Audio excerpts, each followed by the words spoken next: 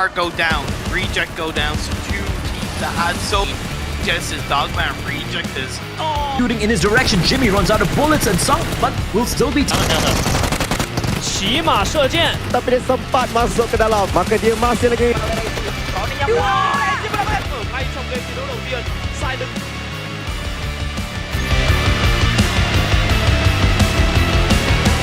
Shit หลังต้นไม้มีหนึ่ง đi đi một sự khác Gua bakal bergantung pada dia.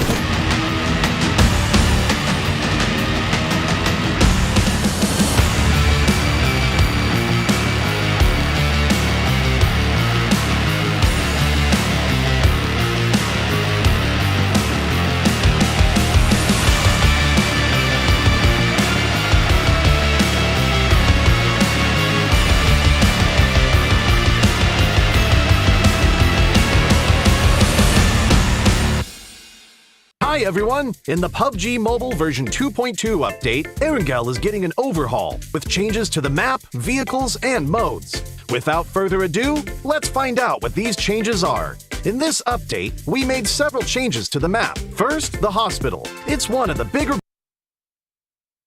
buildings in Erangel. In this update, the following changes were made to the hospital. How to get in and out of the hospital, its structure, nearby objects, and the vegetation surrounding the hospital. Veteran players should know that some of the fences of the hospital can be scaled to enter the hospital.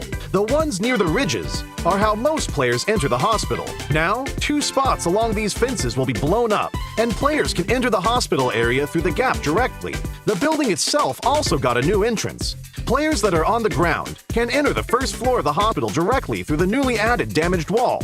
Those who parachute to the hospital can land on the roof and descend to the 3rd floor immediately. These changes will make it easier for players to spot the entrances and streamline their movements in this area. Those attacking and defending will know where they should focus on as well. On the inside, we simplified the structure of the hospital. Originally, the 3 floors had different layouts, and there were many rooms on each floor. So, searching the rooms was very tedious, because players had to go into each room. After the update, the 3 floors are now more or less the same. Some rooms are now also connected, making it easier for players to remember and to search the rooms for supplies. As for the surroundings, we also made some improvements. We added abandoned ambulances and ruined medical crates to the areas surrounding the hospital, so now it feels more authentic. We placed some objects at the entrance of the hospital so that it wouldn't be too empty. This gives players heading toward the hospital a covered area to protect themselves, so they are not directly exposed to enemies inside the hospital. Outside the fences on the side of the hospital, we added a new climbable spot. Players can hide here, or they can scale the fence to enter the hospital. As for the fences by the ridge, since there are now 2 gaps to enter the hospital, we've reduced the number of objects in this area to make it more visible. So now, both attackers and defenders can see each other clearly. Further out from the hospital, we've added some new vegetation, so that players hanging around the hospital will have more places to hide. Milta Power also saw some changes that are mostly in the generator area. Players who are familiar with this area should already know that this section was quite a choke point and was not easy to get in and out of. Those who entered either came out the same way or had to take a detour to the other 2 buildings. In this update, we added a new entrance on the 1st floor to make this area more reachable and easier for players to get in and out. The layout was also modified. We simplified the complex floor plan so that players can see more and plan their routes better. When battles break out in the generator building, players will have more offensive options, making these battles more exciting. In this update, 3 new ports will be added to Erangel. The first port is by Ferry Pier. We added a port here, as well as increased the amount of resources in the area. The Ferry Pier will soon be more abundant in supplies. The 2 desolate beaches to the southwest of Farm and to the south of Sosnovka military base will also get new ports. They will both contain a good amount of resources. Players will also find boats at these ports, so they can quickly travel to another location. So, keep these places in mind, because they'll make for a great landing spot. During the previous themed modes, players really enjoyed the special crates. In the new version, we'll add special supply kits to classic mode. Players will be able to find special supply kits in buildings. There are 3 types: medical, tokens, and military supplies. The resources in these supply kits are very good, so keep an eye out for them when searching. In the new version, bikes will become a staple vehicle on Erangel. In some of the more remote areas, players will find bicycle sheds. Each shed will have 4 bikes initially, and they're first come, first served. These bikes can be collapsed and put into the backpack, so they're really convenient for traveling to other locations. In addition to the sheds, players will be able to find bikes in other areas. With a bike, players no longer have to worry about being too far from the play zone. In the new Erangel, there will be flash shops. They will spawn randomly in outdoor areas. Those who find one are in for a treat because there are tons of random discounted items. So keep an eye out for flash shops during matches. Running out of fuel is one of the worst things that can happen while driving a vehicle. Erangel's gas stations will become functional for refueling vehicles. For the cost of just a few tokens, you'll get a full tank of gas. Find a gas station and try it out. These are the main changes in the version 2.2 update. For more details, don't forget to follow the official PUBG Mobile community. Winner, winner, chicken dinner. See you next time!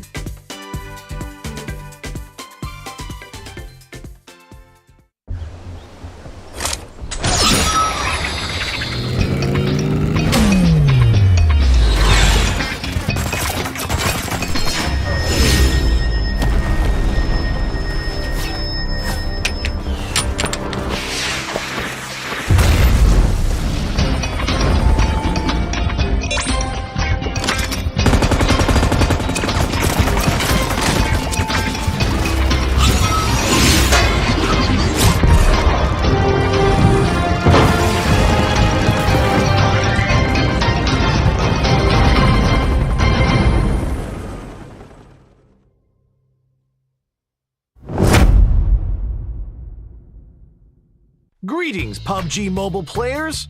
In the upcoming version 2.2 update, we will launch a new 1 km by 1 km map, Nusa. This is PUBG Mobile's most compact and combat-intense map to date. Without further ado, let's head in for a look. Nusa is a tropical island with beautiful scenery and lush foliage. Within the compact 1 km by 1 km map, you'll find Flame Village, the Science Center, the Shipyard, Bulan Bay, Telepak Town, Regal Resort, Sunset Street, Pink Beach, Love Island, the Cavern, and Crystal Bay. These are the 11 main areas. The island is made up of undulating terrain. There are buildings scattered around, providing a unique combat experience for players. Flame Village is located at the center of Nusa. The terrain near the village is flat. Other than a few brick buildings, all it has are straw huts. Hills surround the village, so players have to think about how to hide themselves in the valley. On the hill to the south of Flame Village is the Science Center.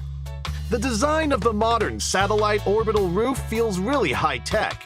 The Science Center has 3 floors. Every floor is filled with supplies, with locations for intense combat. The top floor has multiple platforms. Although players there get a bird's-eye view of the area, they'll also be exposed as there's nowhere to hide. It comes with a risk. The shipyard is in the northern part of the map. The ship anchored there divides the shipyard into 2. The containers in the area are packed close together, and there are elevated platforms throughout.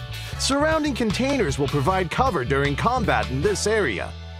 There are a bunch of buildings around the beach to the west. This area is called Bulan Bay. The area is divided into 3 parts. The buildings here are simple wooden huts.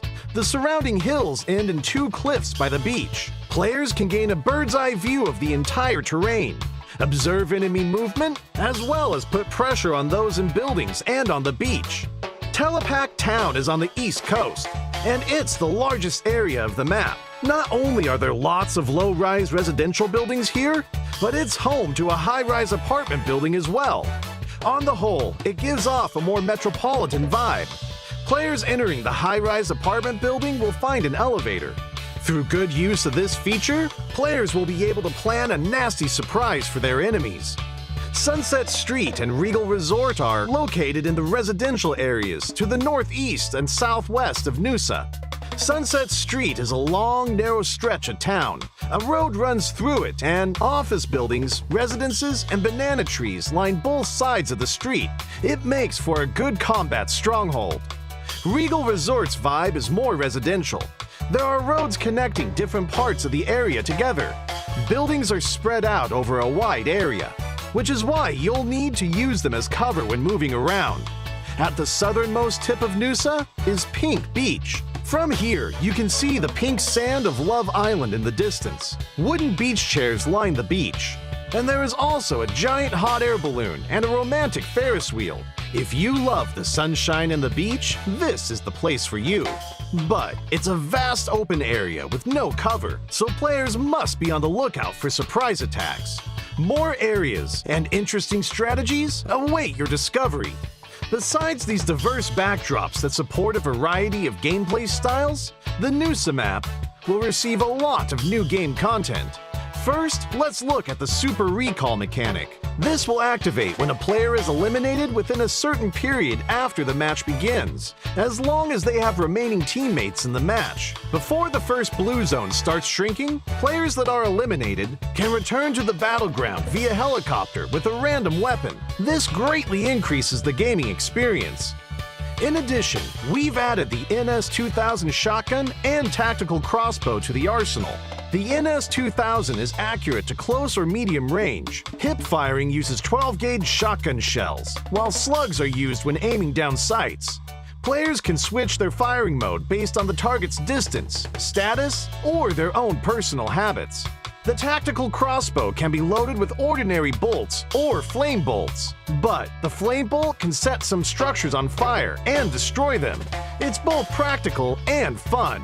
During combat, the tactical crossbow is rather silent when firing, making it a great stealth option. It's great for sneak attacks. When it comes to moving between areas, we added a new two-person vehicle, the Quad.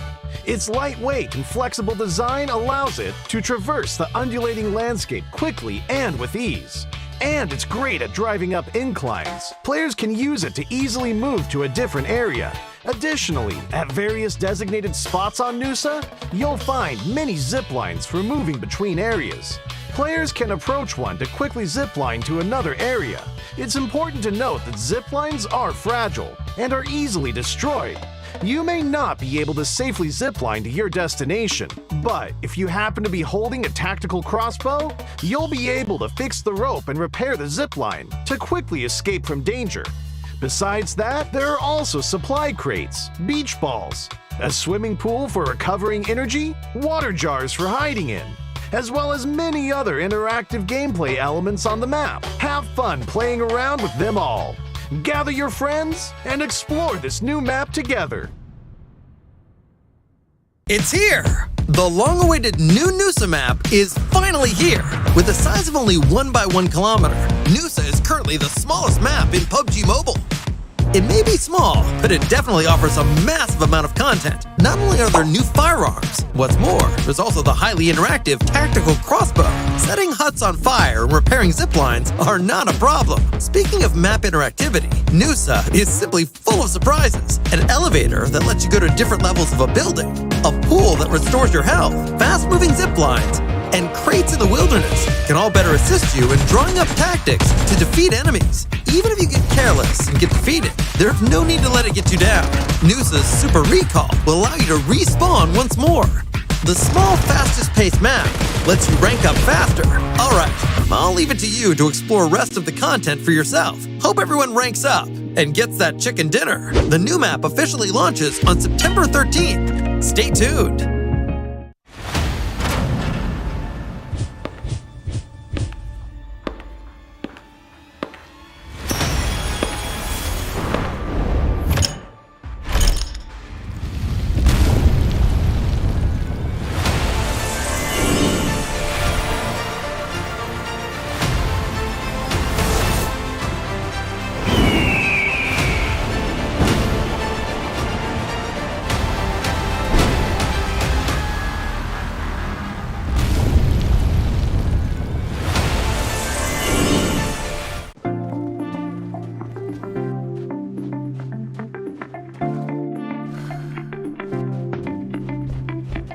Think you're playing the wrong game?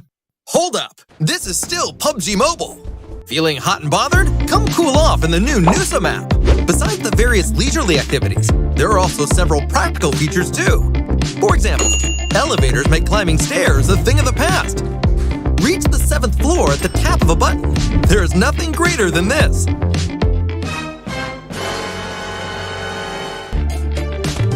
Don't forget to pay, or this might happen to you. Zip lines will also appear throughout the map. No need to run, just zip straight across. That's not all. There are new weapons and vehicles too. So that's the resort island Nusa, but Arangel has seen some improvements too. Guess what this is? It looks like a port, or maybe not. This is one of the ports on Arangel. A huge crane is visible in the distance, as well as a dazzling array of shipping containers. Compared to the previously vacant beach, it sure has become packed full of detail. There are still more map improvements for players to discover too.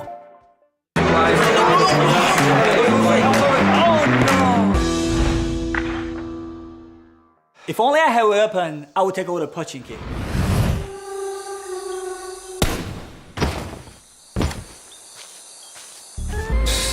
That's nothing. I clearly took down the enemy. If we were to keep the score, it would definitely be higher than this.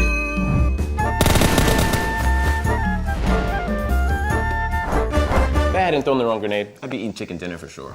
Smoke! Smoke!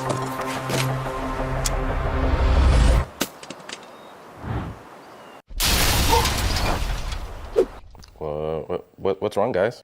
If you don't agree, listen to Ultimate. Arguments don't matter. Ultimate Arena decides the victor. Don't go there, don't go there.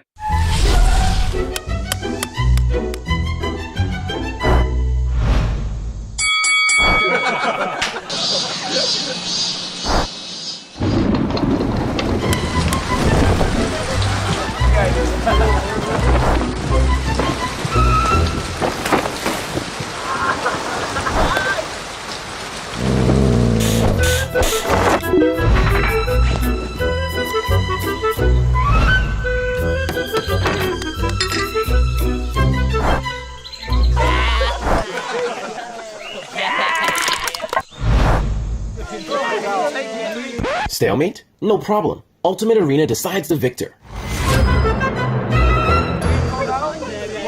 Hey there everyone!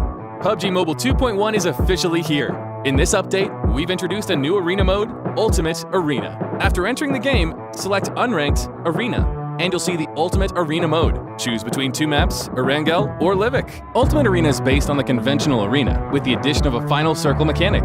Players from both sides will undergo 7 rounds back-to-back within a limited area, and the first team to win 4 rounds will be the ultimate winner. During the match, players can use their shop tokens to purchase weapons and equipment they require within a time limit at the beginning of each round. At the same time, random maps and weathers will rotate every round, and player movements will be restricted to certain areas within the map. For all participating players, this will be a new battle mode filled with excitement and challenge. In Ultimate Arena, familiarizing yourself with the Battlegrounds environment will greatly affect the outcome of a match. In Erangel, when you encounter a map with loads of houses, you can use the complex terrain as cover to approach opponents and catch them by surprise. Meanwhile, on a map with no cover and lots of hills, you'll need to make the most of the terrain height difference to avoid taking damage. As Livik has a relatively more hilly terrain, it's easy to get ambushed by the enemy when fighting alone. So work with your teammates and use cover such as trees to avoid taking damage. Weather is also an important factor that'll affect the outcome of a match. The sound of rain and rainy weather will mask the enemy's footsteps as they move, making it hard for you to detect their movements accurately. Therefore, you'll always need to remain aware of your surroundings, stay vigilant, and make use of cover as much as possible. Of course, you can take advantage of rainy days to attack with throwables. As enemies are also hampered by the weather, they're less likely to be able to avoid sudden incoming throwables. In foggy conditions, the low visibility makes it hard for both sides to observe their opponent's movement accurately. So you can set up cover with your teammates to avoid being blindsided when you lose sight of the enemy. At the same time, you can also seize the opportunity to strike the enemy with a fatal blow together.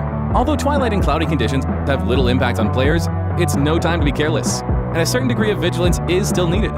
In Ultimate Arena, shop tokens are the most important resource for players. At the end of each round, the system will award players shop tokens based on 3 aspects: the current round, round outcome, and elimination results.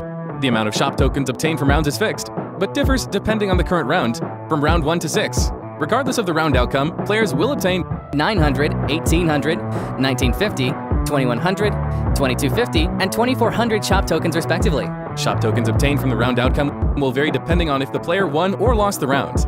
In each round, winners get a fixed 450 shop tokens, while defeated players get 300 shop tokens. However, when defeated players are on a losing streak, the losing streak reward mechanic will be triggered. A 2-round losing streak grants 900 shop tokens, while a 3-round losing streak grants 1,500 shop tokens. Losing 4 rounds means losing the entire match. If the player wins a round and breaks the losing streak shop token reward will no longer be in effect. If the player's team loses again in the subsequent round, then the previous losing streak does not continue. Players that lost the round will only get 300 shop tokens as a reward. Elimination results also impact the number of shop tokens players earn at the end of a round, with 100 shop tokens for every enemy eliminated. If a player gets the first elimination, they'll also get a bonus of 50 shop tokens. According to this rule, if a player enters a 2-round losing streak in round 3, eliminates 2 players and manages to get the first elimination, they'll obtain a total of 3,400 shop tokens at the end of the round. Meanwhile, a winning player who has eliminated 2 opponents will obtain a total of 2,600 shop tokens at the end of the round. According to Ultimate Arena's shop token mechanic, players can calculate the amount of shop tokens they'll potentially earn to better prepare for the rounds ahead. As it can be difficult for players to gain a shop token advantage from winning and losing rounds, how shop tokens are spent can mean a huge difference. At the start of a match, players are given a level 2 helmet, a level 2 armor, a P92, and 750 shop tokens. If you're confident in your own abilities, you can use a pistol to eliminate players and use the earned shop tokens to purchase a level 3 helmet and level 3 armor to improve your survivability. As for weapons, you can loot the equipment from your enemies to strengthen yourself. If you don't have enough shop tokens to purchase a weapon, you can also ask your teammates for help and pool your resources to create a super combat unit. You can also choose to spend all your shop tokens on weapons at the start. All weapons purchased in the match come with their own attachments. You can use your weapon's firepower to suppress the enemy and gain additional shop tokens from eliminations and wins to gradually fill the holes in your defense. Other than a variety of classic weapons, you can also purchase riot shields to provide cover for your team. When your team is on a map with less cover, riot shields can be extremely useful. In addition to knowing when to spend your shop tokens, choosing the right firearms is paramount as well. When your team is situated on a flat terrain with relatively little cover, the open terrain prevents both parties from acting rashly. When this happens, a sniper rifle with high damage at long range will come in real handy. In maps with many houses and complex terrain, you can choose to use an SMG with a high rate of fire and stable recoil in tighter combat areas to gain the upper hand in head-on confrontations, and ultimately attain victory. That's all for this video. If you wish to know more about Ultimate Arena, don't forget to follow the official PUBG Mobile community. See you next time!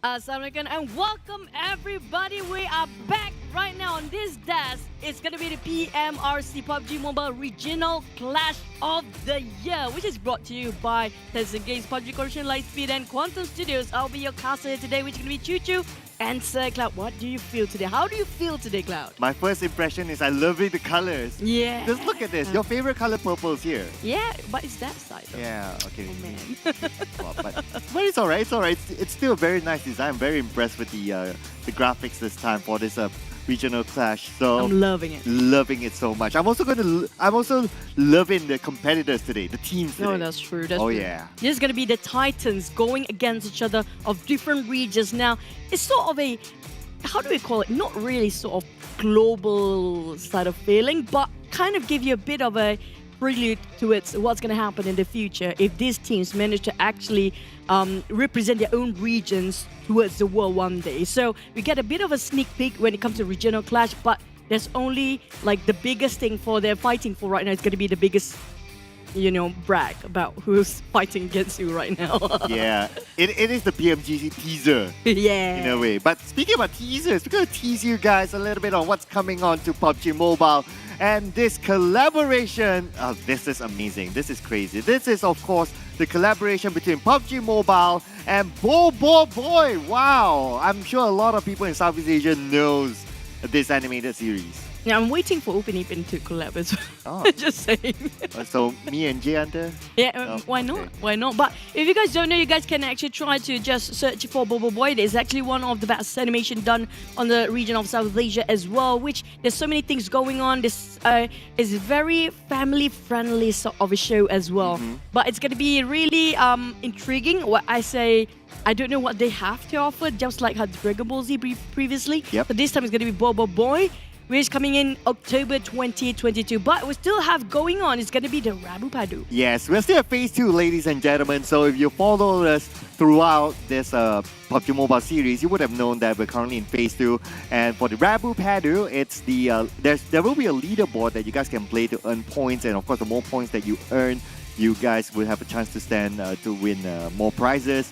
And if you play every Wednesday, you will get extra points. So make sure you play specifically on Wednesday. And today happened to be Thursday. So next week it is. Next week it is. You missed it. It's yesterday. Yeah, next week. Yesterday, guys. But still have a lot of weeks to go for Rabu Padu. Especially it's going to be extended till the October. But don't forget to try out the latest new Nusa map, which already available for you guys to actually play right now. The fastest game for you to get yourself that chicken dinner in just 5 minutes. But look at the spread of the map itself. It's so this Love Island. That's the first thing I'm looking at. Yeah. Pink. International audience like lepak in Bahasa Malaysia or Malay language is Chilling. chill. Yeah. Chilling. Hanging out. Hanging chilling, out. Yeah. Sort of thing. So the Nusa map will only be played like about 5 minutes in average. So if you haven't tried it out, you can check it out in game. It's available right now. 5 minutes per round. I mean, you can even do it now before the game starts. I mean, like, you can try it 3 times before the game starts. Yeah. Honestly speaking, it's a 1x1 kilometer map, the smallest map in PUBG Mobile as it is. And it's going to be really fast-paced game if you want to get yourself ranked up and also like you want a very short game, very short break. This is the map that you are looking out for. But speaking of which, today, PMRC, oh, yeah. the regional clash of the year. We haven't looked a lot of these teams playing against each other when it comes to this year. This is the first time ever. Especially when it comes to countries who are out of this region. Not country, teams coming out of this region. But we'll introduce them later on. Let's introduce the format. Okay, the format will be different from your regular PUBG Mobile tournaments. The point system, as you can see on screen here, winner chicken dinner will receive 10 points, second place 6 points, third place 5 points, fourth place 4 points, fifth place 3 points, sixth place 2 points, 7 to 8 will receive 1 point. 9 onwards will not get any placement points at all. It's really brutal when it comes to the format and the point system this time, where the elimination points still the same. It's going to be 1 elimination points, but the total prize pool is going to be the lion's share of $30,000 this time. We're starting off today with only 5 matches to go. These are going to be the participating teams coming up from the time. We have Infinity, FaZe, Bacon Time. From China region, we have SMG, Nova, LGD, Indonesia, GD, Alter Ego, Boom. And we have from Vietnam, D Xaviers, Eagle Esports, BN United. Malaysia, we have Geek Fam, Sam9, 4 Rivals, and Myanmar, we have YG or Yangon Galacticos. Now, these are the teams. It's so hard for us to see them fighting against each other. I know, right? I know. It's such a privilege to see, especially the Chinese teams coming in against the Southeast Asia teams. And we have yet to see this season's C League yet, which will be happening very, very soon. So this will also be a preview of what's going to happen in weeks to come as well. So expect a lot of action. Plus, with this kind of format, I've seen this kind of format before. So when this kind of format is deployed, elimination points will play a very big role. So we can expect to see a lot of action as we go through the games. Because the rank system, when it comes to the points later on, will not contribute as much if you compare with eliminations. But when it comes to the Nusa map introduction, we have on Saturday, which is going to be day number 3. It's going to be a really interesting one. Yeah, so the teams that's going to play in the Nusa map will be SMG from China. We have Indonesia represented by GIDS, and we have the Infinity for Thailand. the Xavier, the previous C champion from Vietnam. Malaysia will be Geek and Myanmar will be Yangon Galacticos. And the other two spots would depend on who is the number 1 and number 2 at the end of PMRC Day 2. So they will be eyeing for the $1,000 prize pool to that chicken. It's not a prize pool. It's going to be straight up $1,000 to the team that gets the chicken dinner inside of Nusa. Take my money. Yeah, take my money. Take my money. Money. We don't even want what prize pool. Just take my money. But the thing is, if the teams that actually got themselves a first and second place in overall, already the teams that actually partake into the map, a Nusa map, I think it's going to be maybe fall into the second and third spot, right? So that's going to make it clear for you guys. But for today's matches, the schedule will be starting off from Sunhawk for match number 1, then hopping over to Miramar for a second game, where the third to the 5th round is going to be triple Erangel back-to-back. Oh, yeah. So we're going to see a lot of Erangels as we go throughout the day. It's going to be the same format tomorrow and the day after as well. So you know what to expect right now. We're going to start off in Sunhawk. Now, because this kind of format, again, is it worthwhile to play the healing game? It might change because placement points has been reduced. So we may see a little bit more aggressive gameplay even in Sandhawk. And that's kind of true. I'm looking for how aggressive they can get. They can actually get for these teams. Is it still applicable? Is it viable for them to still play healing games when it comes to regions coming up from China? Example, they're so aggressive. And we have these Xaviers who love going all out, trying to find kills or eliminations quite early on. So there's no room for them to be complacent. There's no room for them to, take a bit of a reset time. There's no time for that. Yeah. Speaking about time, this time is based out of GMT plus 8. So if you guys come in from a different time zone, GMT plus 7 or whichever, just tune it accordingly to your own respective time zone. So that will be the introduction. I cannot wait to start. The part that I'm most excited about besides the team is actually the format. I really want to see how this format will impact the gameplay inside PUBG Mobile. There's going to be, I don't know, maybe in the future we're going to have to use this format later on. We have no clue. Because there's always a new thing coming out every single season. So this might be just a bit of a preview what's going to happen in the future. If you guys watching at home, don't forget to like and share because you guys are awesome. And I'm shouting out for all the viewers out there. We have also not just the usual English channel coming up. There's also the Philippines watching this. There's also all you guys out there coming up from the Vietnam maybe watching this as well. But you guys watching at home, if you guys are from Philippines, mabuhay! Yeah, we're talking to you. Welcome to English channel. But for those of you actually watching everywhere else, we welcome you as well. But do tell us, who do you think will take away the first ever chicken dinner when it comes to Sunhawk? Because it's a very small map. Oh yeah. Oh yeah. It's a very small map. It's a very fast game. Yes, it's obviously the fastest map of all. And again, what's going to be interesting is for us to see whether the healing game is still viable, whether it's still worthwhile to try to play the healing game, considering that the placement points aren't as lucrative as before. And not only that as well, on top of the lucrativeness of the placement points, there are also teams that are really, really aggressive, and that could shake up the type of gameplay that the other teams might be used to playing. So out of the list that we have today, teams like the Infinity, we're used to seeing them playing the healing game, even like Sem9 as well, used to see them playing the healing game, but that could change today. I hope it actually changed quite a lot today because we're looking for teams. Example, we do know that, well, the teams that don't like to play that much of healing game, including the Xavier, Nova, example, these guys, they just don't want to sit around, wait for the time to get themselves some points. They will go earn those points and just go for it, nothing stopping them. And how do the teams that actually used to play healing games in Sahara will react to that? Because they have to adapt. It's a very short amount of time for them. Just within 2 days, they have to really adapt in a very short amount of time. But we have a bit of an interview. Let's jump straight into it right now.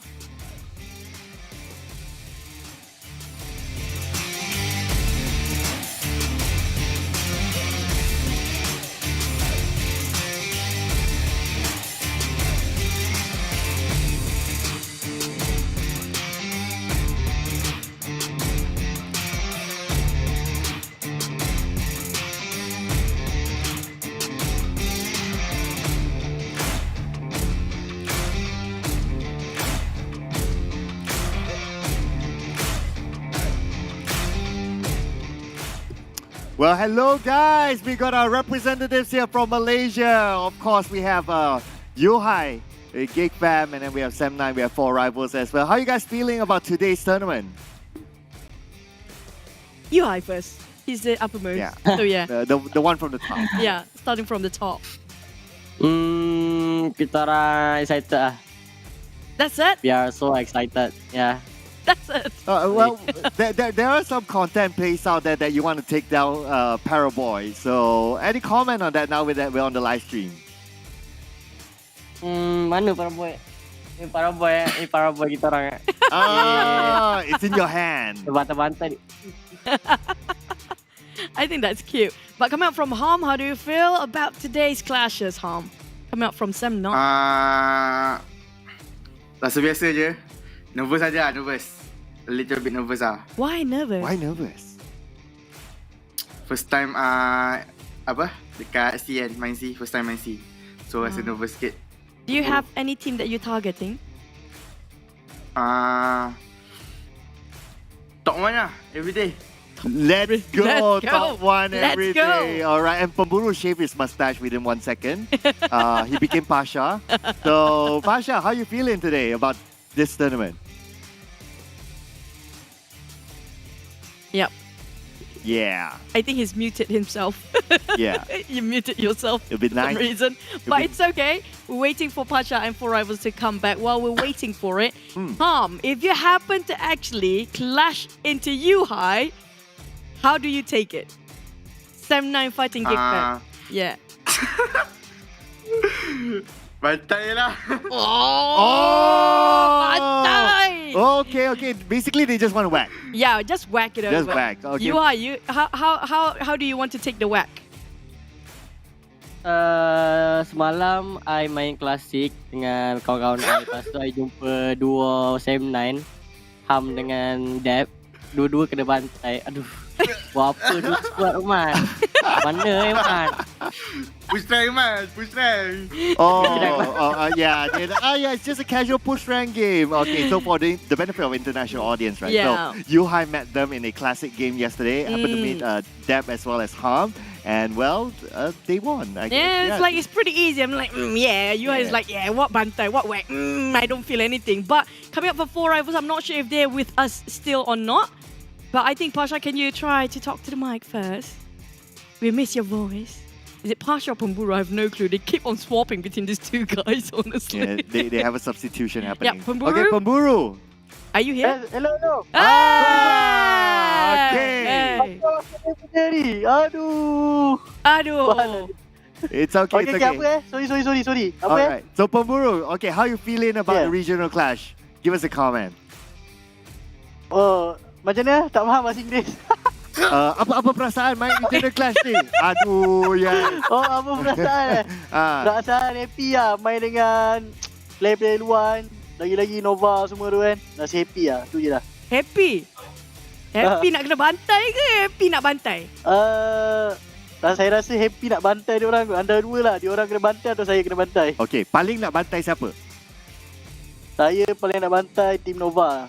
Team Nova, okay, for the benefit of international audience, right? So, Pemburu is feeling happy, he's hyped up for it, he's very excited to get to play against some of the best teams around, and he really wants to take down Nova.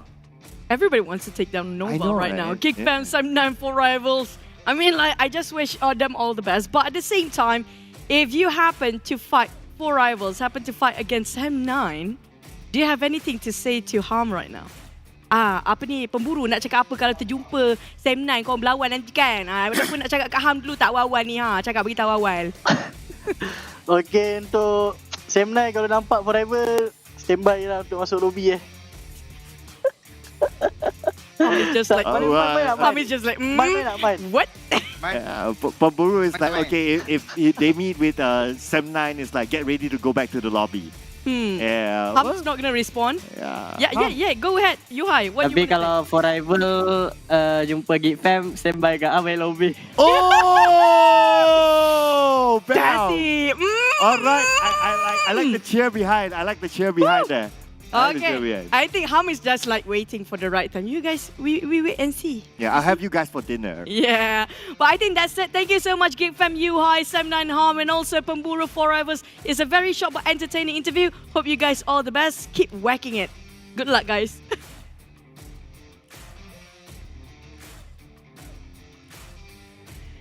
Wow, everybody would just want to whack each other. I mean, like everybody wants to whack 7-9. You can't think about it. I mean, like, I feel bad for Ham. He's like, I have no rebuttal on that. I'm like, yeah, I have no rebuttal. The guy on top, the guy below me. Oh, okay. I'll be like, I'm sandwiched in between. Yeah.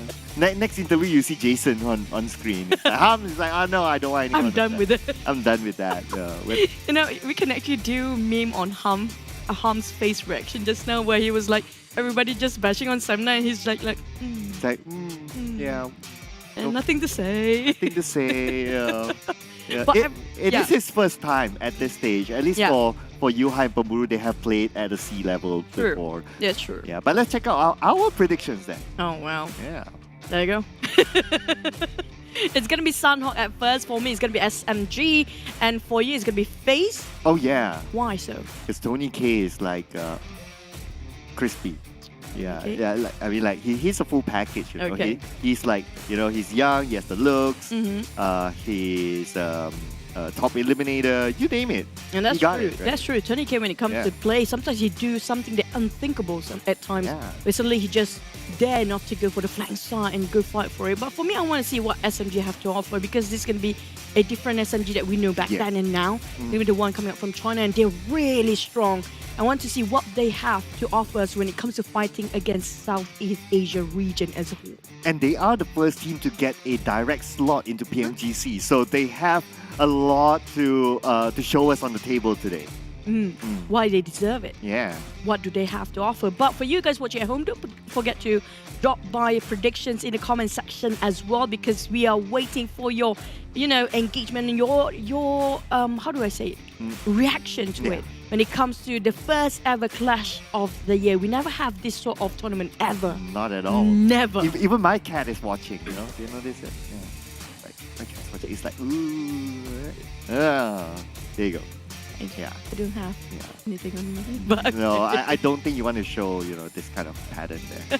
But I mean, I do want to see if one day we get to see a new map coming in, since we got 3 maps right now, right? Yep. Back then we had 4. Yeah. But now we do have a new map, but I don't think is new map sort of applicable to play in tournament. It's too small. Well, yeah, you don't have 16 slots to play, so yeah, I think it's going to be kept as a show match. But I like to see the return of Vikendi though. Yeah, I'm wishing the same thing too, because you don't have any particular map that kind of have the whole cool sort of atmosphere or the cool environment yet to begin with. So maybe, bring back Vikendi one day, hopefully. But for now, we're going to drop into Sunhawk at first.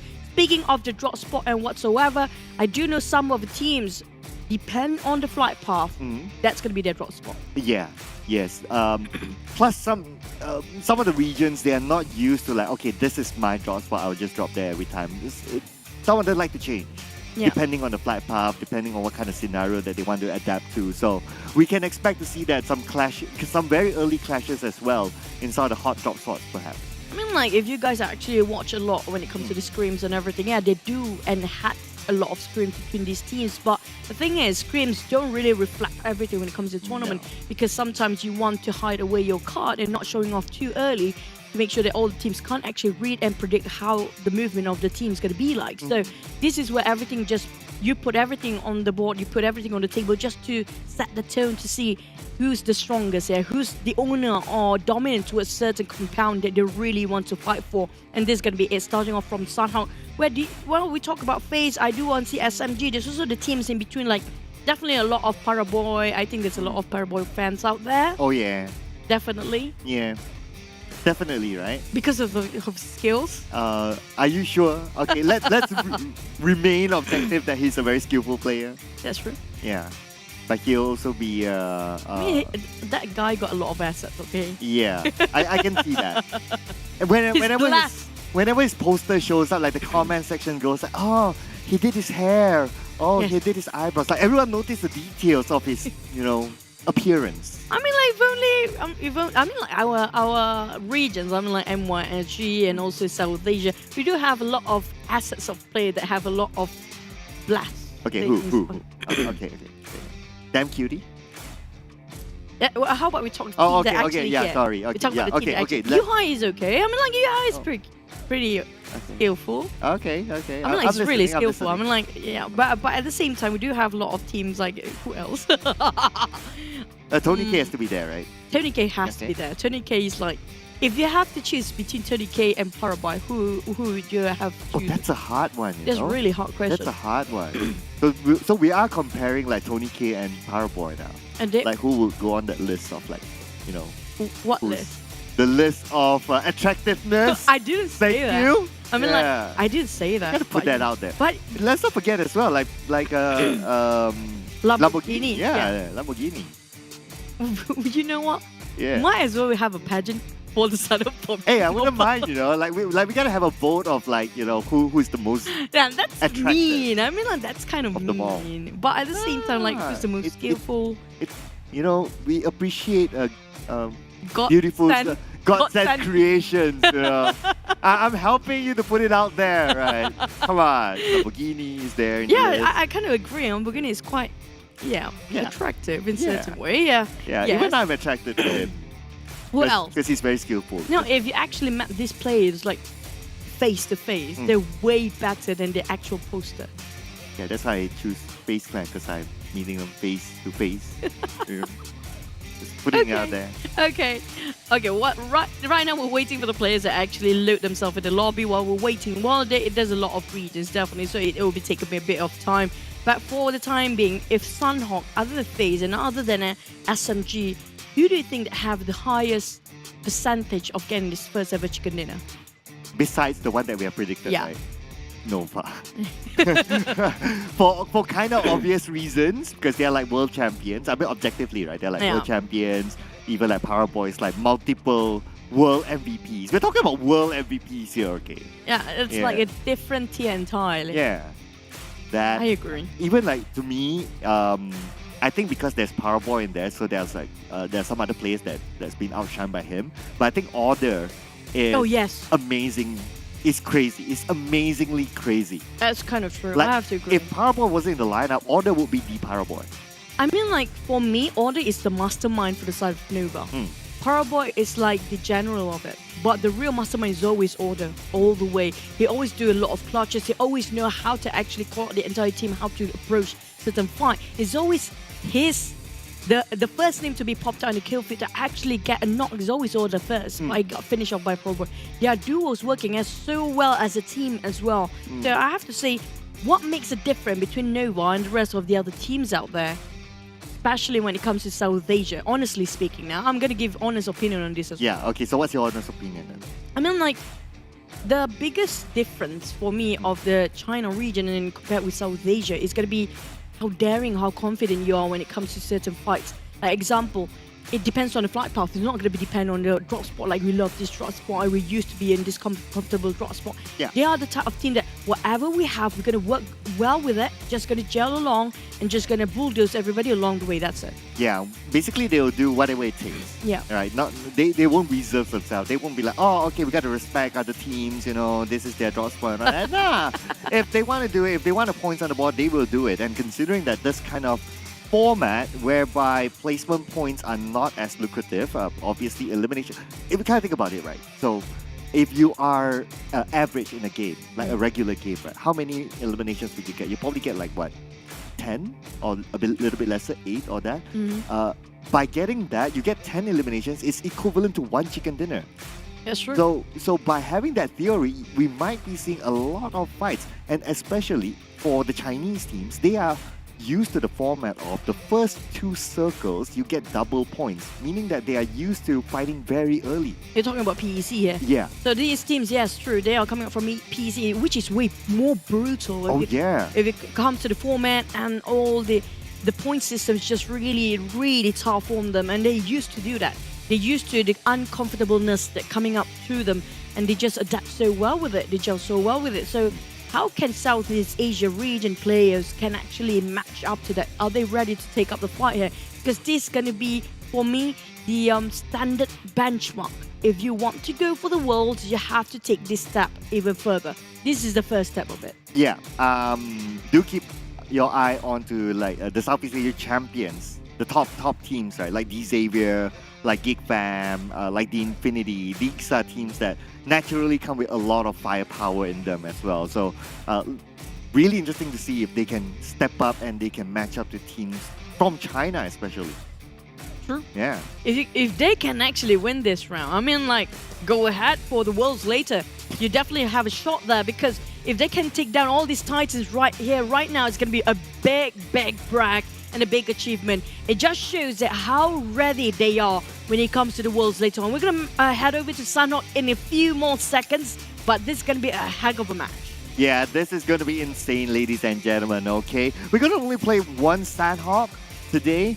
So whatever it is, it's only this one Sanhok. So if they want to end up, so they have a short-term goal. Their short-term goal is to be #1 by the end of tomorrow, because they want that extra match to have the opportunity to get that extra $1,000. So they definitely want to have a good start, expect a lot of action inside the Sanhok. That's kind of true. All they need to do is right now just persevere and get themselves the point as much as they can, because the format and the point system is really different for this PMRC. Are you guys ready? Gonna head over to Sanhok for our day 1 match #1. Let's get into Sanhok. Sanhok it is! Let's go! Game #1! And this is going to be the first Sanhok of our PMRC. The first time ever that we'll be seeing this format inside of Sanhok. Do keep your eye on whether the healing game will still be played, or everyone's just going to go all out guns blazing on each other. At the same time, I do want to hover around bootcamp. There's a lot of contenders there as well. And, well, when it comes to circles, sometimes Sanhok circles are just so unpredictable. There's so many times we saw over around cave area, around quarry, that's kind of hard to play along with the multi-terrain. But looking on the side of Chem Alpha, we do have a couple of contenders. There's Sam9, BN United. And there's one more team in between there. It's going to be a green one. 3 teams taking on Chem Alpha. For the side of the Xaviers, I'm not sure if they're going to hop over to bootcamp or just straight towards Paradise Resort. But so far, feels like SMG gonna just come over with the side of FaZe Clan on top of bootcamp. Oh, we already got our first knockdown. It's going to be given to MR5 from FaZe Clan. And he managed to get the first blood onto SMG. My goodness. Okay, it's going to be the king of bootcamp. Let's see who's going to get it as their first crown of the first round. SMG fighting with FaZe. There's no one more. FaZe is dominating so far. There's going to be them trying to find around the corner, but retaliation coming up from the side of SMG. Trying to take them down. It's going to be a hard one. Oh, too many at one corner. FaZe is just doing it better. Oh, yeah. SMG down to the last man, in fact. He's going to go and bail. Looks like beautiful. He's just going to bail this and try to hold on for placement points. That's the best I can do for now. And you know what? The team that has the best names for me in the lineup is SMG. Just look at their names. You can make a story out of it. Beautiful memory. Pig feet. Yeah, and remember? And look, what's that supposed to mean? And their sub player is love for you. Oh wow. I know, very right? poetic. But here comes Ramban. We do have our Yangon Galacticos with Infinity. I'm not sure where the rest of YG, but so far we only have one player here. 17 is here alone. But in the meantime, just to refresh our minds for a bit, I love their hairs where it match up with their logos and their banners. But we do actually, I do want to see what's happening to Chem Alpha because it's a very small island. There's 3 teams there. Alter Ego, there's also BN United, and there's also Sam9 there. It feels like a bit peaceful for a very small island to be shared with 3 teams there. Yeah, expect that to change in the next couple of minutes, perhaps. But then again, because the circle is there, right? So they still have their own, like, okay, we drop, we can chill because like we kind of found our area at least for round number 1. So it's only 1 round of Sanhok. You don't want to take too much of a risk at the end of the day. But speaking about taking risks, the Infinity, they are a team that will take risks. They're known to play the healing game, but considering that this kind of format, looks like they are moving quite actively. Very active proning coming up from Daybot, GIDS. Now Jumper open up. The compound slowly approaching toward the side of GIDS. From Buru as well. Oh, coming surprise, in. surprise! He's not prepared for that. Should have known. Yeah, rule number 1 about Sanhok is that you must always assume that someone's in every house. But now, you focus on the YG versus the Infinity. Sando goes down, Logan gets one for himself. Nuzi will get a second one. But no, Nuzi went down. But the counterfire coming in from Logan takes down WT17. Sando goes down as well to Logan and will be finished off by Logan as well. Monet, one of the favorite players coming up from YG, way too far off to help the rest of the team. Well, Infinity pick themselves up. We're looking over Romeo Boy, taking down outside of 4 Rivals jumper. Finished off straight away. YG gained himself 1 point. I'll trade it for another 2 for the side of Infinity before this. At least they gained something out of it still. Yeah, at least still. So that's going to be another point in the back. So far, FaZe Clan with 3 points. They are leading the charts. Kind of obvious at this moment. Alter Ego, one of the Indonesian teams representing, obviously, Indonesia. Together with Boom. They'll be looking at the elimination feed and saying to themselves that, okay, this is not the Sandhawk that we know. The normal Sandhawk that we know that everyone's going to play the healing game, everyone's going to play this calm and chill, but no, this ain't your regular Sandhawk. Oh, jumping to Bacon time, taking Sami by themselves. LGD is one of the teams that actually I want to watch over as well because they are very unpredictable. I started their games, they're just having a lot of drop spot, but you guys don't forget to just scan over because this is going to be your last chance to PMNC 2022 and the prize pool is huge as well. Don't forget to scan it and just, you know, register yourself right now. If you think yourself, you got what it takes to actually be a pro, this is your time to shine for 4 Rivals. 1 by 1, the player dropping like flies. The first one to be eliminated on side of Infinity were ambushed towards the side of Boom. And it's going to be 1 player out for the Boom side. Infinity seems like they are going for a hunt. Oh, yeah, as I expected. It's because of the format. Makes them just go crazy, just go insane, just trying to find opponents to eliminate. Already 3 eliminations for FaZe Clan as well as the Infinity. Now, both of them happen to come from the same region, obviously from Thailand. And now there's a team to watch here. Nova is playing, and the lineup that will be starting in this round is going to be Order, Frozen, Jimmy, as well as Paraboy. For the side, if you look over to the right side, there's a team list. The one that actually in the blue zone is going to be Infinity and Boom right now. But the rest of them, Geek Fam, hovering around to Bacon time. But Nova is watching them like a hawk. So Geek Fam has to be extra careful if they want to open fire here. Snipes quite early taking a buggy. But if they want to get out from here, I don't have a good feeling about this for Geek Fam because it feels like Nova really want to pin them down. Look at how they're just swapping over their utilities. I think Yuhai spot them out. Oh, yeah. This is the dream clash that we kind of talked about before this tournament started because there was this one content, a little bit of a banter between Paraboy and Yuhai. So now that they're going up against each other, but Bacon time happened to be behind. Style gets one onto Mika and Mika goes down, but Mika has a buggy to protect him. Yuhai is the closest, probably going to pick up his teammate. It's going to be really sandwich position for the sort of Geek Fam, not just Bacon time. Nova is there. There's one more team hovering around as well, but Amstar wants for more. Now, where would they go for Geek Fam? They're kind of stuck in between here. Noise spotted out on Mika. I want to finish him off straight away, but having a hard time to place at crosshair. Definitely will deny the mobility first, trying to just blow the tires. Almost clip entirely of Mika just now. Jimmy coming up from the other end. This looks really hard for the side of Geek Fam. Oh, but it's going to be hard for Hexas as well as the Infinity is coming closer and closer. They know exactly where Hexas is at. It's going to be tough for him. 21% of health left, and at the same time, he's tanking out the blue. Only 3 first aids, and going up against the Infinity, it's not going to be the news that he wants to hear. Next up, let's go the high ground. Oh, Take it on one down. Infinity still managed to score against one more play of Boom, one more down for them, and I think it's left with only 2 right now for the side of Boom. It's kind of a hard one. No, it's only 1 left remaining for the side of Boom, and they have to really struggle this one for a very long time. Same goes for SMG. Seems to like sharing the same boat here. Yeah. Oh, okay. Frankie from the Xavier gets knocked down by Beautiful. And let's not forget that Beautiful is the last man standing for SMG, but he's still taking that fight. Look at how far the Infinity is at. My God. Looks like they're just going to go and get as many elimination points as possible. And now they're going to play still the healing game, perhaps. Well, Eagle Esports coming out from the dockside just to go on in the water area. Just going to drive a bit of boat. Taking a bit of a cruise towards the other end of Nakam.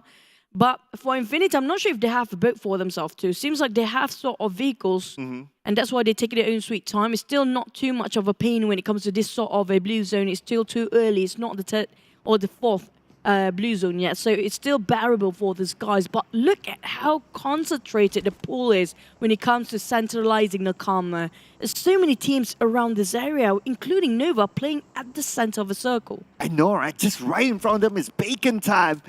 Nova versus Bacon Time. But Bacon Time, they have the high ground advantage. If Nova has information, they probably won't try to make those aggressive moves just yet. But we move over to FaZe Clan versus Geek Fam. Geek Fam, kind of low when it comes to manpower. They've got one more down. Snipes taking on the flank side. MR5 trying to go from the rare side as well, but MR5 going for a retreat for a bit. They need to just reassess their position as Lycan still bleeding out on the ground. 30k trying to save a bit for the side of FaZe. Ventori's taking on UI at the same time. Snipes cooking up the nade. Gonna toss it over to Tony K, but Damrit doing the same thing, just a high toss over there. Those teams are actually not inside of the circle. It's gonna be Alter Ego versus BN United next. Oh, BN United just next to Alter Ego. Zunos will be shot at. Zunos will be gunned down. At the same time, we can see that Harm takes down Silence from BN United. Looks like Sem9's on the other side. Alter Ego, one bit, getting on one. Gonna finish off an easy one. Shunor's already down on the ground. It's just cleaning up. Coming up from Alter Ego. One more team eliminator. I'm not surprised. You look how much sandwich Geekfam was in. But right now, dominating is going to be FaZe Clan, taking 5 eliminations on their side. Pombi, on the other hand, tried to open up a couple of smokes there just to make sure that he got himself a safety bridge just to get into the safe zone. While Sem9 waiting to gatekeep Alter Ego if they happen to pop in this corner. Oh, yeah. They just need to come to Dab's crosshair and Dab would just take that shot. At the same time, speaking about taking shots, you guys stand a shot to also join PMCC, and this will be the last chance to get into PMNC. But now we move over to Alter Ego. Pawnbit gets an elimination out of Tusk, and it's going to be BN United losing another player. Oh, Sem9 being the third party from afar. Putra spotted out where the rest of Alter Egos are. Can actually see through Fnatic, but the rest of Alter Ego kind of stuck in rut here. They really need to go for an exit. On the side of Nova, they don't want to waste any more time. They're not waiting for fight to come towards them. They are the ones who are trying to find a fight and get themselves in the safe zone in the center of the circle first. They're going to prioritize it when it comes to the ranking points, but eliminated one more team out. Was it Infinity? Not really. Infinity is still way up behind. Who was it just now? Let's see here. So it's going to be a Boom. What's the next team to be eliminated? So the Infinity, they're still tanking out the blue, but they have Namshin from Eagles just beside them. So it's something that they need to deal with. On the northern side, we can see that Silence from BN United is still alive. He has a vehicle, and Alter Ego is together with him as well at the northern side. So far in the middle circle, we have a Nova, Bacon Time in it, FaZe Clan's in it as well. Back towards the center of the circle. FaZe, Nova still in the center with Bacon Time. Come out from the northern side. Alter Ego finally squeezed himself into the safe zone. But it's not going to be that much longer. While GIDS fighting against FaZe. While Bacon Time got butt in as a third party. Snizzle being knocked down straight away on the ground by Noise. Tony K taking it on Aslan. FaZe gonna rush in while GIDS don't have time to reset. Eagle Esports happen to be there as well. Oh, Vitores coming in from the other side. Looks like GIDS is in trouble. At this moment, it's only down to Daybot. Daybot down to 50% health, but at the same time, we can see that Tony K gets a grenade elimination. Tony K, the star man. FaZe Clan now has 6 eliminations, and with that nade coming from Ventores, it's going to be number 12 for GIDS, and FaZe Clan now has 9 elimination points. With that nade, Plaza DBS in the last minute, before he being knocked down, this big play coming up from Ventores. Best for side of Sem9, we have Lord Harm just gonna bridge camping for a bit. Alter Ego always being gatekept by the side of Sem9. Finally, double down by Harm. Make it 3 now, but Alter Ego really need to save that next hit. Oh, he is harmful at this moment. Looks like it's gonna be hard for the rest of Alter Ego to actually cross this bridge. They'll be gatekept by Sem9. At the same time, the blue is putting pressure onto them. Almost no way for them to actually get across now. We can see that Ronaldo only has 3 first aids. That's not much. He can't last that long. Oh, he needs to last that long. Don't have any other options there. Back to the side of Adepts. Sem9 still going to go for the rush. But these saviors come up from behind. Adepts try to hop onto the buggy. Same goes for Harm. They need to build this one. It's not worth waiting that long anymore. And now finally get squeezing themselves in the safe zone, and they're definitely waiting for the next circle to pop up in a couple of seconds. Bombit has been eliminated by Sem9, so that's going to be another point in the back. Sem9 this morning has 3 elimination points, but now it move over to another team. Oh, the Infinity out at number 11, 7 elimination points. What just happened to them? Something happened on the outside of the zone, but I'm not too sure what it was. But this is going to be the debut of LGD on our screen at least. So far, so good for them. No elimination points though. But the circle, FaZe Clan will be right smack in the middle of it. Nova will be in the circle as well. Bacon Time in the circle, the long range coming in from Bacon Time. They're playing the gatekeeping role against Yangon Galacticos. Marnet has been eliminated. That means it's going to be out for Yangon Galacticos at number 11. Oh man, really close. But look at Eagle Esports, how far they are staying in the blue zone. I know, like, right? They are in the blue tag, but it doesn't mean they have to tank the blue zone all the way. But look how saturated it is right now for the Xaviers. Sem9, who's been gatekeep all the way for Alter Ego, who finally have one more member left, finally can get into the bridge here. But for how much longer? Look at how many teams waiting on the other end. While LGD, BAC, Bacon Time, they have a go with against Nova. They have been going against the same pathway, same direction for the longest time, but they haven't got themselves any sort of preemptive shot yet. Yeah, not yet. But the blue may put pressure onto them for them to do that.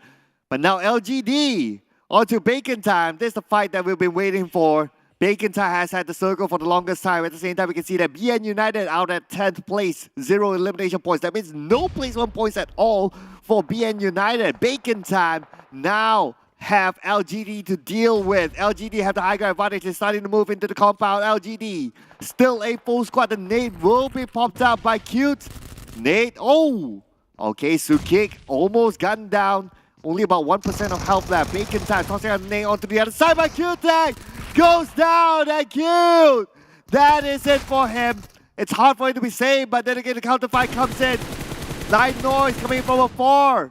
Nidos with the long range will not be able to take down anyone just yet. Oh, the trade is real between these two teams. Still no clue who's winning for LGD versus BAC. Bacon Time Ice now trying to go for the flank side. YG happens to be there as well. Wait, what? Romeo, before he eliminated, he knocked one down, giving more problems towards the side of LGD. But Ice, this is going to be the bait for LGD. He's trying to just revive, but there's not enough time. The Blues are coming in. It's going to be the fourth Blues in as well. Really painful. Oh! That's it, Ice. What a wonderful nade that was. I mean, they were all in the house, right? So it's almost like a no-brainer for Ice to just aim the nade into the compound to secure those elimination points. And that's going to be Bacon Time winning the fight against LGD. And now Sem9, they managed to find their way into the circle. And Putra having this sniper tower advantage. He has information. He knows where Nova is at. Yes, Putra playing it very safe. For the side of Sem9, they still have 4 men. Alter Ego with 1 singles for Eagle Esports. BAC Bacon Time with 2 men only. FaZe only lost 1. The rest of us still have a 4. Nova and the Xaviers. We're talking about these 2 teams. The most fearsome team is still having 4 men well and alive. This is going to be a warning sign for these guys. But FaZe got themselves in the center with also an additional bonus of airdrop. But the Xaviers coming from the northern side. Alter Ego, I think Reno will be safe for now as the Xavier will be busy against FaZe Clan. Oh, FaZe Clan has the circle at this moment. The long range! Can he manage to get it? No! Looks like Bacon Time will not get it, but then again, Sem9 full tries there to stop Nova in their tracks. Managed to get 2 knockdowns back to back. Beautiful coming in from Sem9. At the same time, we can see that Putra is not done yet. He has information. He knows exactly where Nova is currently coming from. And it's going to be 5 elimination points for Sem9. They're currently dominating this round. Sem9 got themselves the advantage of elevations and the high grounds, while Bacon Time took a shot against Nova. Noise taking a bit of a third-party situation here. Lamborghini on the other end trying to take down on the side of Sem9 as well. Now everybody wants a prize spot where Sem9 is standing here while FaZe MR5 taking a bit on Nova too. Nova, they're losing men and eliminator on 7 blue. Only 2 eliminations. Alter Ego is still there with how? That 1-man army coming up from Alter Ego. That's insane. Well, it's insane as well for FaZe Clan as they got themselves 10 elimination points. And now it's going to narrate the last man standing for Alter Ego. Not too sure how many first aids he has, but I don't think it's much. They struggle at the bridge, being gate capped by Sem9 earlier on. And it looks like it's going to be out for Renari and number 6 for Alter Ego, 4 elimination points. It's going to be the last member of Alter Ego. If I'm not mistaken, it was a one-man army all the way quite early on. Still secure so much elimination points coming from Alter Ego. Back to the side of FaZe. Tony K and the rest of them, the only team in the center right now. They got themselves the strongest compound to work with. While the others still outside of the circle. We're talking about Bacon Time only have left with 2 men, Eyes and Noise. But these two have been working such a wonderful duo. We're talking about since the start till the end there. While Bacon Time, Eyes and Noise have been working so well together. Frankie and Rabies tried to spread out in a wider angle just to get into the circle. But the thing is, Sam9 got the high ground. It's just so hard to pinpoint where Sam9 is. Yeah, Sam9 in a good position at this moment, but then again, they do not have a clear entry to the circle. Just look at this. Everyone's like next to each other at this moment. FaZe Clan is the only team that's right smack in the middle of the circle, and not only that, they have a compound. Now, Sam9 just by the edge of it knows exactly where the Xavier is at, and long range from Harm gets a knockdown to do. Here comes another one just to finish in it. A bit hard for the side of Harm. Just to translate it into one, convert it into 1 point here. Having a bit of a long shot, but quite hard. This is the terrain's not on his side coming up from Sam9. But in the meantime, Sam9 need to have a go as well because they're not quite in the center of the circle. Just how FaZe is actually standing quite strong here. The strongest walls to work with. Bacon Time start to move forward here, slowly advancing while Ice try to be the lookout coming from the back line. Noise just trying to scout things out. These Xavier's showing them some way too early. Ice picking one down. It's a clean execution as well. 1 more elimination points come out from the side of Bacon Time. 8 eliminations in total. We're working only 2 person with it. And Noise is nowhere near stopping it. Oh, 9 Noise. They gotta make it quick at this moment. FaZe Clan, they still have the compound together with the circle. The Xavier is currently on the other side. We got Bacon Time with a little bit of elevation. Sam9 with Adibs now. They still maintain a full squad. The only team that still maintain a full squad. That's a good chance to get into chicken dinner, but they must not forget that FaZe Clan has a compound. Oh, the Xavier's still inside of the blue zone. Oh, 5! That spray is just so crispy. Barely whiffed it for Tony K, and then the rest of FaZe is just standing quite strong in the center of the circle. Now Frankie cooking up the nade. Trying to toss it over. He has to make wonder here. For kind of a bit hard for Frankie to squeeze in, tagging a bit of the blue zone. I don't think Rabies and Frankie will try to contest this anymore. Frankie's slowly dying out, while Bacon Time doing the same thing and out outside of the blue zone here. And the Xavier's 2 men just playing the healing game at the same time, waiting for Sam9 to take down on FaZe. Yeah, that's their best bet right now to play that healing game because they're kind of locked in at this moment. Frankie will be taken out by the zone. Bacon Time out as well. 8 elimination points together with them. Now it's between Sam9 and FaZe Clan for their first chicken dinner on the PMRC. Right at this moment, it looks like it's going to be kind of 50-50. FaZe Clan, they still have a little bit of that compound, but Sam9, they have that elevation advantage. At the same time, they need to move forward here. Advancing slowly, Harm and Adips coming up from the flank side. Now Ventoris and MR5. They want to play this quite slow. Tony K is the one scouting over. MR5 just going to cross the road to join in together with Ventoris. Well, that spotted him out. But the smoke is just making it so hard for the side of attack to actually pinpoint him out. But FaZe is just putting this chess piece so well. They're slowly advancing, taking such precaution. And now Adib's trying to flush them out, but it's just so hard. FaZe know exactly which corner to play with. Oh, Adib's now trying to find an opening into the compound. At this moment, FaZe Clan, they are still 3. So it's going to be a 3v3 at this moment. Dab on the left, he knows exactly where Tony K is at, but can't get a good shot. Now the nade from Dab will only land onto Tony K. The nade from Dab onto Tony K, down to 50% of health. It's going to be a painful one, but at the same time, the blue zone is not on their side. So now have to advance. They don't have any choice or options there. Adib trying to actually put around Rosie, while Dab still flushing on the other end. Tony K taking a wall fight. Well, MR5 really low. Tony K on his knees as well. It's down to mano to mano. Sam9 Dab versus Ventoris. It's only 2 guys left in this match. It's going to be 1v1. Ventoris last single down. Well, Dab cannot actually pinpoint it. Sam9 secure with a chicken dinner, taking the first match away in the hands. Well, it's going to be Sam9, ladies and gentlemen, taking home their first chicken dinner. It's going to be Malaysia with it. Sam9, first chicken dinner for this tournament. What an amazing play there by Sem9 coming in from the north, from the areas of Camp Alpha, fighting their way through onto the areas of Ruins and finally getting that chicken dinner. Not on a small team, but we're talking about FaZe Clan here. That's true, and it was quite a contest for the sort of Sem9. They picked their drop, they picked their spot exactly where they need to be with elevations advantage, where even though they don't have much compound to work with, but because of the high ground, they can see through everything that's actually moved. They have a wider angle to cover with, and that's just well worth it, even though they took a slower time to get into the center of the circle. But looking over to Nova, Infinity fighting way early. Unlike Infinity is trying to bulldoze every single person there is, because we're not ever once looking at Infinity just to camp it out for a bit. Yeah, I mean, they came all the way from boot camp. They had to fight their way onto the Ruins Island, and they had to meet other teams. There's no choice. But at the same time, that gave them the benefit of ranking in those elimination points. FaZe Clan, they're not here just to have fun. They're here to bulldoze everyone. Sure, and one more person, I mean, like, that's like a huge name coming up from Ice, also Noise just now. But speaking of one player, I have to give a lot of credit for Alter Ego and also Eagle Esports. They have one man, especially coming up from Alter Ego, he racked so much point just by himself. I think I was Renare the last person for Alter Ego, right? Just by himself. Yeah, he was the solo player, and he was gate capped by Sem9 at some point, but somehow he managed to survive that. It was kind of amazing, the fact that he could survive that long as well. This final fight coming in from Sem9 against FaZe Clan, MR5 didn't notice that there was someone on the right, so a little bit of a lack of concentration there, but overall, what a quality fight between these two teams. It could have been anyone's game at the end of the day.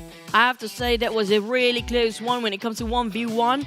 But that, it was so crucial for him to stand at where he's at, because if it's not because of him, they might have lost that for Sem9. But it's a really fair game for both teams. Sem9 with first place, FaZe on second just now.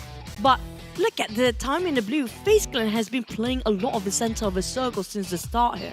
Yeah, so they're not bothered about like, okay, we're going to tank the blue, we're going to come in slow. No, we're just going to go straight in the middle.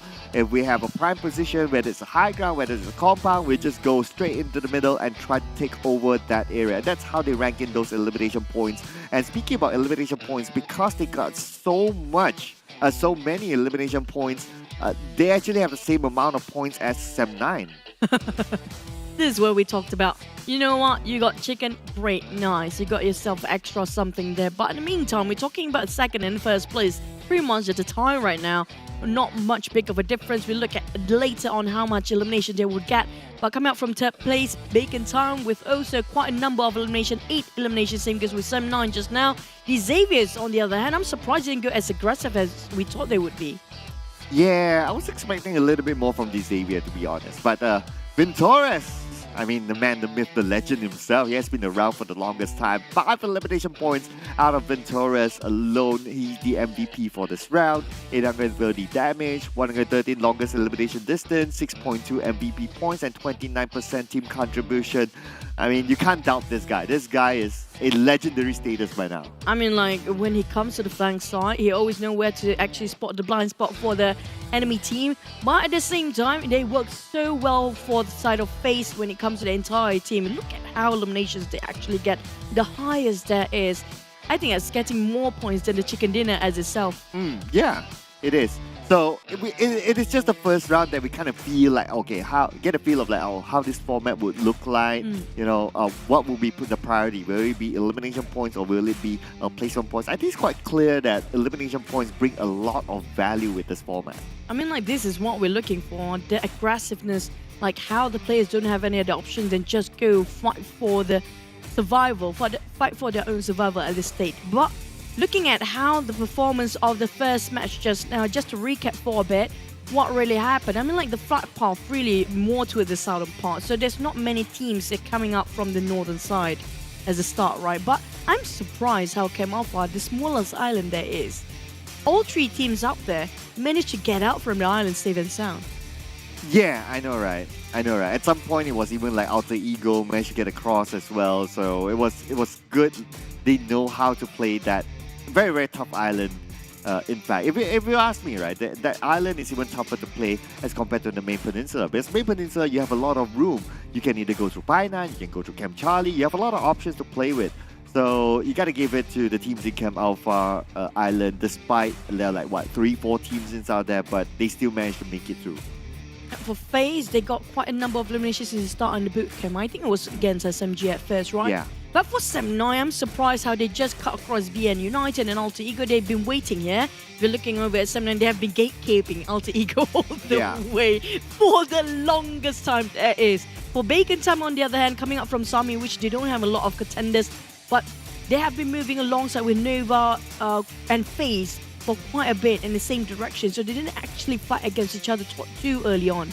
So speaking about Nova, they've been pretty quiet in this first round, but then again, it's just the first round, you know, like we've seen multiple times like how Nova comes back in the global stage from behind to get that championship. So you know what, Nova fans out there, I know first round may not be their round, but let's not forget that the comeback is real.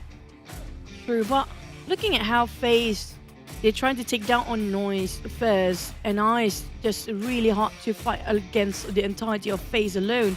But this is where this is really crucial. Looking at how Dap's standing there, I'm surprised they spot him out. One of the main reasons why FaZe didn't spot out Dap, not just because of the rock structure in between, but because of a smoke, kind of obliterated or kind of blocked their vision towards where Dap is. So their tunnel vision towards the side of what's in front.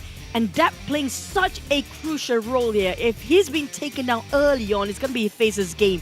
That's just how crucial Dap was in this very particular moment. And Venturas, I have to say, because he's quite far off, have to fight against 2 Sem9. He clutched 2 down, double down there. If only he just, you know, have to just pinpoint it straight towards the wall, he might actually got Dap as well. Yeah, I felt that MR5 could have done better in his position because he was taken out by Dap without any challenge at all. He exposed himself by coming out onto the compound, but it is what it is. Anyway, we're going to check out, ladies and gentlemen, that was them playing. Now, for you guys, you have a chance to play in the PMCC, whereby it will be a qualifier onto PMNC. Of course, the format details will be explained later. But for you guys out there, this is your chance to register for PMCC. And of course, not only the chance to play in PMNC, but you would stand a chance to win part of the 40,800 ringgit prize pool. And not just that, you are also eligible to join as long as you are a student, okay? 16 years old and above only. And also, the top 4 of PMCC will qualify to end of the year PMMC, where you have a chance to qualify for 2023 PMPL. So the registration is now open for you guys. Just check out PUBG Mobile official page for more infos. And also, don't forget, we have more set coming for you guys soon. Yeah, there will be a new Ultimate set. If you remember the previous Ultimate set, there was that guy with a girl at the side. I forgot what's that set called again. But this is going to be something new that's going to be replacing that. So stay tuned. More information in PUBG Mobile. Right now, we're not kidding you guys. That's the only information that we got. This graphic and a few lines, probably like 2 lines, and that's about it. So stay tuned. Even we don't know how it's going to look like. Oh, it's going to be something flashy as always. But don't forget, something more flashier coming into since September, if I'm not mistaken. It's going to be the new Nusa map. You guys should have tried it. You guys should have tested it with a lot of, crossbow, with tactical crossbow, the latest shotgun there. There's so many cavern and back cave. There's so many places for you guys to just hang around if you just want to play it as peaceful as possible. Even though it's a first-person shooting games, but if you just want to hang out on the Love Island, like, why not? Oh yeah, Love Island. Might find the love of your life there. Wow. You can find it in Bulan Bay as well. Why? Yeah, well, it sounds romantic, right? So Bulan, for the benefit of our international audience, Bulan translates as moon. So it's like Moon Bay. It's like, when you sit there, you like have that moon, you're dating and all that. Something that I haven't done for a long time. But there's like sort of a mansion and a lot of swimming pools as well. It feels very luxurious. I know, right? Feel very like a posh life if you're actually playing in there.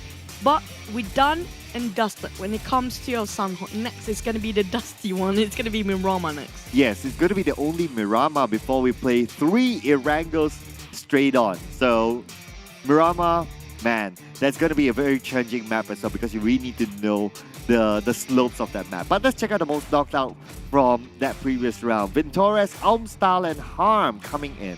I'm loving the graphics, by the way. Does the number one get a bit of a spotlight there? Yeah. Ventores still taking himself not just the MVP with the most knockouts at 5. And same goes for Armstar. We saw coming up from Bacon Time quite a number, and also Harm squeezing in at third place. But when it comes to most damage, Ventores is actually taking up the lead here. Oh yeah, it's going to be Ventores number 1. Armstar is still in it, but Ventores' teammate Tony K is up there as well at 713. They just invert the numbers between Armstar and Tony K, kind of think about it. Just reverse, or just, you know, 1 and 3, 3 and 1, let's go. But Ventores are now on different level entirely, 800 over just within 1 match.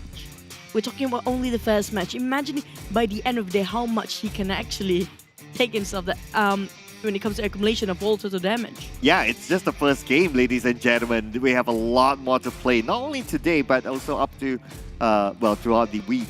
Of course, the first goal for these teams again is to get that number 1 and number 2 spot by the end of tomorrow because they want to play that extra match inside Nusa for a chance to win $1,000 if they manage to get that chicken dinner. But anyway, Sem9, if you just tune into a Sem9 from Malaysia, taking home the first chicken dinner with 8 elimination points. We'll be jumping to Miramar right after this. Yep, back towards the biggest map there is, and we're looking over who's going to be the king of Miramar when it comes to day number 1 so far. Sunhawk is a very sort of a World Cup map. We do know that for a fact, and it's going to be the one of the map that being played like the least amount, like always once a day. And Miramar in the future, we usually have more maps than just once, right? Yeah. So it's quite important to actually really dominate Miramar as well. Yeah, but just for this PMRC, we'll be playing majority of it Erangel. Yep. Yeah, which is fun. I like Erangel a lot. It's very well balanced.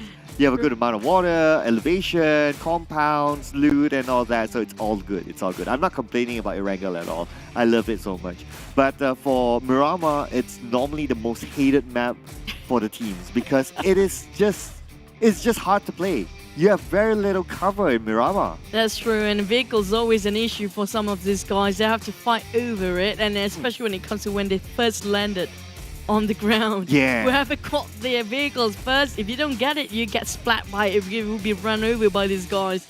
If you actually got it, you get the chance to actually run over those guys. Yeah. I mean, like whoever gets it first.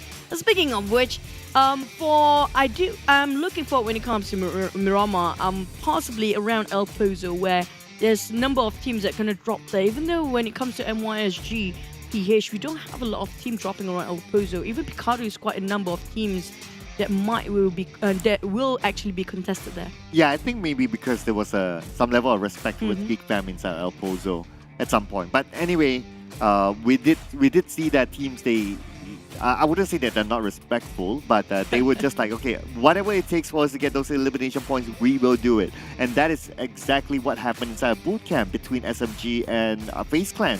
So if that could happen, I mean, we can expect that to happen again in the next Miramar.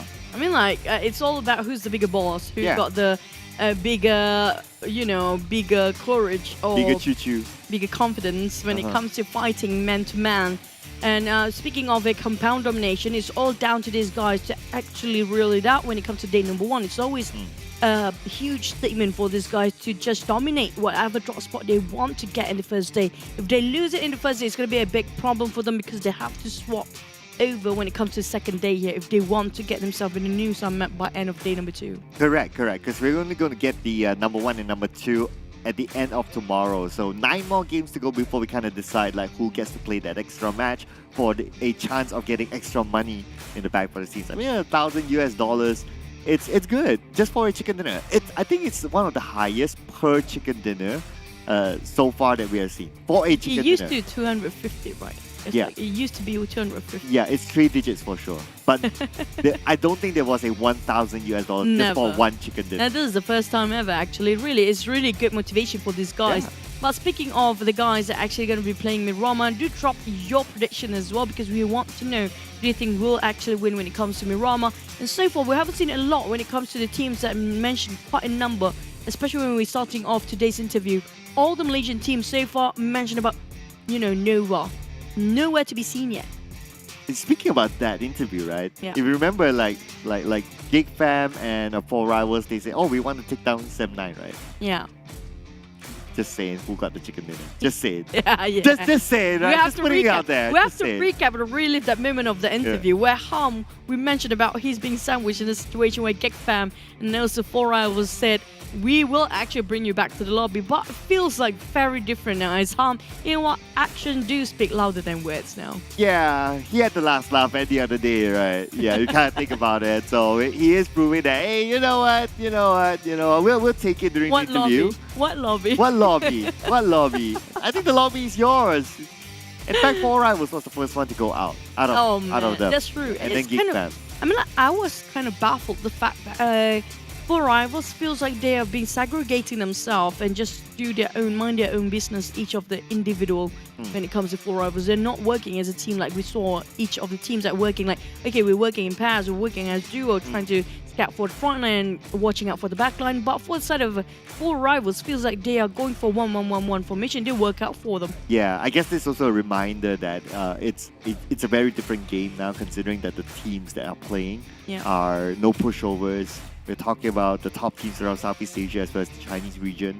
So I think that it's more of them needing to adapt themselves and say, hey, it's not our regular PMPL, MYFGPH anymore. We got to change the way we play. We got to adapt to these teams. So we got to do things differently. That's true. It's different, total different ball game here when it comes to a Chinese region coming into this clash of the regions. Well, we did mention a lot of regions now. But let's jump straight into our prediction here for the next match, which is going to be Murama. For me, it's going to be Xavier. You just mentioned about 4Rivals just now. They're not adapting. What happened to you? Well, they will be adapting in the next round. Oh, that. Yeah, so it's. I thought they were late bloomers. Well, true. But I guess with like 9 more games to go, it's late if you don't bloom after this. Okay. 4Rivals. Fair enough. Bloom it up. Okay, D Xavier. Well, we didn't mention about Lamborghini. Your choice, frankly speaking. I mean, like, we do know. I do remember Rabies when he's crazy. He's just Rabies all the way. But at the same give time, rabies to everyone. This is one of the strongest teams in South Asia. Yeah. Now, I do want to see how will they fare when it comes to fighting one of the strongest region in the world. It's going to be the Chinese region here. Are they ready when it comes to, even if they got themselves at number 1 seed one day or in the future, like, in the upcoming tournament, can they actually take down the teams coming out? Example, LGD, SMG, and also come out from Nova? Because, yes, you're strong in South Asia, but is that just it? Can you go even further? Yeah, I mean, like, okay, just to recap as well. So the past C Championship, they were the only team. Well, okay, they were champions. We all know that, but they were also champions by being number 1 from game number 1, from the first game up to the last game. It is crazy. I've never seen something like that before. And that just proves that they are the best of the best. Like, there's no doubt that Xavier is the best in Southeast Asia. So, like what you say, right? I really want to see, like, okay, a fair fight between them and also one of the teams from the Chinese regions. How would they fare? True. It's now the clash of the titans. If I want to see if the Xaviers happen to be fighting a team versus team when it comes to Nova. Now that's going to be really interesting. We talk about the best when it comes to South Asia, fighting the best coming up from China region. Can they actually overcome each other? How well do they adapt to each other fight and strategy? Because in the end of the day, for South Asia, definitely we in South Asia do definitely want to see how far can we go in the future. Yeah, they have proven it. Yeah. With their championship winning run in the last C Championship. So now it's against these new Chinese teams, Team SMG, we have LGD as well as Nova as well. So this will be the biggest challenge. But so far, I would say that in that previous round, if we base on that previous round, Thailand in general, they're doing really well. That's kind of true. Now, speaking of Thai, the Infinity will not be forgotten at all. We're talking about Bacon Time. We used to have one of the legends in there, but definitely it's like they are not playing now, but they're being formed by one of the legends back then when it comes to, what was it? RQ Athena back then, the G9, the twins. Now they found it out Bacon Time. And now Bacon Time feels like they're sort of having their momentum, especially coming up from our style. He knows exactly what to do, but at the same time, can they get how good they used to be? Yeah, I know, right? G9 is now enjoying his Mookata, in Thailand right now. So hopefully we'll be able to get to. He has a restaurant, a Mookata restaurant in. I'm not surprised. I mean, like here in D2E is like. Yeah. What? Yeah. I'm like they always have Okay. plans. Yeah. So he has a Mookata restaurant. I think obviously he goes to his own restaurant a lot. Why not? Yeah, why not? Free. He's legendary status by now. Like apparently in the Thailand scene, he's very well respected because he has good work ethics. Yes. True. Yeah, obviously he's a very good player and basically a total package for G9. Very And happy. they're to see very successful. humble. They're very humble. I actually get to sit down and talk face to face with them for the entire team. That time they were RQ Athena with. Also there was Ernie. There's also D2E and also G9. Both twins are very, chatty sometimes. Oh, yeah. You want to talk to you, but sometimes it's just a language barrier thing. So I always have Safer to actually be my translator in between. Always. Thank you so much, buddy, coming up from the Thai caster. Yeah, Very good. Very good. But it's nice. But at the same time, I also want to see the rise coming up back from Indonesia. We haven't seen them to be like the world class now. They've been slowly going down, but I want to see them rising back into the scene here. Yeah, it's very different throughout the past few years for Indonesia, right? Like at some point we see Indonesia as like, oh, that status, like especially during the BTR era. Yeah, they're world supposed to be legendaries too. Yeah, but it kind of fall as years goes by. So I mean, they still have another chance to actually make that comeback because we'll be seeing them in PMGC as well. They got the invite as well. Of course, it's going to be even more interesting that Indonesia is going to be the home ground for PMGC. So it's going to give a lot of these Indonesian teams boost, not only for BTR but also the other teams that managed to qualify themselves onto that stage. I mean, I did actually have a chat with the most Indonesian players as person to person, as a team, person to a team as well. I asked them what happened to their legends like Bigatron, right? They said, I asked Bigatron personally as well, like what they told me, like even the players coming out from the other teams, they mentioned one thing: the scene has been completely changed if you compare with the dawn of PUBG Mobile. That days were gone. Like that's like 2-3 years, like almost 4 years ago.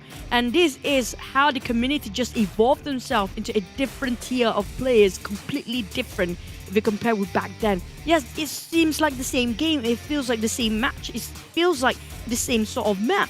But how the players actually think, it evolved in a certain way that it's so competitive that it's just so hard for a team to be maintaining their status as the champs in one certain region. It is very difficult. Even like for the Infinity, they were big champions inside Thailand, but at some point as well they had a little bit of a slump, but now they're kind of back. So even with the same lineup, so that's really, really impressive for the Infinity. Even there are some other teams as well from Thailand that used to be really, really up there, but we don't see them as much nowadays as well. So I mean, this is it is just what it is, right? Like even for Malaysia, we would talk about like teams like Team Secret, for example, used to be always up there, but nowadays it wasn't the same Team Secret as before. It used to be. Yeah. It's like once upon a time. Once upon a time. Now, do you want them to stay as legends or will you just a myth? It's all down to them. Whether they can prove themselves today when it comes to Miramar, our first Miramar match of day number 1. It's the second match of the day. We're done with Sanok now, jumping over to Miramar. Are you guys ready? Let's hop straight into it. Miramar!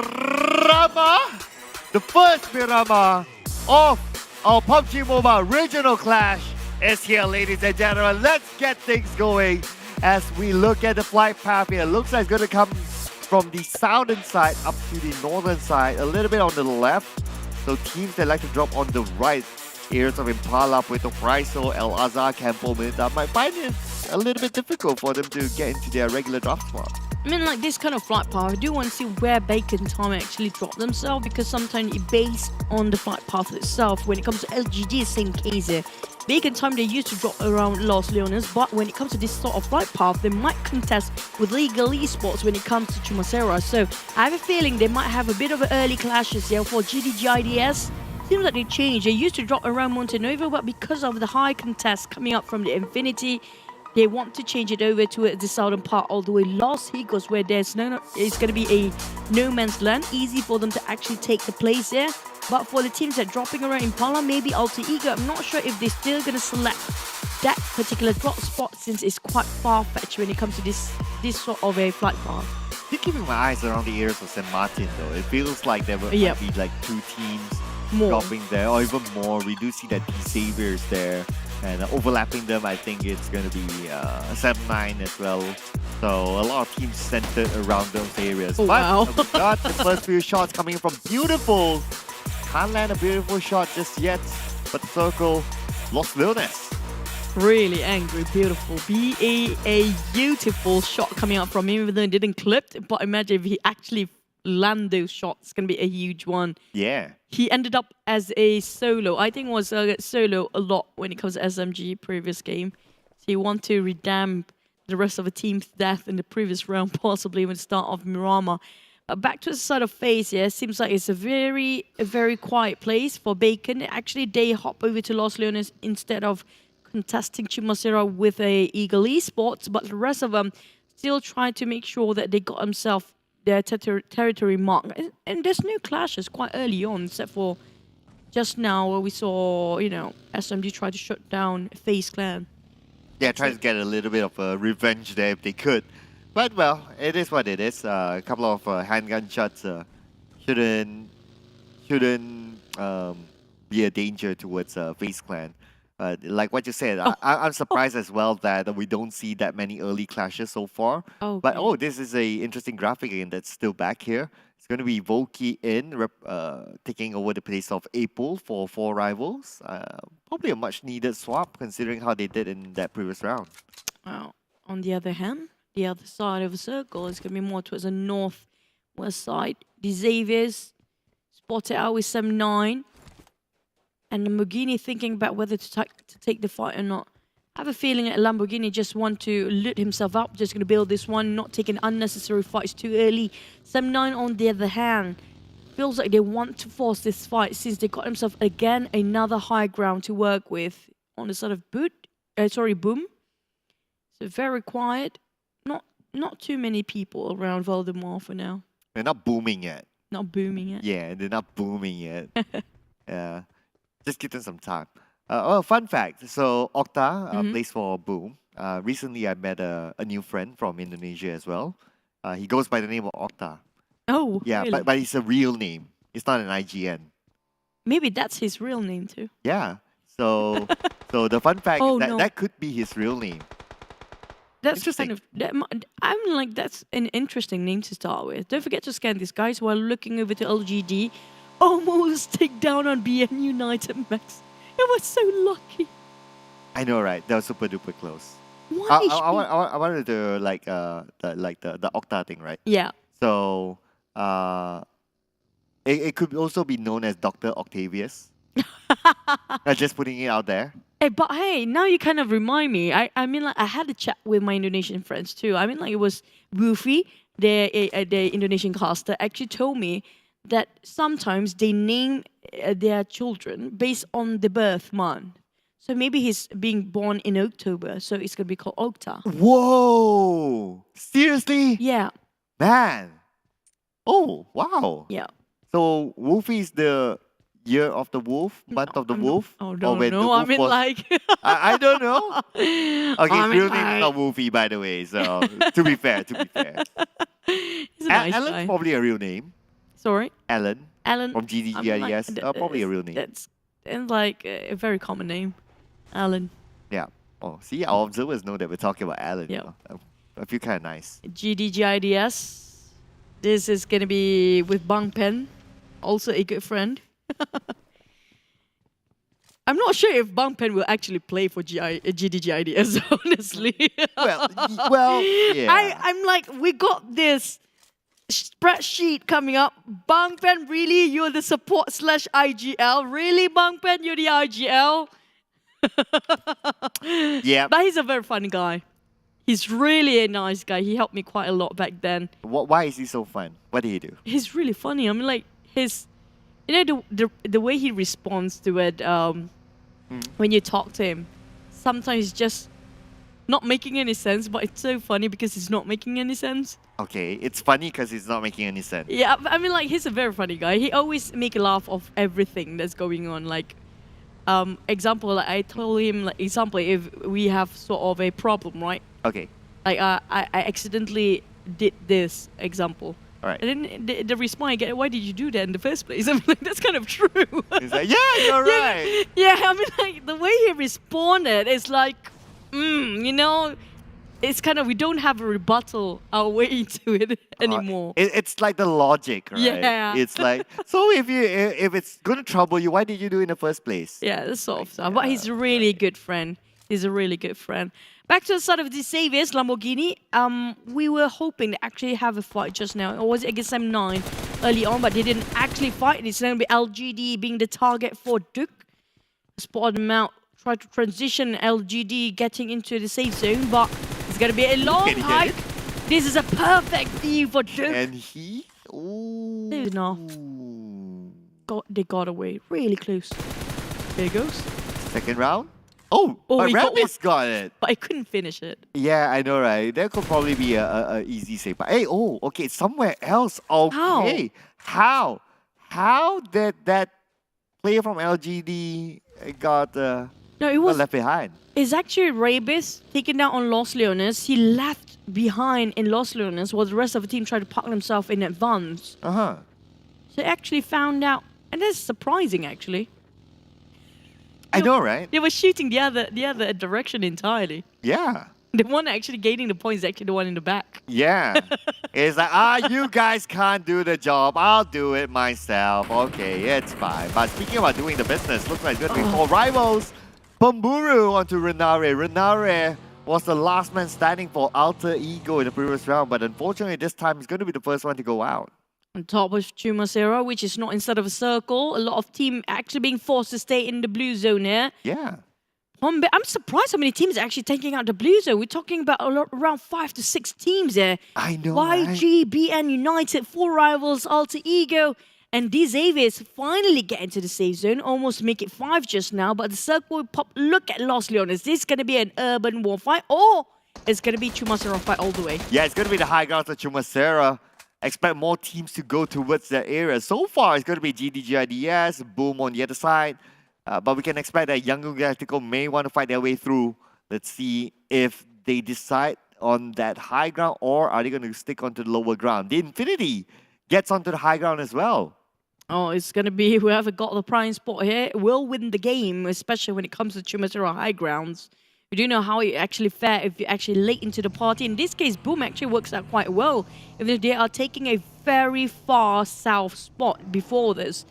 But coming out on the top grounds, we have Montenegro coming out. It's going to be the Xaviers, which is going to be a bit late than the rest of the team. While Eagle Esports is going to be them. It's supposed to be their game here because this used to be their drop spot right on top of Chumacero. They should have known this better than any other team out there. Yeah, but right now it's going to be a little bit late for them to go on to the high grounds. But speaking about late, could it be late for Nova? As Jimmy is out in the open, the long range from Remember. Won't want to make Jimmy remember this shot, but not enough to take him down just yet. Jimmy got away. Remember beautiful memory. Pick feet. Remember beautiful memory? Pick feet. Then you pick your feet when you actually remember your beautiful memory? What? Yeah, I know, right? Like, what? That's disgusting. Yep, I don't know how to react to that. My feet are beautiful. Oh, wow. Yeah, I can see that right now. Yes, my feet are beautiful. I don't know about the Band-Aids. I don't think it works quite well here in this situation for the side of BN United. They kind of sort of running out of their resources for now when it comes to healing utilities, and they need to actually move forward because they need to get themselves at least better loot when it comes to compare with Band-Aid. It's not going to work so well when it comes to the third phase later on.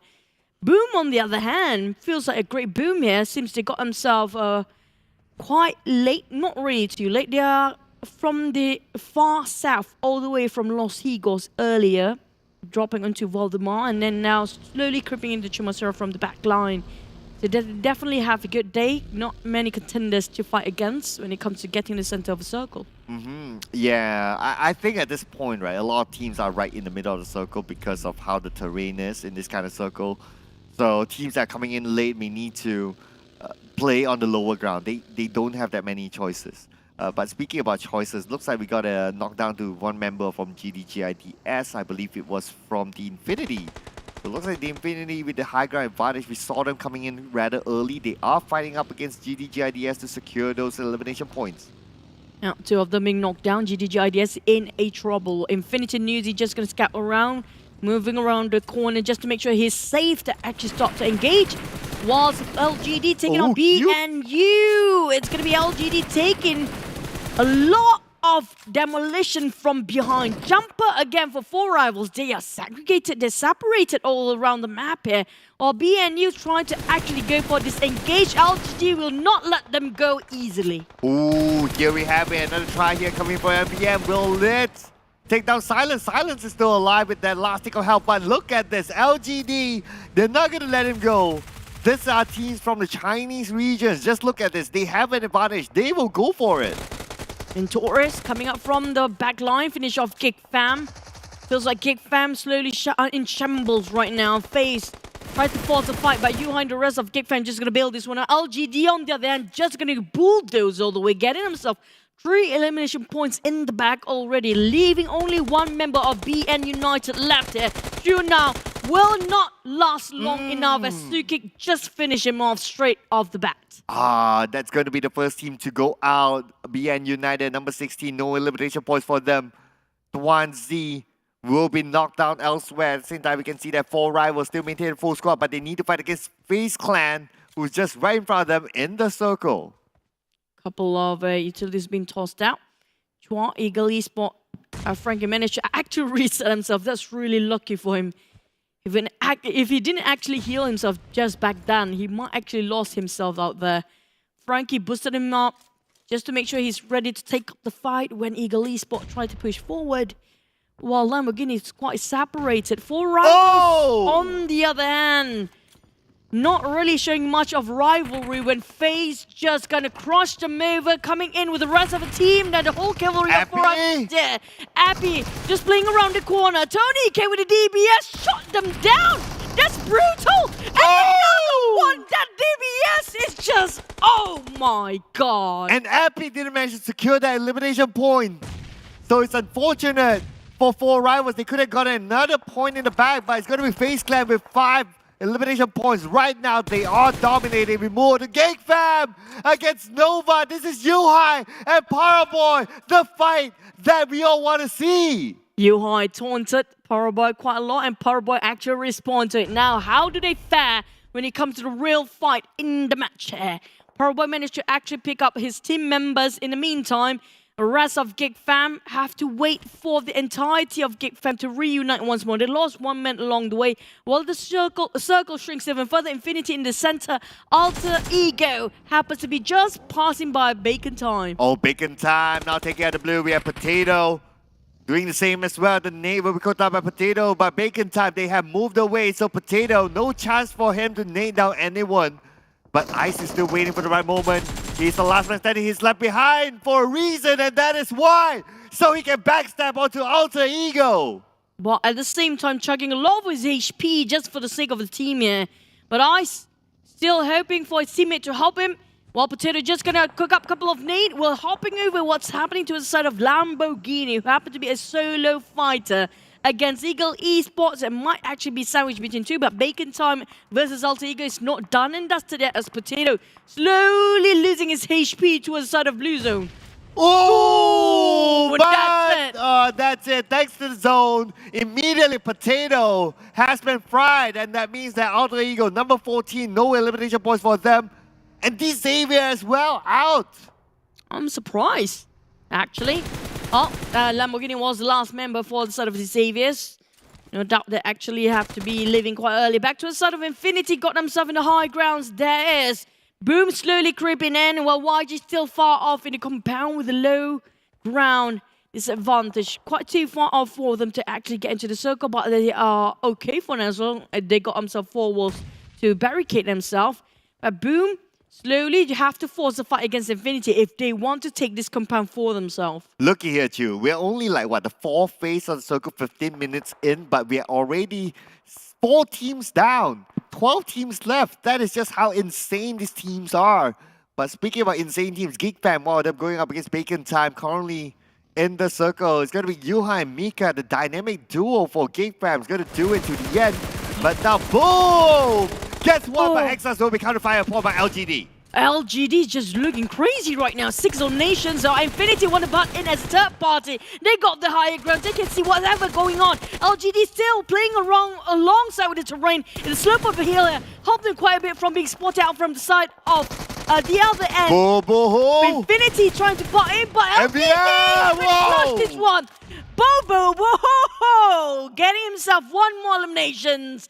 LGD have to actually revive Suki, will have to revive Q-Tech. Infinity tried to just cleaning up the mess right beneath them. Oh, Newsy is coming in from the right. Newsy knows exactly where Suki is, and Suki will be gunned down. It's going to be the end for LGD and number 12, but they take home 8 elimination points with them in this Mirama round. Geek Fam, on the other hand, Yuhai somehow managed to be knocked down somewhere else. Not too sure what happened there, but the Infinity, they are dominating this with 5 elimination points so far. SMG, on the other hand, on top of 2-0 as well. Nova start to move there. They have been very quiet before. That's a very long shot distance. Came up from Nova, almost clipped on Yuhai entirely. But in the meantime, FaZe is breathing behind their backs. Now Nova have to be extra careful. They're quite in the open, even though they got quite a terrain to work with.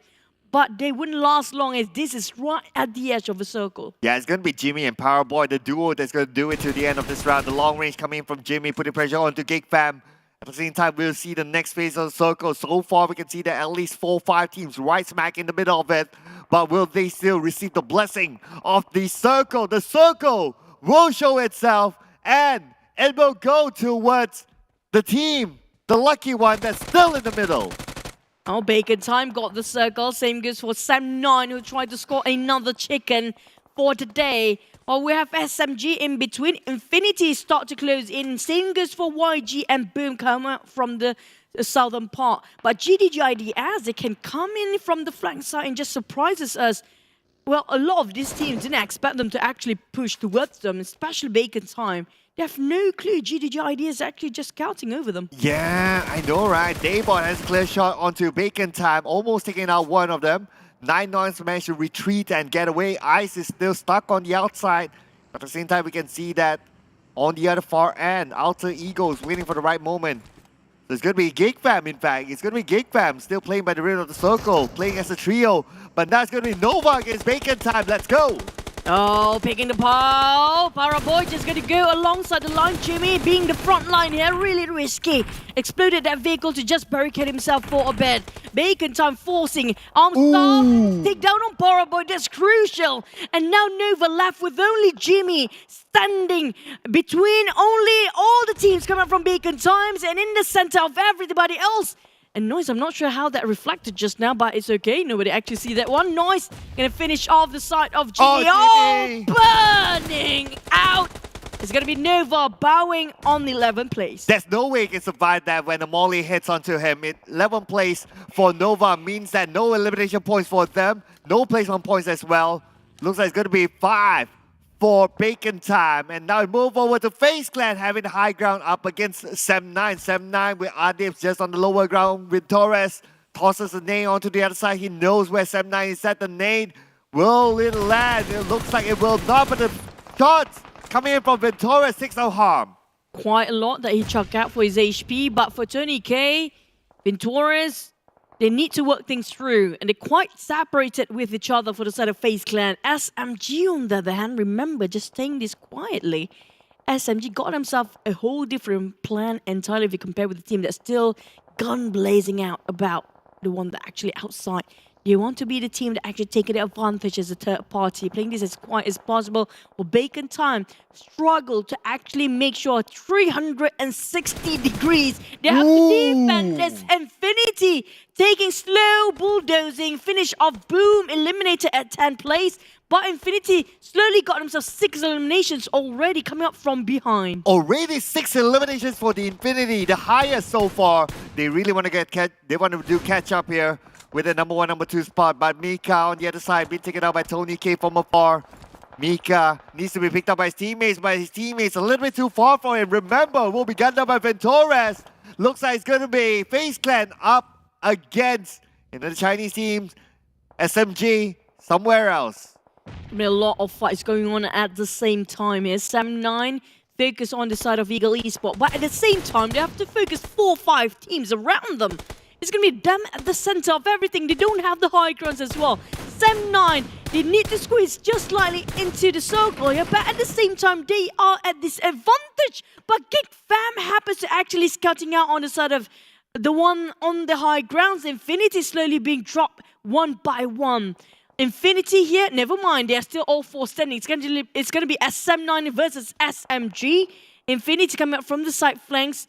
Sam9 still in the corner, while Eagle Esports only have left with 1 man here. Oh, Sam9, they don't have the circle. They need to move further forward. But then again, the Infinity, they have the high ground against Sam9. Yuhai managed to get another knockdown onto FaZe Clan. Yangon Galacticos on the other side. Now needs to fight up against GIDS for them to get into the circle. GIDS, they have eyes on the Geek Fam who's currently moving. Yuhai will be shot at by Deba, but the bullets will not connect yet.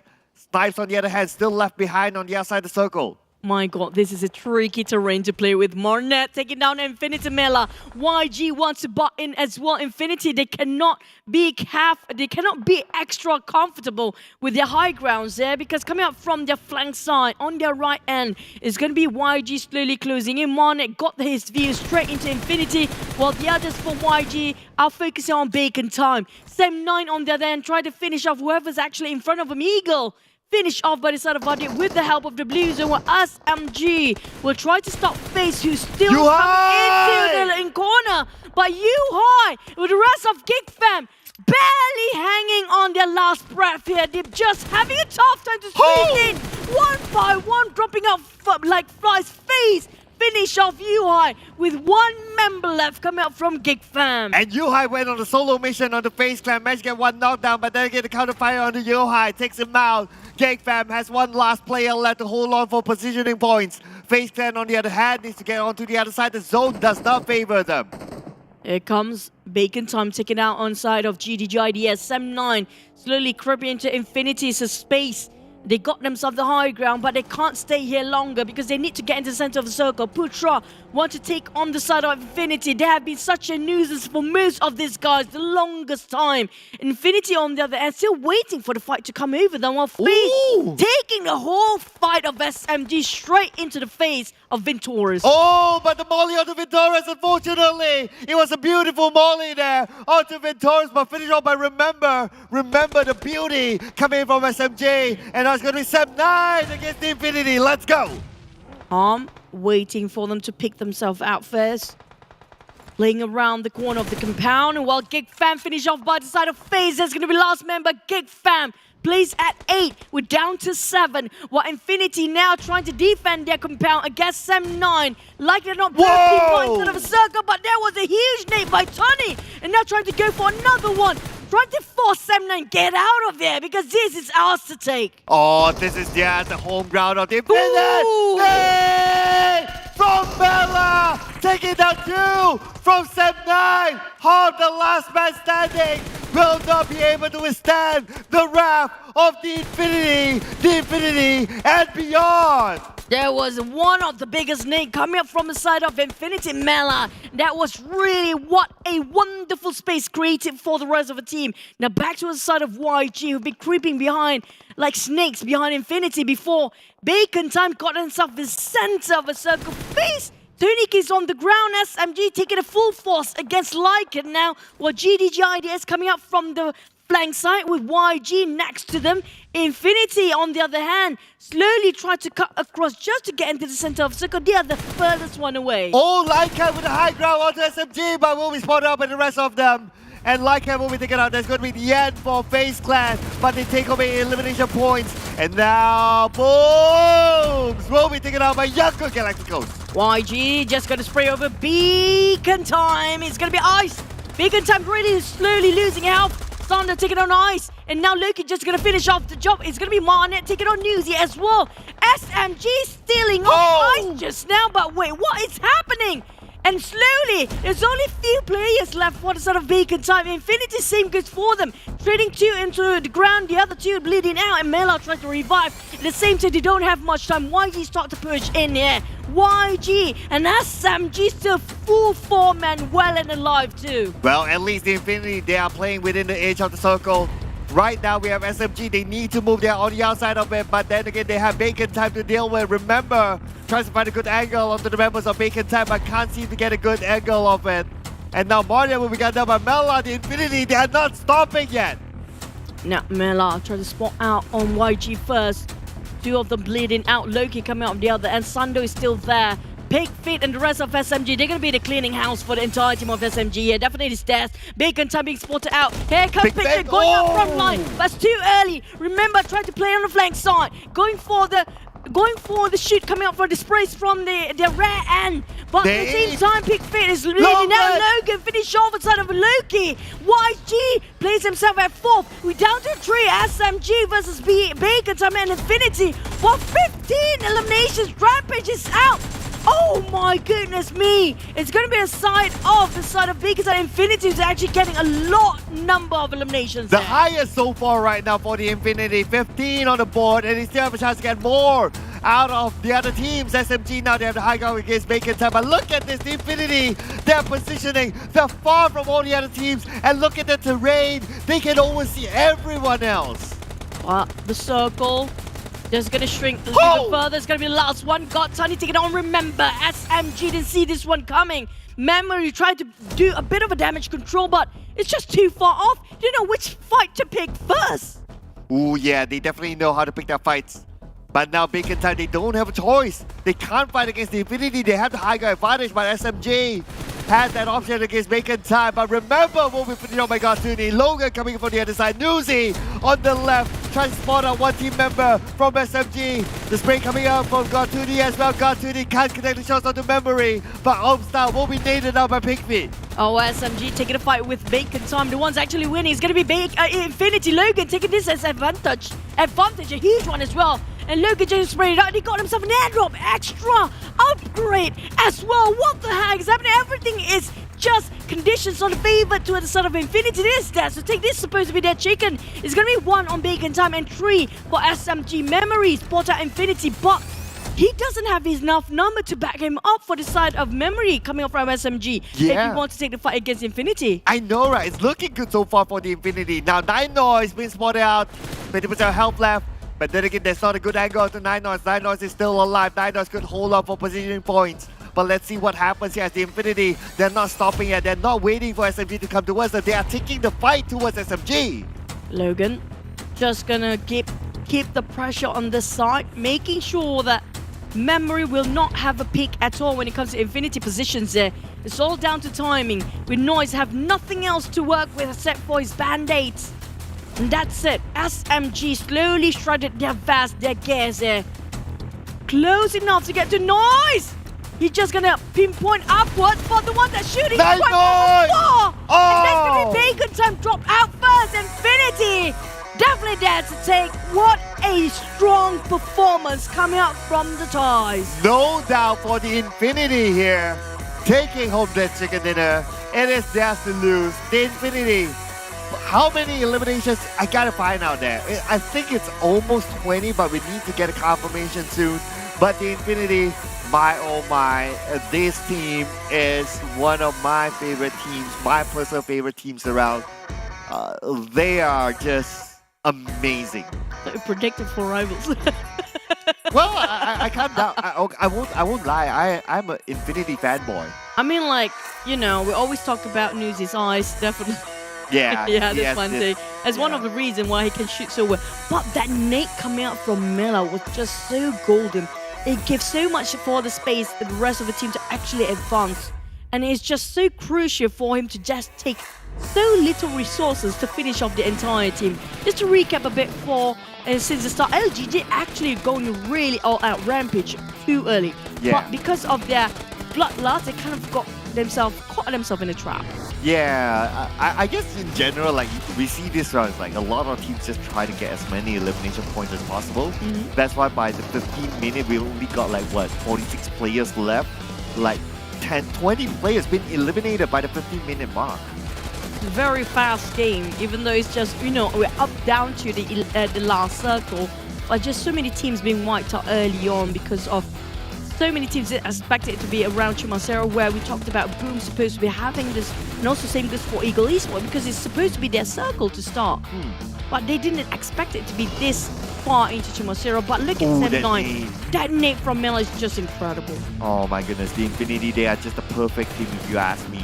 A lot to offer as compared to a lot to offer in this tournament, I would say. But now look at this position. Like, how are they going to lose this? They have this high ground advantage against Bacon Time, against SMG, and everyone else is just below them. There's no way they can drop the ball. And one more thing is that Bacon Time is just so close towards the side of SMG. They have to pick the fight against each other first. And this is just giving so much advantage to the side of Infinity because no teams will actually focus on them except for one person for SMG, and that's not going to be enough. There's no way that's going to be enough against the entire team of the Infinity. Yeah, look at that travel distance. Like, it's 10,000. That means that it's not like they got the blessing of the circle all the way. They needed to fight their way through. And that also shows that we had throwables used, like 35 smokes, 22 nades, 7 mollies, the most out of everyone else. So they definitely fought hard to get into the circle. And they don't really wait. That's why they only spent like 4 seconds out of it. Yeah, they're dropping from Montenuevo, so it's not that far off, but there's so many teams in between that still actually demolish all the way with 19 elimination. Now, put this number in your mind because this is going to be the record they're actually holding towards the side of Infinity. Whoever breaks it, this is going to be the standard bar for this particular tournament. Now, 19 will be the standard for this match here with... This is going to be the highest today, definitely, but for the other teams, none of them actually secure double-digit elimination just yet. We're talking about in this particular match. The others are just like, what, 8? That's going to be 3 teams with 8. Yeah. GD with only 3 placement points. Didn't manage to get any elimination points in this round. Same goes for Nova, surprisingly. BN United as well. But number 19, that's what you mentioned, right? Keep your mind on this number. Like, 19 is now the benchmark. And it's not going to be easy to get more than 19, considering that the teams playing is just insane. And speaking about insane, Newsy, this guy is just like, my oh my. I have no words to describe. He is just insane. Just look at the hexagon or pentagon, is that? It's actually bigger than the benchmark being set before. Yeah, than the current average, yeah. That's like more than the current average. It's like way off the charts there. And he got himself, what a wonderful team. Like, they've been playing tag team all the way. You saw how they just revive each other, how they open up space, and how they actually go for the flank, how the others actually try to cover, support fire, and all the stuff. I have to say, the entire team of Infinity, yes, Newsy, we love your eyes, and definitely the eyes of Hawk knows how much damage he can actually put out with 1,000 over just within a day. I mean, like, this is just the second match, Cloud. Yeah, I remember Zephyr, how he would describe Newsy. He calls him a demon. Yeah, and that's absolutely why he plays like a demon. And now putting, with that superb performance, Infinity is now number 1, 36 points. Number 2, FaZe Clan, 28 points. And Bacon Time, 25 points. 3 Thai teams currently at the top 3 spot. Yep, reign over by the side of its Titans, we call them, used to be, and still are right now. Can they maintain and first to the top 3 spot here? Because slowly we're looking over some teams start to warm up here, but not in the case of Nova, since they place themselves at 13. I'm surprised how Nova is being very quiet. But BN United is just always being caught in between of their transition. Same goes for 4 Rivals. There's a small question mark there. Because 4 Rivals, yes, they're known for their late bloomers, but this is just way a bit too messy for them. But Boom, they were so close of getting that game just now. Yeah. But it is what it is, right? But at least they're doing better than BN United. So far, no points at all. And this is also partly because of the format, right? It's very, very punishing. If you're like number 10 and number 10 onwards, you're not getting anything. That's true. Yeah. I mean, like, you have to get, and now this is all about eliminations. 8, top 9 onwards, in fact. Rank, like, when it comes to position, this is not an option anymore. You have to force yourself to get the elimination points. That's where you get to have a bit of a breather. But for the guys that are actually dropping when it comes to Infinity, how they actually won it, we're just going to recap a bit. The flight path really crossed on top of Chumacero. We saw a circle pops there. But I think Infinity kind of dropped onto Monte Nuevo at first, where they used to be challenged by the side of GIDS. I'm surprised. I think GIDS kind of, we respect your spot. It's kind of hard for them to actually win that, so they give it away to Infinity based on the scrims. But Picardo for SMG. So all these teams really not that far off when it comes to the center of the circle here. Yeah, not that far off. You're right as well. It's just that as they try to get into the circle, there are other teams there as well. So it's more of that rather than the actual travel per se. A fun fact as well. So our head producer, right? He's also an Infinity fanboy. If you notice, he has worn their jersey before. Yep. Just say it. So I think they are celebrating right now at the back line. Yep, they're in the production room. There you go. They're happy. So we are happy for you guys too. But the thing is, right now we're looking over. I'm surprised how Geek fam. I was hoping for Yuhai versus Fireboy back then. Yeah. It didn't happen. Yeah, it almost happened. But it didn't. No, but just gonna, you know what? Yeah, I don't want to I don't want to entertain Yuhai. I'm just gonna go away. I want to entertain everyone, not just you, Yuhai. Well, there are a lot more games to go, so but at least after this we'll be getting into like the a more balanced map. So we. What do you mean? This is a balanced map. This is Myanmar.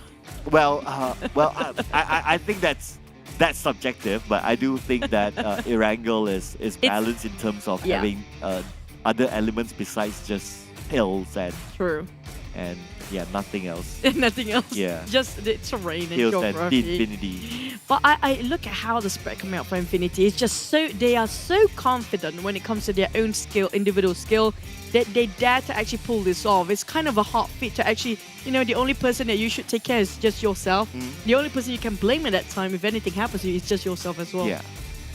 Man, oh my, what a day he has been so far, right? Like, teams who are successful are teams who don't stay put, who don't stay chill. Teams who are very active. And I think this is something to take home based on this new format. That's true, especially when it comes to recap about just to flashback when it comes to the first game. Infinity actually did the same thing when it comes to Sunhawk. Oh yeah. They've been very aggressive, but it didn't work out for them. Maybe because Sunhawk is a bit of a smaller map. Iffy. Yeah, it's just too much people in the same crowded area. But when it comes to a bigger map, when it comes to Murama, when they play this sort of style, it seems like it works beautifully or brilliantly for them.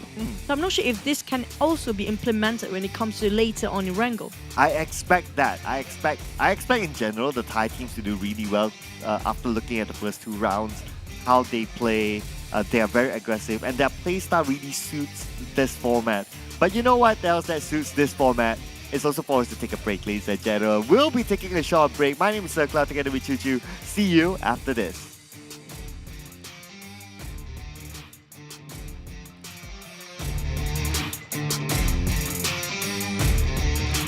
Hi everyone! In the PUBG Mobile version 2.2 update, Erangel is getting an overhaul with changes to the map, vehicles, and modes. Without further ado, let's find out what these changes are. In this update, we made several changes to the map. First, the hospital. It's one of the bigger buildings in Erangel. In this update, the following changes were made to the hospital. How to get in and out of the hospital, its structure, nearby objects, and the vegetation surrounding the hospital. Veteran players should know that some of the fences of the hospital can be scaled to enter the hospital. The ones near the ridges are how most players enter the hospital. Now, 2 spots along these fences will be blown up, and players can enter the hospital area through the gap directly.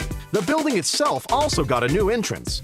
Players that are on the ground can enter the first floor of the hospital directly through the newly added damaged wall. Those who parachute to the hospital can land on the roof and descend to the 3rd floor immediately. These changes will make it easier for players to spot the entrances and streamline their movements in this area.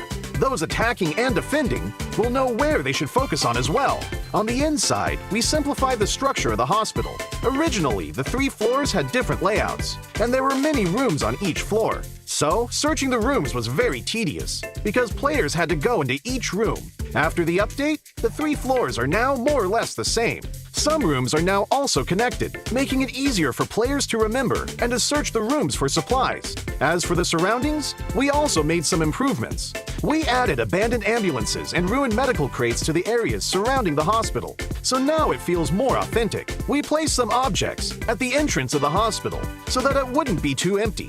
This gives players heading toward the hospital a covered area to protect themselves, so they are not directly exposed to enemies inside the hospital. Outside the fences on the side of the hospital, we added a new climbable spot. Players can hide here, or they can scale the fence to enter the hospital. As for the fences by the ridge, since there are now 2 gaps to enter the hospital, we've reduced the number of objects in this area to make it more visible. So now, both attackers and defenders can see each other clearly. Further out from the hospital, we've added some new vegetation, so that players hanging around the hospital will have more places to hide. Milta Power also saw some changes that are mostly in the generator area. Players who are familiar with this area should already know that this section was quite a choke point and was not easy to get in and out of. Those who entered either came out the same way or had to take a detour to the other 2 buildings. In this update, we added a new entrance on the first floor to make this area more reachable and easier for players to get in and out. The layout was also modified. We simplified the complex floor plan so the players can see more and plan their routes better. When battles break out in the generator building, players will have more offensive options, making these battles more exciting.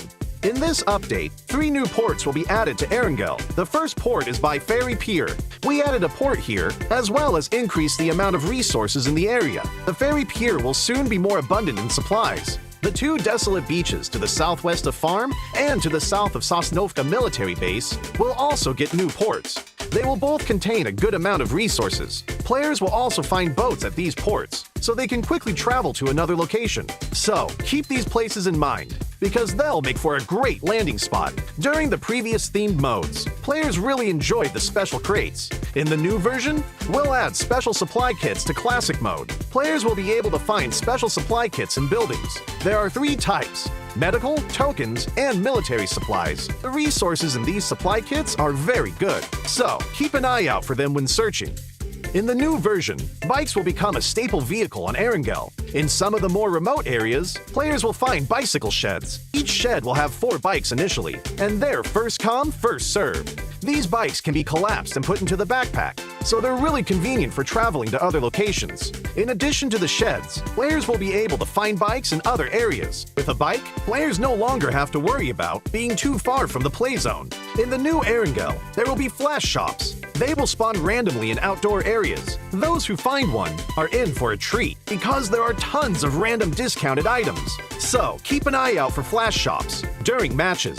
Running out of fuel is one of the worst things that can happen while driving a vehicle. Erangel's gas stations will become functional for refueling vehicles. For the cost of just a few tokens, you'll get a full tank of gas. Find a gas station and try it out. These are the main changes in the version 2.2 update. For more details, don't forget to follow the official PUBG Mobile community. Winner, winner, chicken dinner. See you next time.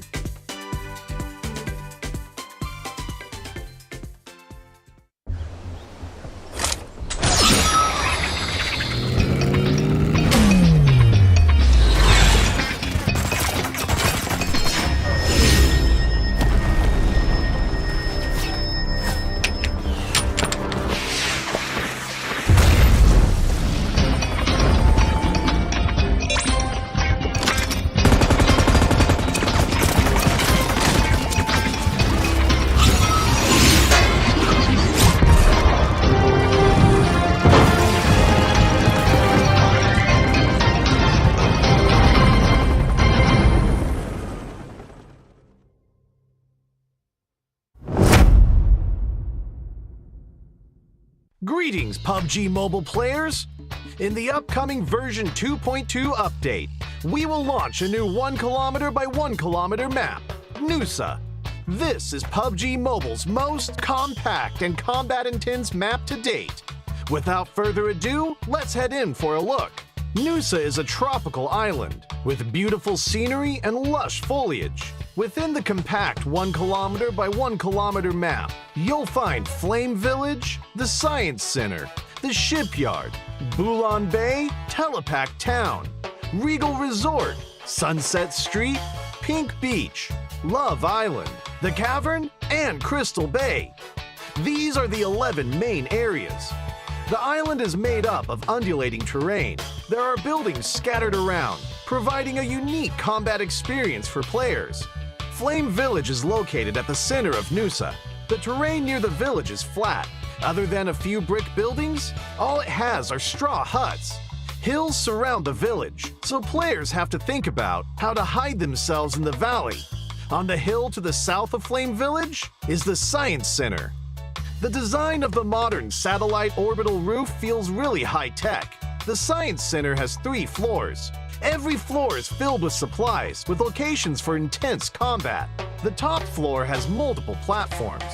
Although players there get a bird's-eye view of the area, they'll also be exposed as there's nowhere to hide. It comes with a risk. The shipyard is in the northern part of the map. The ship anchored there divides the shipyard into 2. The containers in the area are packed close together, and there are elevated platforms throughout. Surrounding containers will provide cover during combat in this area. There are a bunch of buildings around the beach to the west. This area is called Bulan Bay. The area is divided into 3 parts. The buildings here are simple wooden huts.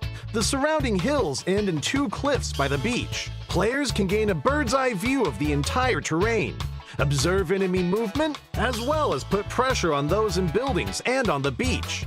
Telepak Town is on the east coast, and it's the largest area of the map. Not only are there lots of low-rise residential buildings here, but it's home to a high-rise apartment building as well. On the whole, it gives off a more metropolitan vibe. Players entering the high-rise apartment building will find an elevator. Through good use of this feature, players will be able to plan a nasty surprise for their enemies. Sunset Street and Regal Resort are located in the residential areas to the northeast and southwest of Nusa. Sunset Street is a long, narrow stretch of town. A road runs through it, and office buildings, residences, and banana trees line both sides of the street. It makes for a good combat stronghold. Regal Resort's vibe is more residential. There are roads connecting different parts of the area together. Buildings are spread out over a wide area, which is why you'll need to use them as cover when moving around. At the southernmost tip of Nusa is Pink Beach. From here, you can see the pink sand of Love Island in the distance. Wooden beach chairs line the beach. And there is also a giant hot air balloon and a romantic Ferris wheel. If you love the sunshine and the beach, this is the place for you. But it's a vast open area with no cover, so players must be on the lookout for surprise attacks. More areas and interesting strategies await your discovery. Besides these diverse backdrops that support a variety of gameplay styles, the Nusa map will receive a lot of new game content. First, let's look at the Super Recall mechanic. This will activate when a player is eliminated within a certain period after the match begins, as long as they have remaining teammates in the match. Before the first blue zone starts shrinking, players that are eliminated can return to the battleground via helicopter with a random weapon. This greatly increases the gaming experience. In addition, we've added the NS-2000 shotgun and tactical crossbow to the arsenal. The NS-2000 is accurate to close or medium range. Hip firing uses 12-gauge shotgun shells, while slugs are used when aiming down sights. Players can switch their firing mode based on the target's distance, status, or their own personal habits. The tactical crossbow can be loaded with ordinary bolts or flame bolts, but the flame bolt can set some structures on fire and destroy them. It's both practical and fun. During combat, the tactical crossbow is rather silent when firing, making it a great stealth option. It's great for sneak attacks. When it comes to moving between areas, we added a new 2-person vehicle, the Quad. Its lightweight and flexible design allows it to traverse the undulating landscape quickly and with ease. And it's great at driving up inclines. Players can use it to easily move to a different area. Additionally, at various designated spots on Nusa, you'll find many zip lines for moving between areas. Players can approach one to quickly zipline to another area. It's important to note that zip lines are fragile and are easily destroyed. You may not be able to safely zipline to your destination, but if you happen to be holding a tactical crossbow, you'll be able to fix the rope and repair the zipline to quickly escape from danger. Besides that, there are also supply crates, beach balls, a swimming pool for recovering energy, water jars for hiding in, as well as many other interactive gameplay elements on the map. Have fun playing around with them all. Gather your friends and explore this new map together. It's here! The long-awaited new Nusa map is finally here!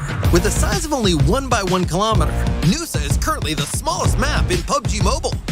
It may be small, but it definitely offers a massive amount of content. Not only are there new firearms, what's more, there's also the highly interactive tactical crossbow. Setting huts on fire and repairing zip lines are not a problem. Speaking of map interactivity, Nusa is simply full of surprises. An elevator that lets you go to different levels of a building, a pool that restores your health, fast-moving zip lines, and crates in the wilderness can all better assist you in drawing up tactics to defeat enemies. Even if you get careless and get defeated, there's no need to let it get you down.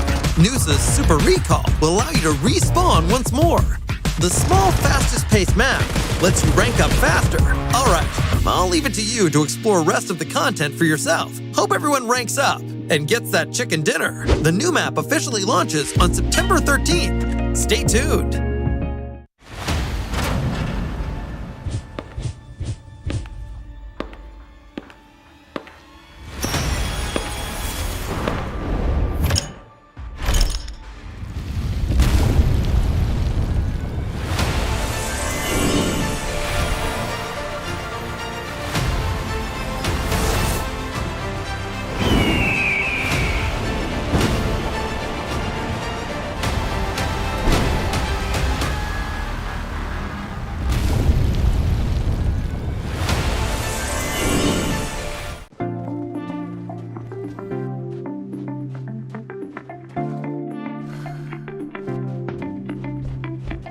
Think you're playing the wrong game? Hold up! This is still PUBG Mobile! Feeling hot and bothered? Come cool off in the new Nusa map! Besides the various leisurely activities, there are also several practical features too. For example, elevators make climbing stairs a thing of the past. Reach the 7th floor at the tap of a button. There is nothing greater than this.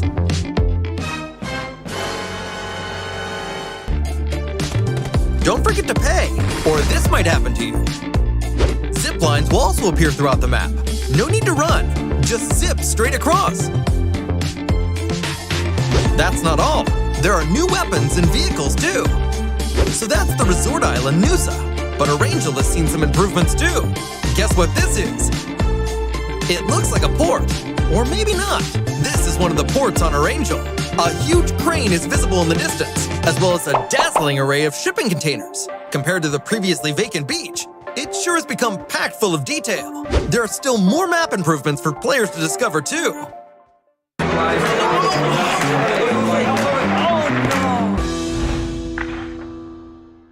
If only I had a weapon, I would take over the punching kit.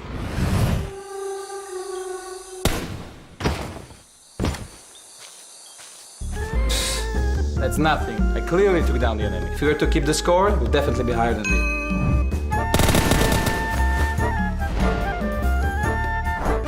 If I hadn't thrown the wrong grenade, I'd be eating chicken dinner for sure. Smoke! Smoke!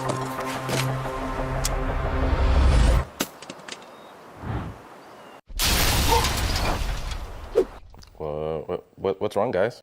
If you don't agree, let's play Ultimate Arena. Arguments don't matter. Ultimate Arena decides the victor.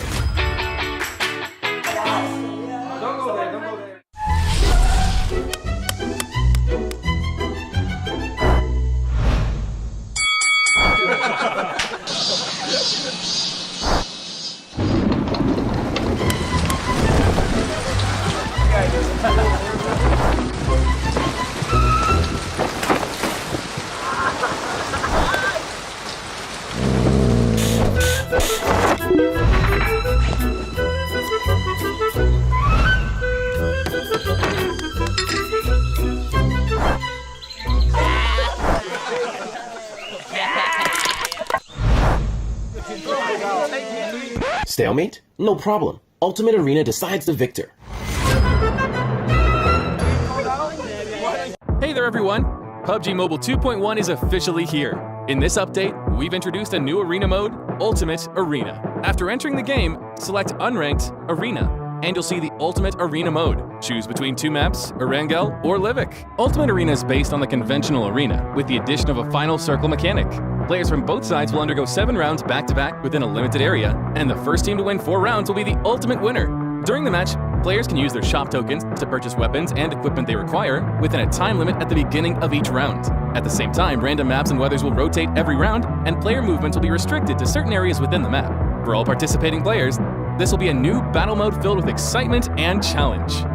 In Ultimate Arena, familiarizing yourself with the Battlegrounds environment will greatly affect the outcome of a match. In Erangel, when you encounter a map with loads of houses, you can use the complex terrain as cover to approach opponents and catch them by surprise. Meanwhile, on a map with no cover and lots of hills, you'll need to make the most of the terrain height difference to avoid taking damage. As Livik has a relatively more hilly terrain, it's easy to get ambushed by the enemy when fighting alone. So work with your teammates and use cover such as trees to avoid taking damage. Weather is also an important factor that'll affect the outcome of a match. The sound of rain and rainy weather will mask the enemy's footsteps as they move, making it hard for you to detect their movements accurately. Therefore, you'll always need to remain aware of your surroundings, stay vigilant, and make use of cover as much as possible. Of course, you can take advantage of rainy days to attack with throwables. As enemies are also hampered by the weather, they're less likely to be able to avoid sudden incoming throwables. In foggy conditions, the low visibility makes it hard for both sides to observe their opponent's movement accurately. So you can set up cover with your teammates to avoid being blindsided when you lose sight of the enemy. At the same time, you can also seize the opportunity to strike the enemy with a fatal blow together. Although twilight and cloudy conditions have little impact on players, it's no time to be careless, and a certain degree of vigilance is still needed. In Ultimate Arena, shop tokens are the most important resource for players. At the end of each round, the system will award players shop tokens based on 3 aspects: the current round, round outcome, and elimination results. The amount of shop tokens obtained from rounds is fixed, but differs depending on the current round, from round 1 to 6. Regardless of the round outcome, players will obtain 900, 1800, 1950, 2100, 2250, and 2400 shop tokens respectively. Shop tokens obtained from the round outcome will vary depending on if the player won or lost the round. In each round, winners get a fixed 450 shop tokens, while defeated players get 300 shop tokens. However, when defeated players are on a losing streak, the losing streak reward mechanic will be triggered. A 2-round losing streak grants 900 shop tokens, while a 3-round losing streak grants 1500 shop tokens. Losing 4 rounds means losing the entire match. If the player wins a round and breaks the losing streak shop token reward will no longer be in effect. If the player's team loses again in the subsequent round, then the previous losing streak does not continue. Players that lost the round will only get 300 shop tokens as a reward. Elimination results also impact the number of shop tokens players earn at the end of a round, with 100 shop tokens for every enemy eliminated. If a player gets the first elimination, they'll also get a bonus of 50 shop tokens. According to this rule, if a player enters a 2-round losing streak in round 3, eliminates 2 players, and manages to get the first elimination, they'll obtain a total of 3,400 shop tokens at the end of the round. Meanwhile, a winning player who has eliminated 2 opponents will obtain a total of 2,600 shop tokens at the end of the round. According to Ultimate Arena shop token mechanic, players can calculate the amount of shop tokens they'll potentially earn to better prepare for the rounds ahead. As it can be difficult for players to gain a shop token advantage from winning and losing rounds, how shop tokens are spent can mean a huge difference. At the start of a match, players are given a level 2 helmet, a level 2 armor, a P92, and 750 shop tokens. If you're confident in your own abilities, you can use a pistol to eliminate players and use the earned shop tokens to purchase a level 3 helmet and level 3 armor to improve your survivability. As for weapons, you can loot the equipment from your enemies to strengthen yourself. If you don't have enough shop tokens to purchase a weapon, you can also ask your teammates for help and pool your resources to create a super combat unit. You can also choose to spend all your shop tokens on weapons at the start. All weapons purchased in the match come with their own attachments. You can use your weapon's firepower to suppress the enemy and gain additional shop tokens from eliminations and wins to gradually fill the holes in your defense. Other than a variety of classic weapons, you can also purchase riot shields to provide cover for your team. When your team is on a map with less cover, riot shields can be extremely useful. In addition to knowing when to spend your shop tokens, choosing the right firearms is paramount as well. When your team is situated on a flat terrain with relatively little cover, the open terrain prevents both parties from acting rashly. When this happens, a sniper rifle with high damage at long range will come in real handy. In maps with many houses and complex terrain, you can choose to use an SMG with a high rate of fire and stable recoil in tighter combat areas to gain the upper hand in head-on confrontations and ultimately attain victory. That's all for this video. If you wish to know more about Ultimate Arena, don't forget to follow the official PUBG Mobile community. See you next time!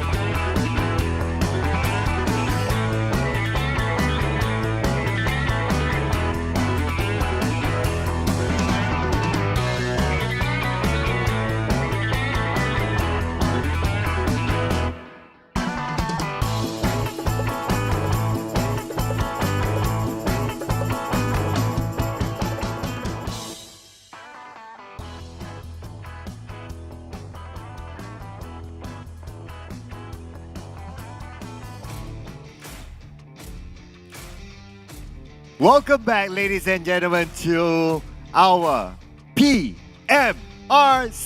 which is the Clash of the Year, ladies and gentlemen. My name is Sir Cloud, together with Choo Choo. This show is brought to you by PUBG Corporation, Tencent Games, as well as Lightspeed and Quantum Studios. What a banger before we went on to the break. A benchmark set being quite high for the first two matches. 19 elimination, that's the benchmark.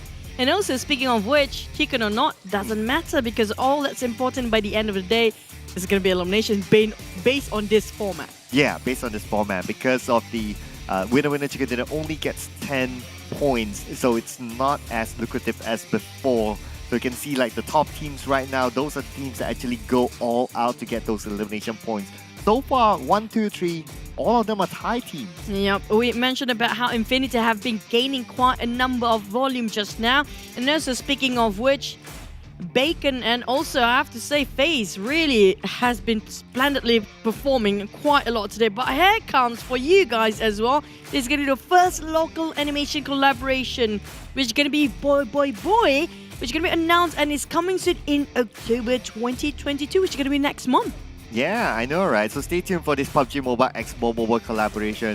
Just like you, we don't know what's going to come out, like what kind of graphics or what kind of skins. We don't know yet. So just stay tuned. It's not too far away. It's going to happen in October, so in about 2 weeks' time. Do keep your eye on the game itself, PUBG Mobile itself, to get more information about that in the future. But one thing that we definitely know that's been ongoing for quite a bit, yeah, it's going to be Rabu Padu. It's going to be every Wednesday. For Rabu, it means Wednesday. So second phase already begun. So you guys, how much you already gained yourself so far? Don't forget the new leaderboard is already launched. Keep playing PUBG Mobile to earn more points and win prizes weekly. You can get 2 more points and climb faster, especially when you play PUBG Mobile on especially Wednesday. And the event lasts from now until the 31st of October 2022. Everything is going in October 2022 now. I know, right? It feels like after that there will be something else, but then again, that's for later. Right now, the Nusa map is currently available, so let's Nusa, my friend. That's the tagline for this. So do log in, check it out. It's only 5 minutes per round. It has new weapons, NS2000 shotgun, together with a tactical crossbow, so you want to check that out as well. And it comes together with a new vehicle called the Quad too. And of course, you can explore around this. Just look at this. From this map itself, it's pretty. It's beautiful. There's the Love Island, the Sunset Street. There is the Regal Resort. You know, it feels like going for a getaway inside the game. Feels like a vacation here. Yeah. And if you happen to be feeling like learning a lot of stuff, you can go with the Science Center. If you have a lot of family, you can go over the Flame Village and put something on flames. If you don't like one of your family members, just put them in shipyard and ship them away. Yeah, I know, right? Just ship them away. Or, I don't know, just send them to a cavern. We have another cavern though. So we have a cave inside now, and now we have cavern in here. So yeah, do check us out and let us know how you feel. What's your experience playing that new map? I mean, 5 minutes, to me, it's a good time killer. It's great. It's great for just like those quick games where you want those quick fix of PUBG Mobile. And like example, like when your mom is like shouting at you for 5 minutes, just get into New Summit for 5 minutes as well. But here comes our recap regarding our last match in Miramar. With most elimination, we did mention about Infinity getting themselves 90 eliminations out of the 19. 7 of it just coming out from New Zealand alone. Yeah, I know, right? And followed by Tony K 6 and Mela 6. So we got 2 representatives from the Infinity there. And most damage, again, a Newsy is on the charts with 1,057 damage. Got Tootie coming in second place with 899.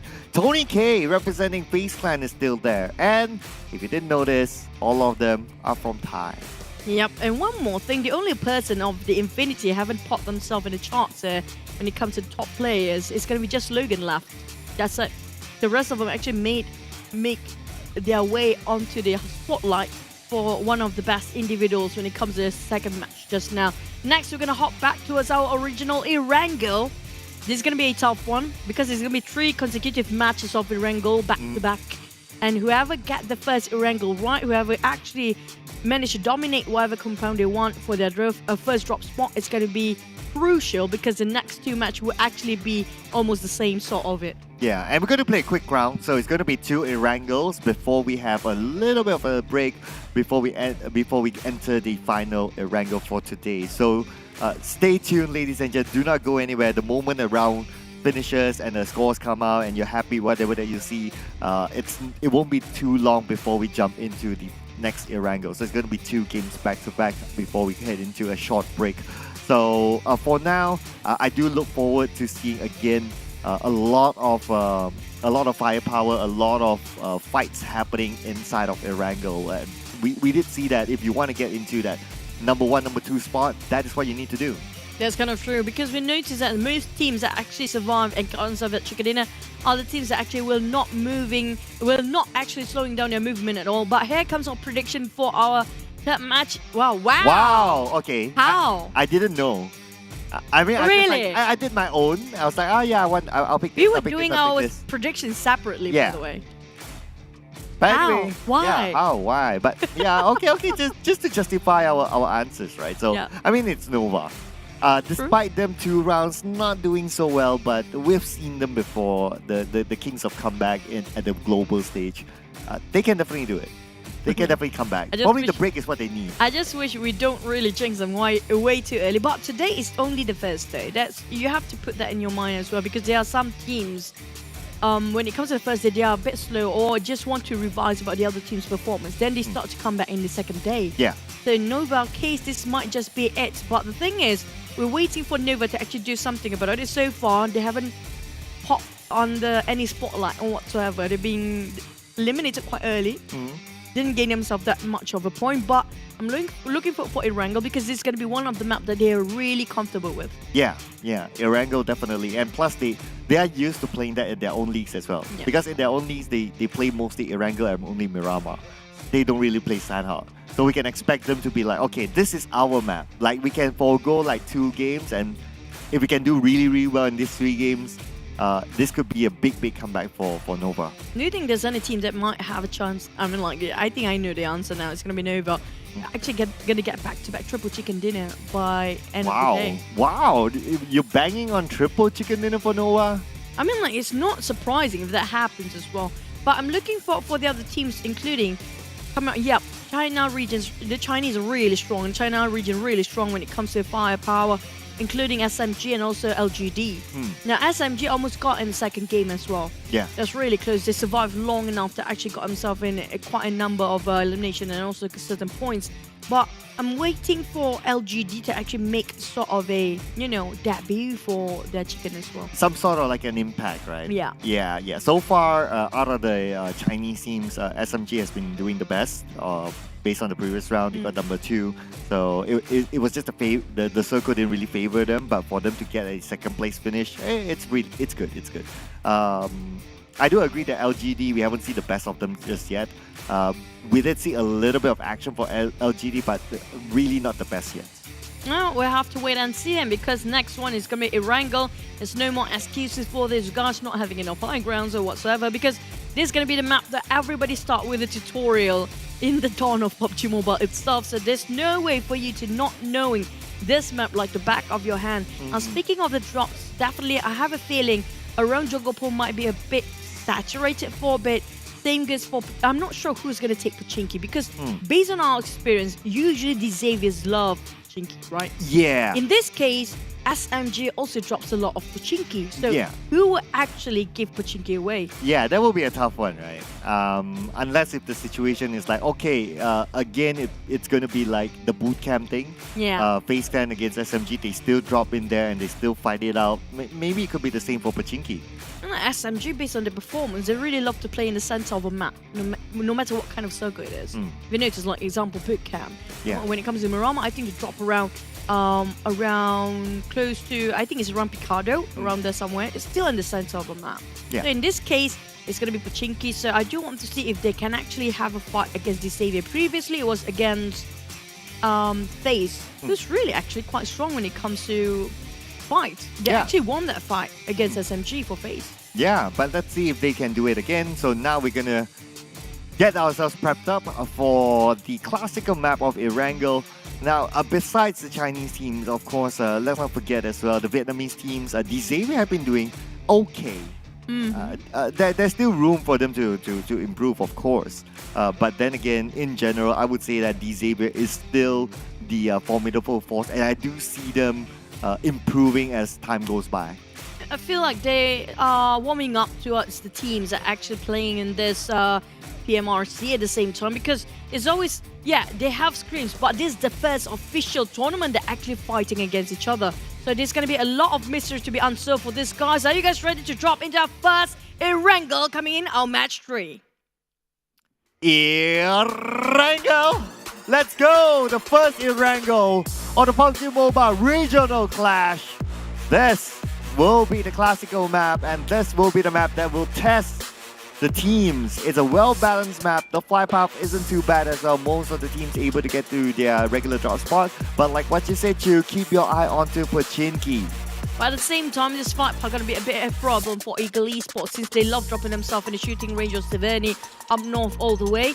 Singers for those love dropping themselves in Yasnaya. In this case, maybe LGD will drop quite early on, since they, you know, maybe they want to drop later, but I'm not surprised VNU and also maybe also Eagle taking Sonos coming to a base early on. So this is going to be their bases when it comes to the southern part of the island.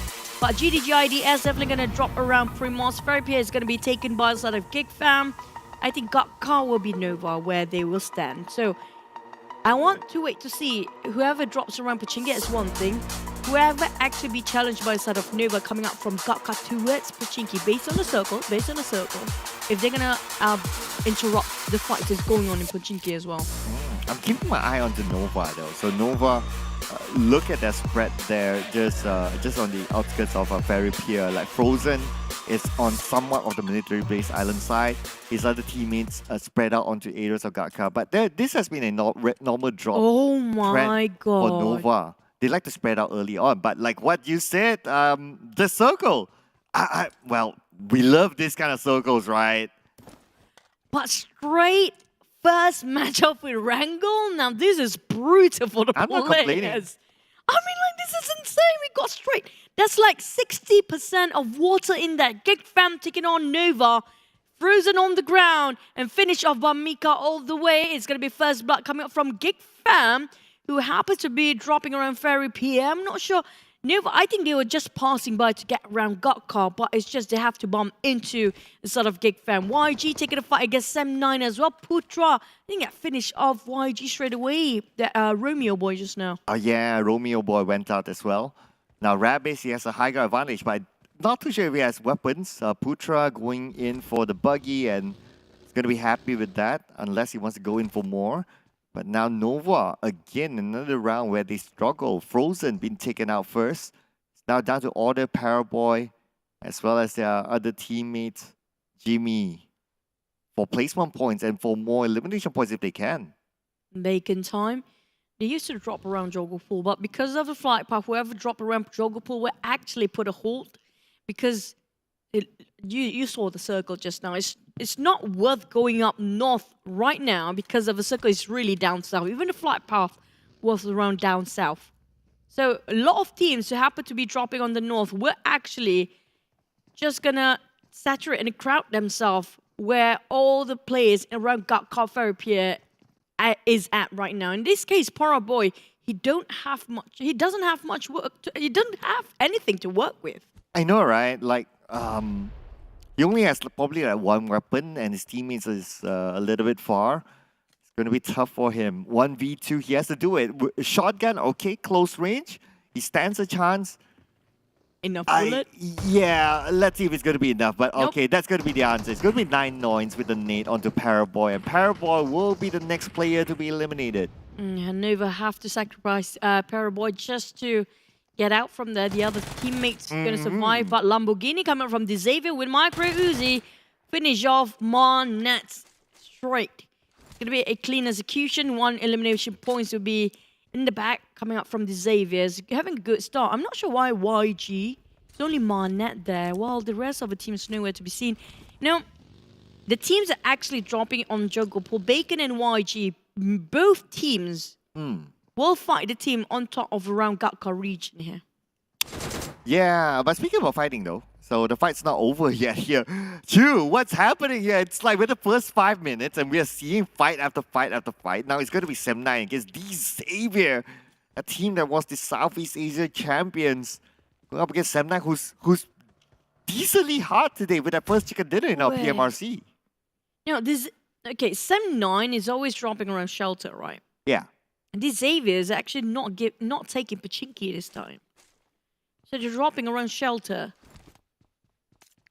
It's surprising because it's unusual for this Xavier to actually give away Pachinki in the first place. Yeah, you have a point. So we haven't yet seen who's inside of Pachinki, so we're not too sure yet. And it obviously is in Nova, so we that's definitely out. Maybe it's still SMG. Possibly. Feels like it. It feels like... I'm surprised nobody...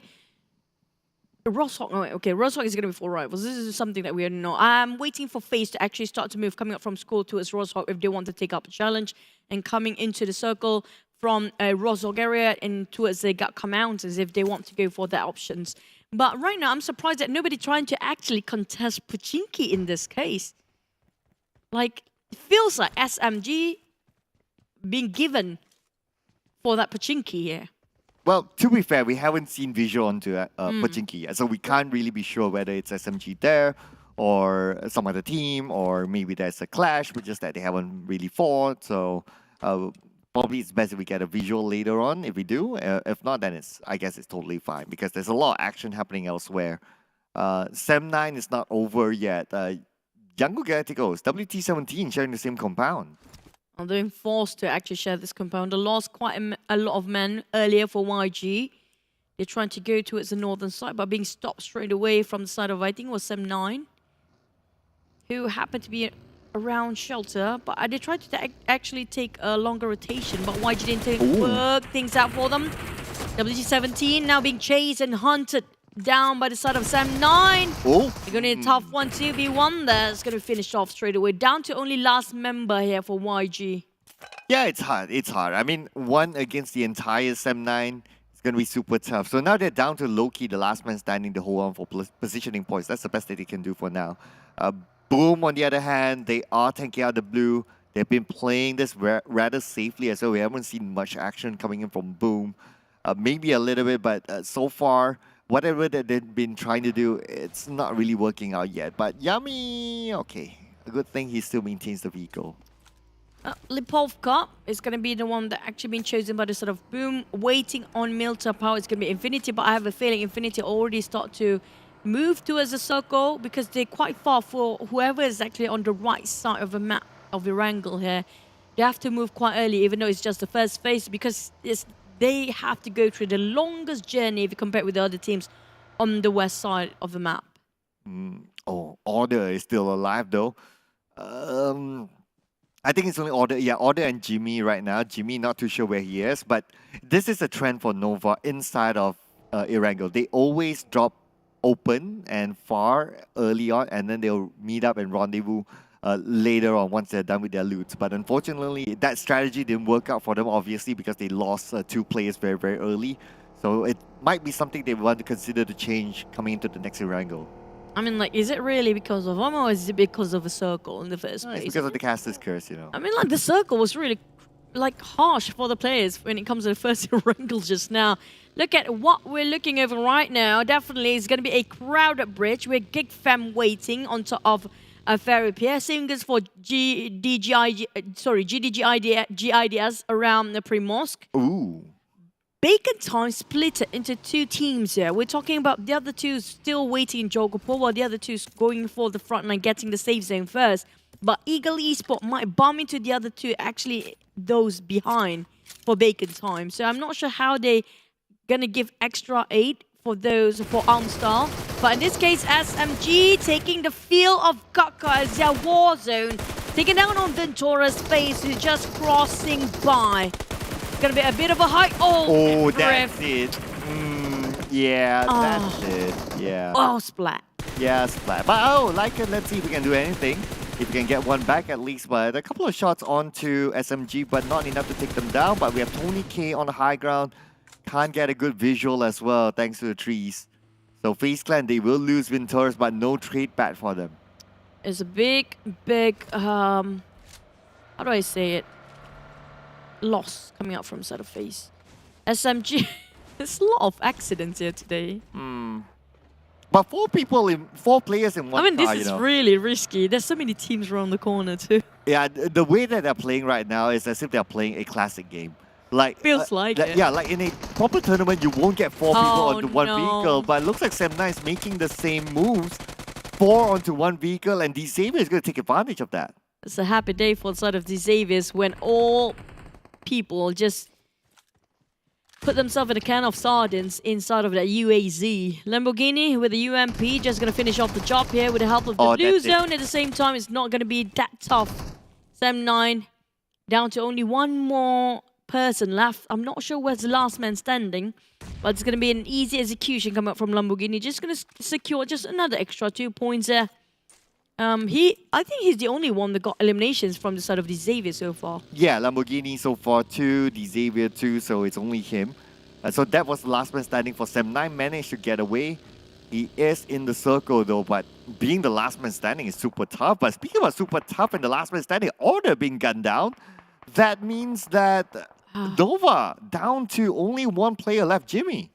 Well, is the terrain of Primos and PMPL, who usually dominated by the side of GIDS and also Geek fam. They definitely waited for the right opportunity to open fire, waiting for the other teams trying to take away their compound and just gunned them down. Back to the side of FaZe Clan. Feels like the next contender is going to be 4 rivals. Surprisingly, 4 rivals. They used to be the one that actually just care for themselves, each individual for themselves, but this time they work so well in a team when it comes to Wrangle. Yeah, looks like they're starting to switch up their ways, which is great. But what's great for Loki, almost got him one onto Infinity Mela, in fact, being gunned down, but immediate counter back coming in from the rest of the Infinity, and they managed to secure the elimination point, and looks like the first team to be out is Yangon Galacticos. It's going to hurt quite a lot when it comes to overall rankings later. Plays himself at 6. I'm not sure how much they will be pushed down later after this game. Instead of Infinity, they've been running and gunning quite a lot. Infinity Mela definitely will have a bit of a time to reset. Still on second phase of the blue zone. Will not chuck quite a lot of HP for these guys. BNU on the other hand. Here comes the Xavier, gunning them down. Oh, there's a bit of a drift there. And lost power for the blue zone. Oh, man. I'm not sure if he can survive it. Can he actually heal himself up? No way. Yeah, too bad. Took too much damage from those shots. And now Zunos may be taken out by the blue. Sukik on the other side will be taken out as well. Looks like it's going to be a high ground, long range coming from Snissel. And the zone on the areas of the lighthouse. Bridge fight. Bridge fight. Bridge fight. Bridge fight. Bridge fight.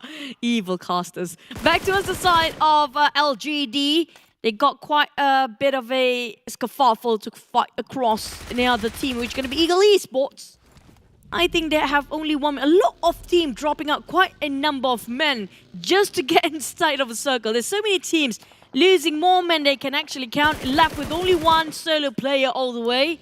In this case, it's going to be Eagle Esports with 1 man as well.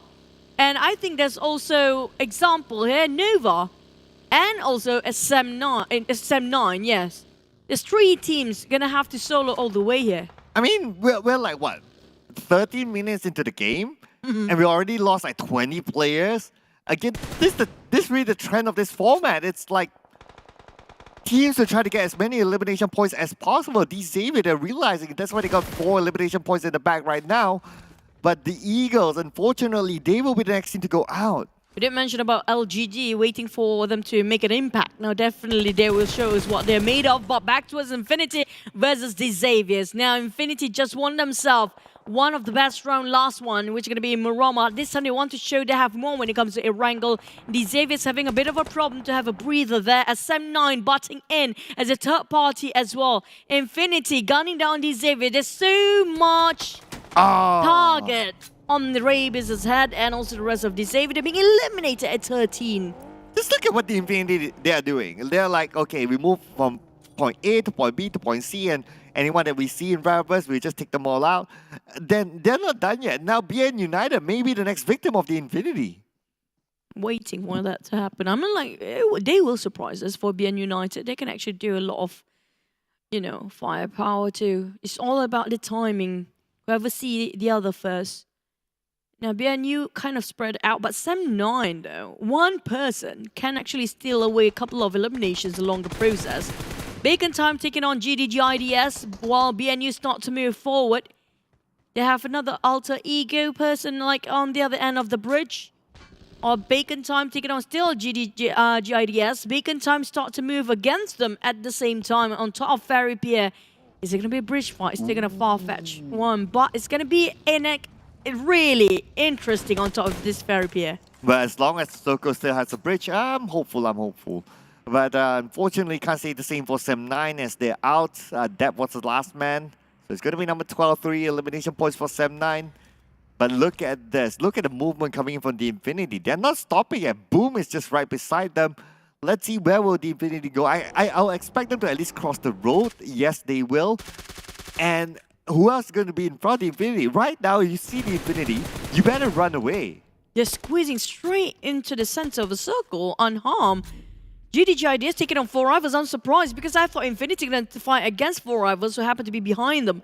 FaZe, on the other hand, have to get out from the blue zone, but LGD waiting them at the other end. Alter Ego taking on 4 rivals. Infinity just parked themselves, taking a bit of a peek towards Geek Fam in the warehouse, while LGD just wiping off everybody off their feet here. We're talking about FaZe Clan, who happen to be marching right in front of LGD. They got themselves 4 eliminations so far, and they want to go for more. Next to them is just going to be FaZe here. They're going to stop FaZe from moving forward. Yeah, they're going to try to get into the circle first. Now they have the high ground against FaZe Clan. Shots onto Tony K. But it's going to be boost for GIDS from the other side. Looks like it's going to be FaZe Clan. The team that has been sandwiched between 2 other teams. It's a lot of the similar situation for the other teams as well. In this case, FaZe wanting to run from who? There's almost every team in every single compound right across them. And Geek Fam waiting for MR5. It's going to be the last member of FaZe left here. Geek Fam, on the other hand, want to go just finish it off straight away. Boom, on the other hand. Bit of a peek here against BN United. Geek Fam finish off FaZe. Another team be eliminated just in the 4th phase. Oh, and the fact that FaZe Clan is out, that means that the Infinity can pull away. Bacon Time could catch up onto them as well. But now we move on to Boom. Boom is going against BN United. BN United down to Max. The last man standing, 3v1. Can he pull off a miracle? Oh, Max! Oh! Couldn't actually clutch it. Just too much to handle. Boom finally secured that one and eliminated couple of more in the back. Bacon Time, on the other hand, who do you want to challenge first? Is it going to be GIDS or Geek Fam on the other end? But LGD is on the move too. Now, Ferry Pierre, all of these teams who want to vacate it is not inside of a circle, but Bacon Time have to cut across so many teams just to get in the safe zone. Oh, yes, including LGD as well. LGD, they had to land right in front of GIDS. Looks like Alan, he has a high ground advantage. He knows exactly where they are. GIDS will be sieged up by LGD. LGD will evade those nades. Nades onto them. Down to 50% health. They need to reset quickly. Oh, here comes a couple of smokes being tossed out from the side of GIDS, but losing quite a number of men for LGD. What kind of nade is that? How do you make a snake nade like that? Oh, and they're not done yet though. So Alan almost got inside. Another knockdown through those nades, but couldn't connect the last one. But looks like another nade from GIDS will manage to take down one more player from the side of LGD. And Alan starting to move in, trying to do the mop-up crew. And looks like it's going to be LGD almost out. Alan missed the shot. Alan, there you go. Finally secured, but LGD bowing out at 9th place with 9 eliminations. At least they got some points to work with. But Bacon Time spot out GIDS before their reset. And now GIDS having a bit of a problem to have a grasp what's going on, but almost got entirety of Bacon Time's member just now. Snizzle started to reposition himself in a better angle. Oh, Snizzle now trying to find a good angle to stop Bacon Time from coming forward. Bacon Time, they won those elimination points in the back. They currently have 3 of them. They're playing by the edge of the circle. 9 Noise tossing onto the 2nd floor, but no one's there. Snizzle is on the other side. Waiting for Geek Fam to butt into this business too. Ice cooking up the nade. Infinity start to move against on the side of Boom. On the northern side, on the upper side of the circle, is quite crowded as well with Infinity, GIDS, and also, Infinity, definitely Logan is just there, but it's going to be quite far off if you compare with GIDS. Last member there is going to be Booms fighting the entirety of Bacon Time. Now, this is a really scary prospect. Oh, but it's going to be scary for the Infinity now. They're going up against Boom, but it's going to be Newsy taking one down back. Now, Booms, the player named Booms from GIDS, looks like it's going to go up against 4. Can he actually pull off a miracle clutch here? 1v4 in the lower grass, not going to be easy for him. But Boom's not going to give up just yet. But finally, Ice takes out Boom. It's going to be the end for GIDS. Now, speaking of Boom as a team, not as a person, he's going to fight against Newsy Infinity. Oh, Alter Ego. They have to make such hard situation for the Infinity. Newsy caught up in between the crossfire. When Boom sandwiched on the other end, it's going to be Alter Ego also. Oh, Nate! Whoa! Tony! God, Tony, my goodness, it's going to be Mela. Only 2 nades to rule them all. Looks like Boom. They went boom. That was the right moment where Alter Ego got themselves that domination. They just stopped it with one Mela nade again. My goodness, again, their nades is just insane. Whoa, what a nade they're coming from the Infinity. But now we keep focus on the Bacon Time. Bacon Time sharing the same compound together with Geek Fam, who's just right beside them. But the Infinity, they're not done yet. Mela goes down. Looks like it's going to be Alter Ego onto the Infinity. Oh, feels like they have this for the win. And back to us, the side of Potato spotted out on Logan. That's going to be last member of Infinity. They were winning back then, but that one nade just now, yes, ruled them for a bit. But in the meantime, they're giving away too much of the position. Back to the side of Bacon Time versus Geek Fam. Next is going to be a lot of the other solo players just swimming around this bridge. Oh, and Jimmy managed to slip himself onto the He's dock. so happy. Yeah, Appy is currently in the waters. Jimmy probably has a good angle onto him, or at least he has visual onto Appy. But now it's going to be Bacon Time. They need to move forward. That means they need to fight against Geek Fam, just right in front of them. Oh, at the same time, damn rude. If you just go to the right side a bit, you can spot both solo players. Geek Fam, they have been sitting this very, very quiet. I mean, like, there's so many times they can actually take the advantage being the third party, but didn't take that window of opportunity on the side. We have Gillis on the side of a pond bit. Alter Ego, they got themselves 7 eliminations so far. But everybody's been quiet, a bit of a peace before the storm here. But like it or not, they don't have that much time because the circle will shrink even further and Bacon Time start to move first against Geek Fam. Geek Fam, they currently at the fortress, but then again, it's going to be Bacon Time coming in, and Bacon Time still has a full squad. Now at the same time, Alter Ego is on the other side, but they're not currently in the circle. Appy is still in the water. Jimmy is on the other side as well at the docks. And now Damru spots out Renaure. Being spotted. Jimmy knows exactly where Appy is at, but the long range from Damru does connect. Okay, but I didn't actually just knock down the entirety of that play, but Jimmy just want to shoot so bad. Just take the shot here. Come on, Jimmy, you can do it. Back to the side of Fnatic. He saw the... Oh, that's nice tap coming out from Fnatic. Logan? It's really risky from Logan, the last member of Infinity. Out in the open and only have 2 first aid. Here comes the cavalry of Bacon, just rushing to the side of Geek Fam. Oh, and Jimmy finally been taken out. So Jimmy didn't actually shoot Appy. Appy survived thanks to the other side. But now it's going to be Nova out at number 6. And it's going to be Geek Fam versus Bacon Time. Bacon Time for eyes.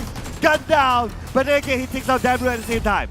Geek Fam dominated that kind of fight just now. The CQC open up by the side of Bacon Time at first. A failed rush, a failed flush, as we can see. Geek Fam back towards just defending their fortress there. Will take a bit of time. Alter Ego, on the other hand, spotted out Appy. Appy, he survived so long against Jimmy from Nova before, but for how much longer? Well, thanks to the vehicle that somehow was there. He climbed onto the vehicle and he probably like healed just to buy time for himself. And now, at least he's a top 4 finisher at this moment. Alter Ego, on the other hand, they do not have a circle. They need to fight forward, but it's going to be Logan they're talking about here. But Logan, anyway, he's the last man standing. It's going to be tough for Logan to fight up against the full squad of Alter Ego. Alter Ego got himself 8 eliminations, 7 for the side of Infinity. All he needs to do is just hang on, but Yuhai spot him out. Yuhai will go for the rush. You're going to cook up the nade at first, but Logan cancels it. Then last minute, Logan, Yuhai. can he? Oh, it's going to be him winning the fight for Yuhai. Finish it off with 3 elimination in total, with 9 elimination for the side of Geek Fam. We're down to the top 3. 4 rivals. Well, it's going to be 1 man all the way, but damn it, spotted Alter Ego at first. Not one doubt. Do they want to go for the rush here for Geek Fam? Oh, are they going to go in for the rush? Do they have enough information, especially where Appy is? That Appy could be the kingmaker if he comes up onto shore and tries to shoot them down. But look at the circle. Appy could still go up on the shore, but Pompit knows exactly where he is. He saw him taking over. And now Pombit will not live this anytime soon. Definitely he will got the entirety of 4 rivals Appy on this side. But Appy happily swimming. Not going to be contested whatsoever. Potato try to actually pin down on those vehicles. Here comes the whole team of Geek Fam. Rushing straight in Potato's face. But damn rude. Getting the bank side. What ingenious call from these guys. Yeah, they're playing the bait. Damn is the real one. Yeah, Damru, I mean, his positioning, he always knows that, okay, you guys go front, I'll stay behind, I'll give you cover fire, and that's exactly what he's doing at this moment with 2 knockdowns back-to-back for Damru. Pombit will be the next one. Appy still survives. Happy. All he needs to do is just keep on swimming. But at the same time, it's still inside a circle. It's gonna do fine. It's gonna do fine. All he needs to do is just wait for one of this team to go down first, which they've been very frantically trying to take over each other down. But Fnatic, he's trying to save one of his teammates on the Mushroom Tower. But at the same time, Damru is not giving him any leeway to do so. And Damru is just too far into the blue zone. He needs to move forward. Oh, he no! dropped himself. Oh, no, that damage for the fall. Unfortunately, Damru will be down. But then again, Snipes is there to pick him up. There should be enough time. Then again, no. Okay, so trying to push Damru, but then again, it's not working out. Damru needs to move for the fall, but Mika is there to take down Potato. Alter Ego not in a comfortable spot as well. Oh, Damru, it would be left at the back there. Well, they don't have any choice. Unlike Snipes is contemplating whether to save him or not. He tried to drag him with a buggy. He tried to drag him faster with a buggy. I don't think that buggy works as a trolley. My friend, I don't think that's working. Yeah. That's gonna work. Yeah, that's how you do it, guys. That's how you do it. This is the real saving scene coming up from UI. That's how you should do it. Yeah, that's how you do it. That's saving Private Damru there, ladies and gentlemen. Finally, he remembered that, oh yeah, you can actually pick him up like that. Okay, you don't really need to like use the buggy to push him. But anyway, Appy is now up on shore, but he's definitely not going to be interested to take any part in this fight. It's going to be either Alter Ego or Geek Fam trying to fight each other, and let's see how Appy jabs in. Snipes. Can't even, I mean like, here comes preemptive shots. Renore, ready to cook up the nade here. Pombit still guarding on top of this tower. But at the same time for Alter Ego, they don't have the circle. Geek Fam actually get a better part of it. And Snipes trying to take down Potato from afar. Renore kind of thinking which way he should shoot first. While Appy is happily swimming, he needs to dock himself up because he's not inside of a circle anymore. Appy slowly trying to be the bane for the side of Alter Ego. It's really risky. Whoever they pick for the side of Appy, it's going to be the bane for the team here. Geek Fam try to take down on one, but they don't have the opportunity yet. Well, right now, at least Geek Fam, they have the circle, so pressure is going to be onto Alter Ego. Appy is just going to sit out of this. Geek Fam, they are still a full squad, while Alter Ego is a trio. And now Mika will be gunned down, but nope, not yet. They try to take it on to Renare, but Renare still survives. And nobody spotted out Appy at first. Slowly crawling outside the play zone. Alter Ego's losing more men here. Feels like Geek Fam got this in the bag. All they need to do is just finish off. And one more knockdown. It's going to be Snipes. Try to circle around with his buggy. Try to spot where are the players. Damn it, spot out those coming up from the bridge of Alter Ego. Pombit trying to finish off Snipes, but he spotted out. Damn it, one nice shot. He didn't whiff. Perfect spray from Pombit. What an amazing long range split coming from Pombit. Wow, how did he do that? But anyway, to pick up Damru shouldn't be a problem for Geek Fam, but now the problem for Geek Fam is going to be time. 5 more seconds on the clock before the zone closes in, and this zone will close entirely. Pombit finish off Damru, and that's going to be another point for Alter Ego, but Snipes got down as well. Renare gets it onto him. This is going to be the game changer for the side of Alter Ego. Pombit makes such a big difference for the side of the team here. While App is slowly creeping towards the side of Yuhai, coming from the back line. Yuhai is too busy focused on what's in front. Pombit, we finished off. But on the other end, 4 rivals. Nobody spotted him out just yet. App is still playing this quietly. Pombit finished off by Yuhai. Oh man! Fnatic, that nade towards Mika was huge one. That is crazy for Fnatic coming in from behind. Now they have information. They know exactly where Yuhai is at. Fnatic has the high ground. 2v1. Spring on the Yuhai. Yuhai 50% health. Yuhai 20%. And Yuhai goes down. Happy 1v2. Can he pull off a clutch? There he goes. There he goes. Can he? Happy. Just go for it, Happy. He got 1 first aid there. That's it. He have double nade. Happy. He's kind of. Oh no. There's no time. The Blues are closing in. Oh. Happy. Renault. What a nice turning of events. Whoa. Pombit. He caught Damrud off guard. What a game changer! Wow, and I thought that Alter Ego will be out because Geekfam had the circle, they had a full squad. Alter Ego only had 3, but they somehow managed to turn the tide. They sent one bait out there just to get information, and once they know where exactly Geekfam is at, they counter back by those flags. Amazing play by Alter Ego. Whoa! I have to say that's one of the best finishing, comical, but yet still very good finishing. One of the best today. Wow. And that was a 2v4. It was a 2v4 for Alter Ego. Yeah. It was really hard for them, and they managed to clutch it because of Pombit. He caught Damrud, which Damrud was so pivotal, was so important, was so crucial to make sure that he survived. Well, I did remember Snipe tried to just trolley him with a... Yeah, he tries to get that bait out, right? He tries to get those shots so that he knows exactly where his opponents are. Because of those clips, they couldn't get a good idea of where exactly Alter Ego is at. But then again, the moment, like what you said, the turning point is that the moment Alter Ego takes down their main support, which is Damrud, who's way far behind, that's it. That's enough of an opening for them to move forward and finish up the rest of Geekfam. Oh man, what a game just now. So many teams kind of surprised with the sake of the circle, just really quite a lot in the center of the bridge just now on top of Therapy, and then just go straight towards the lighthouse. It's just really unpredictable circle.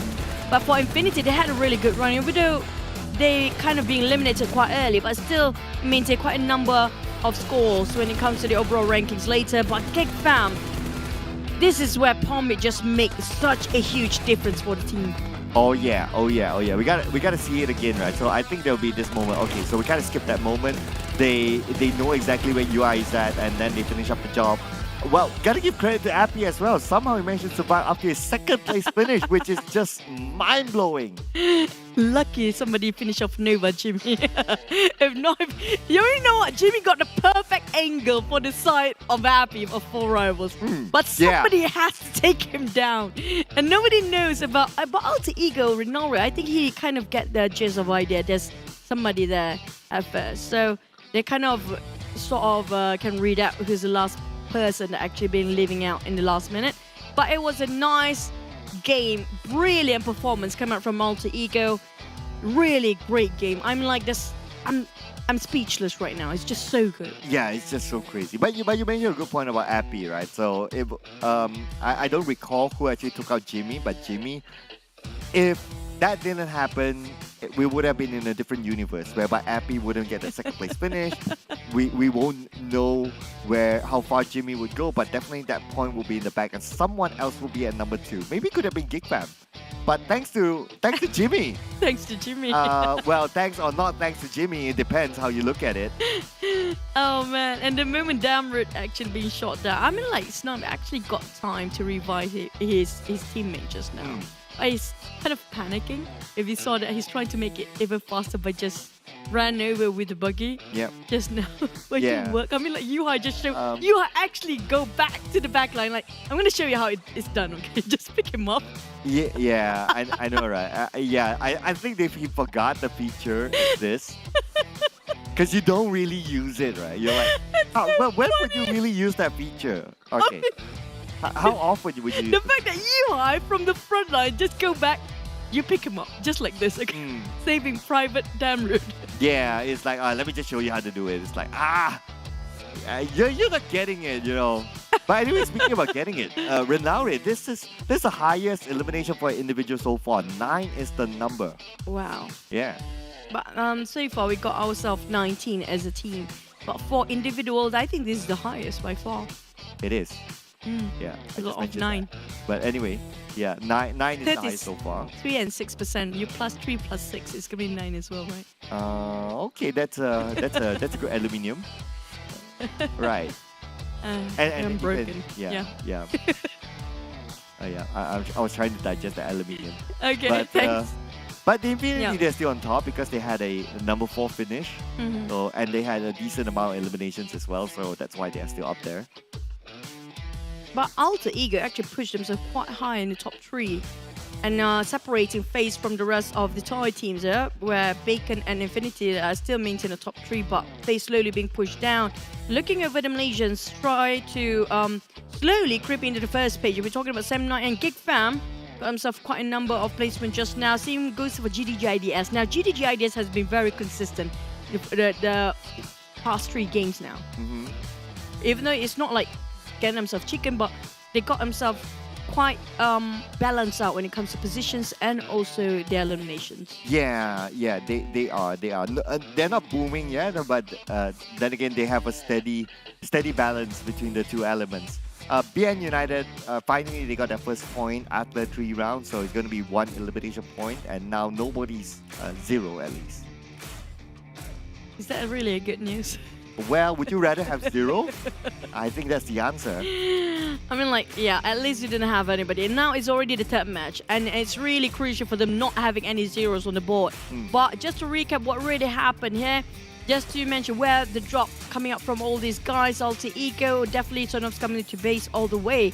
So there's 2 teams actually dropped on Sonov's community base, which was BNU Knight and Alter Ego.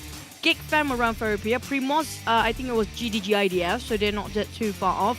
But FaZe and 4 rivals on top of Rosso is quite far actually. Infinity is not that far either, but I think the furthest away, coming up with solo player all the way down towards side of Therapia, that's a lot of troubling for FP only. Yeah, it was crazy. It was so crazy that I'm sure you'll be looking back at this replay or this live stream. You'll be like, hey, Jimmy was actually behind me. It's like, if you pulled the trigger or if Jimmy just tried his luck, the Appy wouldn't be on the charts. Like we can forget about 4 rivals being number 2. That's true. And also Infinity, they're taking this turn or this round specifically. If you compare with Rama and Sahana, they've been playing very fast and very early when it comes to rotation, but this map, Wrangle, they came in very late. He came with a boat, so it's Nova, and they're just going over the other side with a vehicle, and they were tanking quite a number of blue zone for quite a bit. But aside of Geek Fam, and I think in the end of the day, it's about who sees who first, right? If only Damroot wasn't taken down, maybe it's a different story. Now, I have a feeling it's actually Alter Ego that might actually take it down on Jimmy or maybe Bacon. So between these 2, it costs Happy to survive longer. Brief memory, it's between those 2 teams, whether it's Alter Ego or Bacon time. But then again, that's not really important at this point. What's going to be important, of course, is Appy's survival somehow still, and he managed to creep himself up to a 2nd place finish because Alter Ego and Geek Fan, they were just too busy with each other. And this is where Yuhai, he parked himself in front, and the moment since everyone was in front, the moment that Damroot got eliminated, that's it. Alter Ego can go in for the flanks. It's going to be 2v1 against Mika, and once they got Mika, it's going to be 2v1 against Yuhai, and that's how the whole domino effect kind of happened. Yeah, also the point where Pombe actually get out from that watchtower just now. When he was in the watchtower, he couldn't actually contribute too much towards the team because it's kind of a limited view and angle he can actually work with. Remember, he jumped out from the watchtower and spotted out Damroot straight away.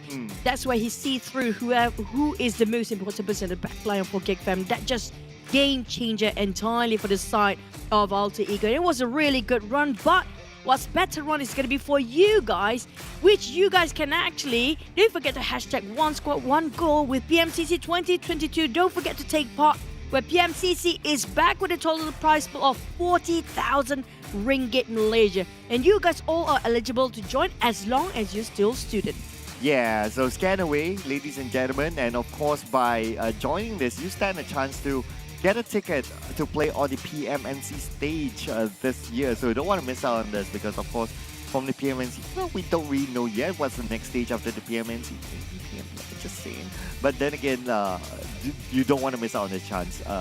You do want to just give it a go. You never know what comes up. And besides winning the prizes, you get the experience actually playing in an official tournament. There will be a broadcast for this as well later on. So hashtag away, one squad, one goal, and hope to see you there. Yeah, I hope to see you guys in PMPL next year. Because you might have a shot at that. It's so hard to get the slot for PMPL these days. The play is so good, but what's better is gonna be the new ultimate set coming soon. Whatever it is, we have no clue, but it feels like a space and time thing. Feels like everything in crumbles. I don't know, is it something in the future? Is it some sort of lightning set? That was back then, lightning set. Yeah, it's called the Lightning Nebula set. Yeah, now I remember. I do see like somewhat of a sword there, so I don't know if that is part of it or is that like a Easter egg or something. But what's not an Easter egg is the new map because it's already out. You can try it out in game. Per round it's about 5 minutes, so it's going to be a quick game every time you play this. It includes new weapons such as the NS2000 shotgun, tactical crossbow, and also a new vehicle which is a quad. So you don't want to miss out on this. Of course, do tell us what you think about this new map as well. Love Island, Pink Beach, Crystal Bay. The name's kind of sus, but you know that's for you guys to discover. What do you mean? The name is kind of sus. Yeah, Pink Beach, Love Island, I do want to know if you can actually hop onto the Ferris wheel to take a spin for a bit. Yeah, I haven't tried it yet. I haven't tried it as well. The 5 minutes is just too long for me. But you know what? We're done gotta make a smaller map now, PUBG Mobile. Now 5 minutes is just too long for her. She's not, 500 meters by 500 meters now. And that's like what, 2.5 minutes? Maybe 1 minute. If Nova, all of them are still playing. Yeah. Well, okay, I don't know how to compute that, but okay, yes, I'll just agree to that. But next one, you have another wrangle to go. And the first one, definitely, well, we mentioned about, the first game, the teams are good, Alter Ego's really good, but I'm not going to take the credit away, but the fact that the circle and the flight path just all the way to the southern part. So it's kind of, is it really the player really good, or is it just a map? Well, you got to be prepared for all sorts of circles, right, at the end of the day. But anyway, we will still have a couple more Erangles for us to come up with a better theory of what might happen tomorrow. But let's check out the team summary. So it's going to be Alter Ego and Geek Fam, the top two teams from the previous round. Alter Ego obviously got the chicken dinner, 13 eliminations versus Geek Fam, 11 eliminations. Alter Ego dishing out lesser damages though, 2,232 versus Geek Fam 2,355. And Geek Family spent 1 second more than Alter Ego in the play. Well, aside from damage dished out from side of Geek Family's way more, but the elimination is still more to the side of Alter Ego. It just shows that they know better when it comes to best utilization of their resources here. Ronaldo definitely have the most eliminations with 9 out of all the numbers up there just now, and the highest by far when it comes to individual record. But Geek Fam Mika just squeezed into the second place with 5, and GIDS Alan squeezed into 3. Now, there's quite a gap between the first, second, and third place here. Yeah, I know, right? It's like 9, and then you have a 4 difference to 5, and then you have 2 difference to 3. Very interesting. I thought 3 is fairly low. I would have expected some other players to get a 4 or 5 maybe in between, but yeah, it is what it is. But anyway, so far it's going to be different countries getting the chicken dinner on the board. So it's going to be Malaysia 7-9 in the first game today in Sanhok. Second game in Myanmar is going to be the Infinity from Thailand, and we have Alter Ego from Indonesia in the first Erangel. So could it be Vietnam? Could it be Myanmar? Could it be China for the next chicken dinner? Yep, so far the 3 regions that we just mentioned is nowhere near getting a top 3 or even the chicken today. Close enough, but it feels like they kind of having a bit of a slow start if you compare. Maybe tomorrow will be a different story, but still, it's going to be a second wrangle. So you already done the warm up with the first match just now. Yeah. Well, yeah. I mean, 3 games is more than enough of a warm-up right now. So hopefully we can see those teams, especially on the second page, to do well in this round, because we want to see, like, you know, some back and forth, some fight. You know, let's not let some of the teams to just dominate all the way. Hashtag Thai teams. But yeah, we want to see a little bit of a challenge. For today at least. But we want to see a bit of a back and forth, and that's where the fun is, right? I mean, like, I'm not surprised tomorrow we're going to look over a different region entirely or a different country entirely to actually take over the top 3 here, because it's not really that far-fetched for these guys. Especially you saw the pattern here that we can actually note it out. It's not about the chicken dinner anymore. It's about whoever get the most eliminations to actually take out the top 3 spot and get themselves in the extra match for the show match on Saturday. Yeah, the new match. Yeah, so it's going to be very fast. We can actually time it out, really. Is it going to be more than 5 minutes or not? Oh yeah, we could. Like live show, like, you know, and you're putting against like the best of the best teams, right? So yeah. Maybe it's going to be faster than 5 minutes. I don't. What happened if it's actually longer then? Well, then they should just give us $1,000. I wish. Yeah. I wish life's that easy. Yeah. I mean, you're asking me a question that the answer, I will definitely want to put out something that favors us. Yeah. So it is a wish list. Just saying. I mean, like, okay. Jokes aside, I'm kind of surprised at FaZe angle just, and there's so many accidents happened there, and there happened to be a lot of teams taking one vehicle only. Yeah. Is it so hard for them to actually spot the vehicle just now? I don't know. I have a feeling, right, after like 3 rounds, looking at how the trend of how they play and all that, it feels like they're taking this as a serious fun match. It's a serious fun match. So yes, they're playing it seriously, somewhat seriously, but they're also having fun at the same time. So that's why they're not doing like, okay, we must get all 4 vehicles, we must get certain whatever vehicle they need. They just go, okay, we got that one vehicle, we just take it and we just go all around and try to get as many elimination points as possible. Just like playing a classic game. I don't know, it feels like they really couldn't find any vehicle just now, from my opinion, because there's not much vehicle that can be spotted out. And some of them are actually taking a boat, so that's really smart since, you know, there's so many teams in between there. But I do want to see whoever tried to change a drop spot later on the second match of the Wrangle today. Yeah. Because we saw just now, because of a circle, because of a flight path, some teams are being forced to stay in the area of Primos and Ferry Pier, even Gatka. Whoever trying to go to Jungle Pool, even a northern side, like example, Eagle Esports love to drop onto Slovenia or shooting range. It's almost impossible for them to reach there the moment the circle pops. Yeah. So if we got a circle that kind of split the map into 2 and everybody can reach wherever they fancy, maybe it's a different story entirely. Yeah, it could be. It could be like what you say, right? It's also affected by the kind of flight path. So let's see if anything changes in the next round. But I still feel that we will see that this kind of gameplay throughout. Like, okay, how would I define a serious fun match? Right? It's like you're playing classic, but you still have the goal of like I want to be conqueror. So you're playing fun, you're having fun, but at the same time you're serious about getting that rank. So it feels that way for it's less at least stressful actually. Probably, depending on how you look at it. Right? It's supposed to, wait, wow. Yeah, I mean, do I need to explain? You're 2 matches too late for Infinity. Yeah. They got themselves a last you're still late, so. I mean, like, they haven't. Did it happen? No, not yet. Yeah, so maybe next one. They close enough just now. That's why it's a prediction, right? Yeah. Infinity, on the other hand, I have a feeling they will go more aggressive than they were in last year Wrangle. Yeah. I mean, they still. Well, it doesn't matter for them whether it's 1 or 2, right? They still get that invite to play that show match anyway. But I think what they will want is that they will want to have like all tie, like number 1, number 2. Yeah. There's a pride. Yeah, it's a pride thing, right? Yeah. The chance to actually brag yourself. Yeah, like example, Nova is like one of the best in the world, right? Yeah. And Nova didn't actually make it on top 3, and they were like, we beat Nova in this match. I mean, like, you know, even though it's not really contributing towards the worlds later, but you still have the right to brag about it. Yeah, it is. It is a bragging right, no doubt about that. And there's still money involved, $30,000 prize pool involved. So, yeah, I mean, what would you do with $30,000? Buy my mom a car. Or buy your mom a car. Yeah. Okay.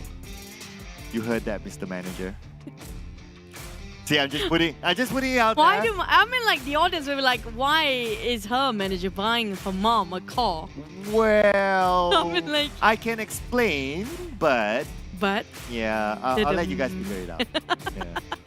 But back to it, all seriousness. You know what? I'm waiting for some teams here. Like example, we talk about YG. They are in the top 10 before, but then kind of being fallen off the chart because they're being eliminated quite early. Yeah. We haven't looked over like the Chinese team that haven't been performing today, and also BN United is like really far off from like if you compare with all the other teams. Like it's so hard to see them actually, you know, fighting. Yeah, I mean they only got like 1 point out of 3 rounds, so they're always being the victim of the scenario. Yeah. I mean every time they try to take a fight with another team, the team just crashes into their compound. They just lose. Like there was no fight at all so far from what we have seen, at least in the 3 rounds. Like they are not really few players, so I mean, of course not. I'm hoping for more. I'm looking for BN United to actually, you know, shine as bright as all the other teams out there, because even though, like, example, we mentioned about, like, even LGD haven't been, you know, outshine everybody else, but we're talking about all the teams across all the 16 teams out there. They have their limelight. We saw that they're really fighting. But for BN United, it's like never there. Yeah, yeah. Where are they? Yeah, I mean, that's why they're 1 point, right? I mean, like, at least 1 point with a fight. I mean, if they had a fight, it wouldn't be 1 point. That's my logic. I mean, my logic with that 1 point, it's okay for them to fight, but they didn't finish. It's all knocked down. You know, that kind of fight. It's Okay, still, yeah. It's still reasonable. Yeah, I see the logic there. I see the logic. Yeah. Yeah, I see the logic. I mean, you can try to fight. You can put it as a 50-50 fight, but you still lose. So, well, in this case, they are losing. I was about to. Yeah. I was about to get there, but thanks for finishing my line. Oh really? Yeah. Oh my god! But, I didn't think that you're actually finishing there. Yeah, but it's okay. But anyway, okay. Yeah. Go ahead. No, never mind. I'm still waiting for the Xaviers also try to make their debut here. Yeah, the Xavier. I was actually looking forward to not only the Xavier, but I was actually looking for the Yangon Galacticos as well. Yeah, why? What are the reasons? Because they are the only representative of Myanmar. True, and also Mane. I mean, like, Mane is really crucial for the team because every single time that actually YG make a play, Mane has to survive. You know, a lot of times you saw YG being taken down or being eliminated quite early. One of the many reasons we saw Mane one the first one to be out. It's always that case for like, a YG. Yeah. For some reason, right? So I don't know. It looks like they try to survive. I think they have good survival skills. I think they do last quite a bit, but when it comes to fighting, it's like it's not really their thing so far. That's all we can see today. And it doesn't help that, of course, some teams try to kind of like crank up their fighting abilities, like the Infinity, like Baseland, like Bacon Time. They just crank up their fighting abilities. They just go around like trying to get as many elimination points as possible. I mean, like in this sort of tournament right now, we're talking about regional clash, where the teams combining of all multiple regions here, going for a really aggressive approach when it comes to getting the points, especially with a format where the ranking points is not really that contributing as much of your elimination points. So, like it or not, they have to embrace the fact that, example, BN United and YG, they have to accept the fact that they have to force the fight, no matter what. They cannot be the one waiting the fight to come over to them. They have to be the one that bringing the fight towards the other teams, though. Yeah. So that's why we can see that teams playing actively. They're actually on top of the charts, and teams were like waiting for people to come to them, hoping to get elimination points. Yeah, but not so. I mean, we did see some like GIDS, but I worry that could be like a one-off just because of how the circle kind of favored them. But in general, I think that, you know, if you play the active role, that's how you become like the FaZe clans, the Infinity, to put yourselves up there. Well, it's all down to, I want to see who gets Pochinki. I just want somebody to actually, I mean, like, I'm surprised Xavier is actually giving Pochinki away, honestly speaking. Because I have a feeling they can actually fight SMG on top of Pochinki. Because whoever gets Pochinki, it's so easy for them to rotate wherever it is the circle next one to be on the north or the southern side of the map. Quite easy. It's quite in the center. But 10 more seconds to go. Definitely we wait if there's any team going to change their drop spot. That's one more thing. And wherever the circle and the flat path will be, will it favor the teams that are actually really desperate enough to win? Let's get into our second wrangle of the day. Pang. Oh, yeah, okay. I'm trying to redo the, you know. We missed that. No, yeah. I was expecting us to have that, you know, but... Some of our audience don't know what's going on. I think we should explain. Well, okay. I mean, if it's hard for me to explain, but if you do follow the series from before, for the PMPL, of course, then you would know what I mean is like, okay, you have that like transition, and then you have like the and then you come into the map. So you have like that kind of like that build-up music a little bit. Yeah, I miss the music though. Yeah, did I explain it well? Yeah, I miss the headbanging music. Although you hear it for like a million times. Yeah, I kind of missed it still. But the moment it's not there, you tend to like appreciate it a little bit more. When we start to not getting something, then we start to appreciate it, right? You know, it's the same like people, right? When the person is not there anymore. This is going so deep, yeah. Yeah, when the person is not there anymore, then you start to like, oh yeah, I wish the person was here. Do you wish me? No, definitely not. No, of course not. Yeah, you aside. No. But I'm loving this fight part. It's splitting the map equally into two sides, which is going to be left or right side. GIDS definitely dropping around Primos. Geek again very clear. But we're waiting for Alter Ego and also BN United is going to be around the sort of community base again. But because of the flight path, really just now was left side bridge, right now right side bridge. Let's go. Why didn't we get this many fun circles into PMPL? You know, like, it would be great if it happened. I know, right? Like all the time, I don't mind. Like left, right by the bridge. That's where things really matter that time, right? And this time, the circle just goes to Novo perfect. Really? Yeah. Is it really going to be Nova all the way? If it does, it's going to be perfect. Hopefully. Yeah, I want to see that. I have a feeling it won't be there, but I don't know. I just wish it's going to be a Brit circle again. I want to see how the players, when it comes to this standard, this tier of players, how did they actually play around the platform? But Frozen! Jimmy on the ground. It's going to be Power Boy with a micro Uzi. Nova again, ambushed by the son of these Saviors, taking them down straight. Wow. Looks like Nova has to let Frozen go. You get what I mean? It was the second time that he gets eliminated very, very early. And so they gotta let him go. Yep. Yeah. Frozen. So Jimmy is the one that's starring that movie? Yeah. That's why he's just beside Frozen. My god, our puns are so dry. I'm sorry, guys.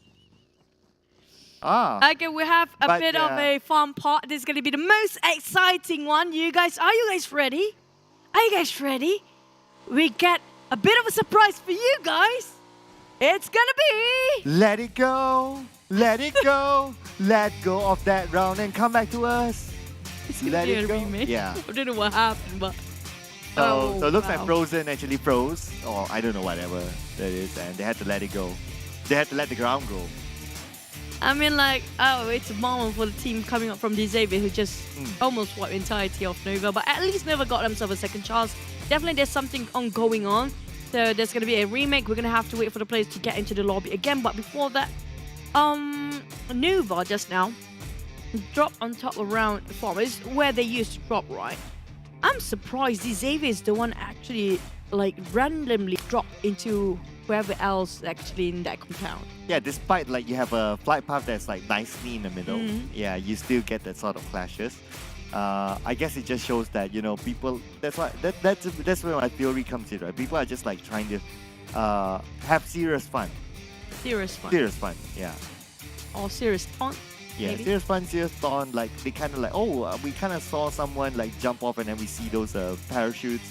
Let's try and give it a go, and that's how they got those few early eliminations. And it happened to be like Nova, so it's like kind of like bragging rights if you kind of think about it. I feel like Xavier really wants to challenge Nova in a certain way, because honestly, like Xavier, I mean, like it can be their drop spot as well. There might be a few more clashes like this. Seems like because previously the Xavier's dropped around shelter area. It's not really on top of farm where they fought against M9. Now this time they drop in between Nova, which drop around the outskirts of farm. So it feels like Xavier is trying to sort of mark their territory around the area instead of going for Pachinki all the way. So they have a feeling like maybe feels like they want to conquer between these two sort of compounds, possibly. Yeah. It's kind of like marking your territory as well, because we're still kind of early in this tournament. We have a lot more days to go. We have a lot more games to play, and majority of them is going to be in Erangel, right? So you kind of like, okay, I want to pick this spot. This is mine. If you want to come, let's fight it out. And so far, based on what we saw before the remake, the results definitely do not favor Nova. It's kind of true, but it depends. Maybe that's the reason why the remake in the first place, because things can actually turn. Because whenever we have a remake, right, we have another rematch, the same situation again. Some of the things happen to be the other way around. Well, I was kind of disappointed because we like the circle. The circle. That's the biggest disappointment for you. Yeah, I was kind of disappointed. Like the circle. He's really angry about that. No, I'm not really angry about it. I was just describing it. Yep. Yeah. Okay. Yeah. In case people like think like, oh, why are you angry? No, I'm not angry. No, it's a bit frustrated. Yeah. I mean, like, I would be frustrated. I'm disappointed. Yeah. For me, it's more to a frustration because I wanted to see that circle. Yeah. How it was really in the center of a bridge just now. If you look at the center of it, it's just, you know, sometimes, you know, because we've got two really good circle for us, not really for the players. Yeah, of course. I don't have anger issues, by the way. Just saying, just putting it out there, you know. Don't send me to therapy. He's a very nice guy, guys. No, I'm not. She just wants money from me. No. I don't. Okay. But you know what? While we're waiting for the players to be back in the lobby. Bad, you know, I don't know. While we're waiting for the players to be back in the lobby, I'm waiting to see if the flight path's going to change a lot. But we did actually notice a lot of players kind of drop the usual drop spot, which can be some teams like LGD around Yasnaya. There's a FaZe around Roshawk or School. Same goes for all the other teams. So I do want to see, for example, the Xaviers in the next one. Are they still going to challenge between these two teams, or are they definitely going to drop different? Because it feels like they are being a nomad. Like for the Xaviers, it's like they don't have certain drop spot for like the other teams. Yeah, it feels that way. It feels that way because like what you also pointed out that SMG took Pachinki, which was their regular drop spot, right? So they kind of like, oh, okay, let's see where else we can go. So far it's kind of okay for them. They managed to stand their ground, including where the areas of farm where Nova wanted to drop there as well, and they managed to defend it, so not too shabby, I'd say. Well, in the end of the day, it's all about when the game is actually happening. We're still waiting, by the way. But just to recap a bit, today the benchmark for the most eliminations for the team is going to be 19 for the record to break. Is held together by the Infinity. And the highest for the player, who was it again? I think it was coming up from Alter Ego, was it? Yeah. Renaure with 9 eliminations. I'm going to put that down in my note because... Yeah, you got to put it in. Yeah, 9 for Renaure, yeah. Yeah. So that's going to be the highest so far. Damage output-wise, I think it's around 1,000 over. So far, just to recap, Sunhawk taken away by 7-9 as the first chicken dinner. Coming up from Malaysia. Murama taken by the side of Infinity from Thais. Alter Ego from Indonesia taking on which is going to be the first Erangel or the third match of the day. So we have 2 more Erangels here, which we haven't seen from China team or the China region. Myanmar, Vietnam haven't got themselves any chicken, but is it really matter that much for chicken though? Well, for bragging rights, other than that, not really, because it's only 10 points. And we can see that the teams on top, like, okay, the Infinity got the chicken dinner, they're number 1. But number 2 and number 2, I remember, didn't have the chicken dinner. And yeah, they're still up there. So it's all about but those teams on top, clearly what I remember, what I saw is that they had a lot of elimination points. They got like 20 and above in total, at least. Minimum to be on top there. But honestly, this is a very good sort of a warming up session for the players that are going to head over to PMPLC in the future. Like it's just within a couple of days, I think, in between. Yeah, in fact, it's next after Sunday. Then it's going to be like it's starting off 2 days. A 2 day Wednesday, gap. was it? Yeah, then it starts on Wednesday. Yeah, there you go. So for PMRC it's until Sunday, then you have a 2 day break, and then it starts on Wednesday. It's actually a very good warming up session for the guys that are actually being performing in PMPL South Asia later. So most of the team, majority of this team will be playing. So it's going to be, how do I say it? a very different. I have a feeling it's going to be a very different PMPLC this season as well. Oh yeah. Looking at how the teams are playing, especially like, well, I think the Thailand teams just they're setting the benchmark, right? On the level of gameplay. And I think you put it very interestingly. It's like, if I were to summarize that thought, it feels like this is a paid script. Yeah, I wouldn't say that. I didn't say that. Oh well, what's wrong with that? I mean, you're getting paid to play this. So it's a paid script. It's a bigger buck screen. Yeah, it's a $30,000 prize pool script. Yeah. It's a lot to be paid for scrims, but yeah, as long as anything, it's gonna be a lot of bragging rights too, because we're gonna just relive the moment for Erangel match number 4 again. Speaking of which, I think we're gonna have to see. I mean, like, where will the circle be? We'll be on top right now, like on northern side, maybe. Maybe. We got a lot of southern part. Yeah, I don't feel that they'll give us the similar type of circle again. It would be really unusual if that happens. Hey, it feels like the first Erangel like part. Okay, so where is this? Oh, okay. This is from the Gatka area. Yeah, from the left. Okay, a little bit. Yeah. Actually, it's pretty much the same. Yeah, like the first Erangel, right? Yeah, like the first Erangel. Okay, but we have to wait and see if the circle happens to be the same one. No, that's gonna be funny. Oh yeah, I wouldn't mind it. I wouldn't mind that kind of circle again. Okay, the remake's done, so we're gonna start off again for our match number 4 here. First day for PMRC or PUBG Mobile Regional Clash. First time ever in the history of PUBG Mobile. We'll have to wait and see if there's any sort of teams that will actually change anything when it comes to their drop spot, and also it depends on the circle too. Yeah, so if it's this kind of flight path, right? So all eyes on like the areas of the outskirts of Ferry Pier, just to see if Nova does something similar as before. Frozen a little bit too far, but looks like no, this time they're going to go into Gatka. You can see that Frozen is close by Paraboy, so he is aware that he's not going to make the same mistake again. Geek fam around the areas of Ferry Pier, just next to GIDS. And SMG is still in the Pachinki. Okay, Nova, they are taking their primary drop spot instead of around the farm area. It's going to be this time on the Gatka field. Yeah, that's a regular spot. Yeah, their primary drop spot. So this is going to be, feels like the same, but actually it's almost the same, but it's a bit above the first circle that we had today, right? Means it's not the same. It's not really similar. Yeah. It's on the left side still. I just admit it's not the same. Okay. Yes, it's like, oh, I want to be it to be the same, but it's not the same, so I deny. It's almost the same. Okay, but it's on the left side. I mean, like, okay. Okay, yes, you win. It's the same. Wow. Yeah. Wow. Yeah. Okay. Yeah. It's almost the same. Back to its face. I don't know why Vogue is alone here on top of Roshok, really. I mean, like, it's quite far apart from the rest of the team, so.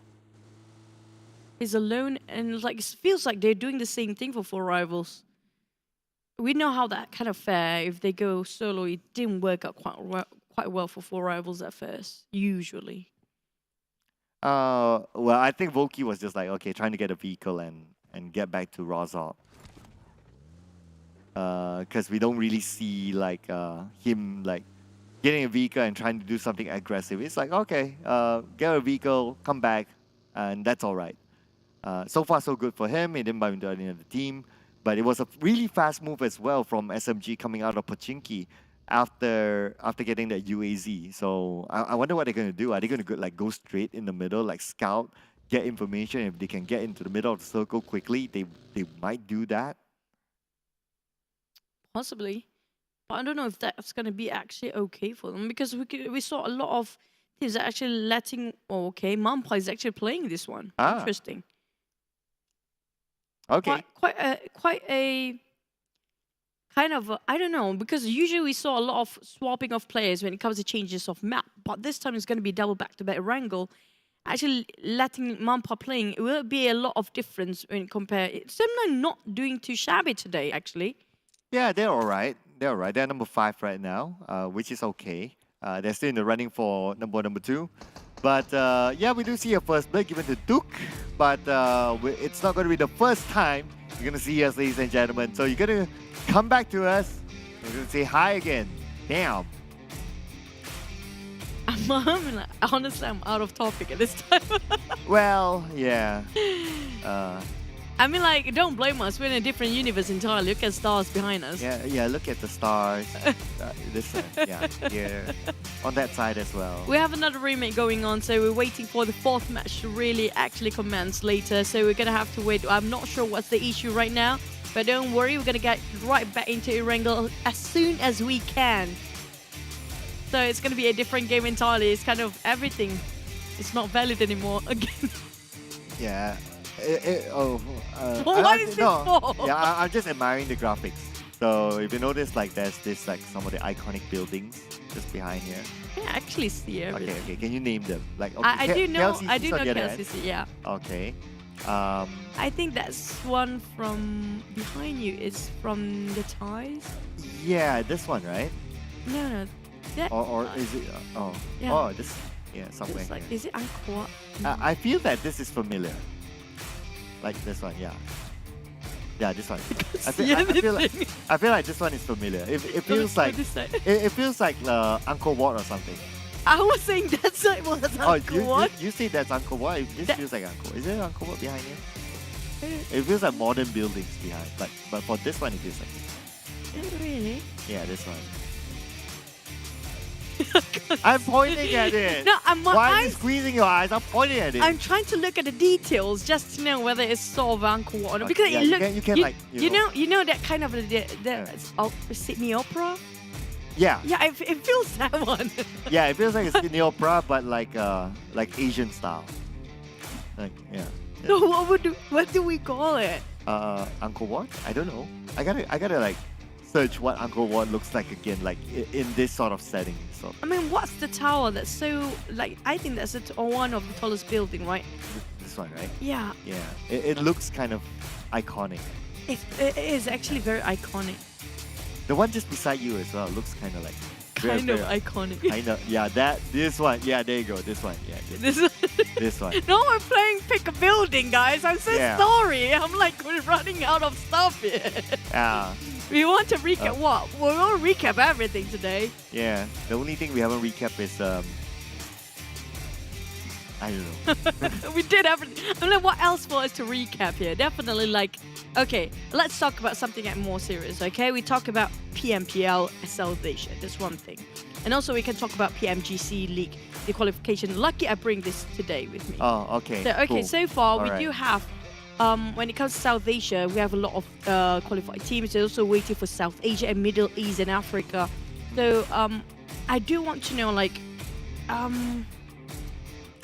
do I say this?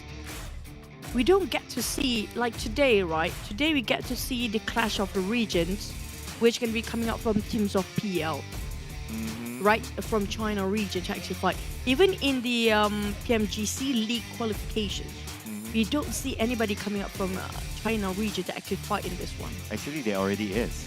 SMG is already through. Oh, no, I mean SMG, like this one. Nova. It's not in this list. Yeah. But yeah. but they are already through. Yeah. I mean, like for this one only. I mean, like I know they're already through. Okay. But for them to actually, like it or not, we have to face the fact that some teams will be dropped out. Oh, okay. Right. Right. Yeah. And that's because they have a different point system. Yeah, true. Yeah, that's why they cannot be categorized into this list. I know, but that's the thing that I'm trying to emphasize about that.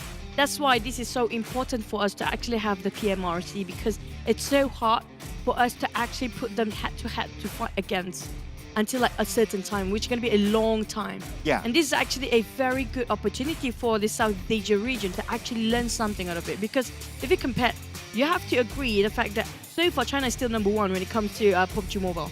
Yeah, no They're doubt. just so far. What makes them such a great team if you compare with all the other teams around the world? Why is it so hard to catch them out?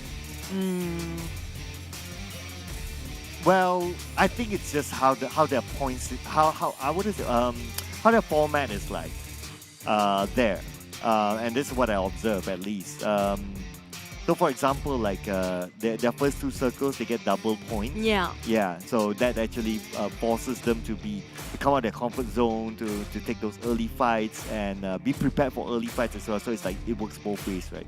So I think that based on that, like alone itself, like that gives them a little bit of a boost. So they know like they know how to play really, really aggressive, and that's how they overcome a lot of other teams that are comfortable to like, okay, I just drop and like, you know, I have time to loot and all that. But in that format, they don't have the luxury.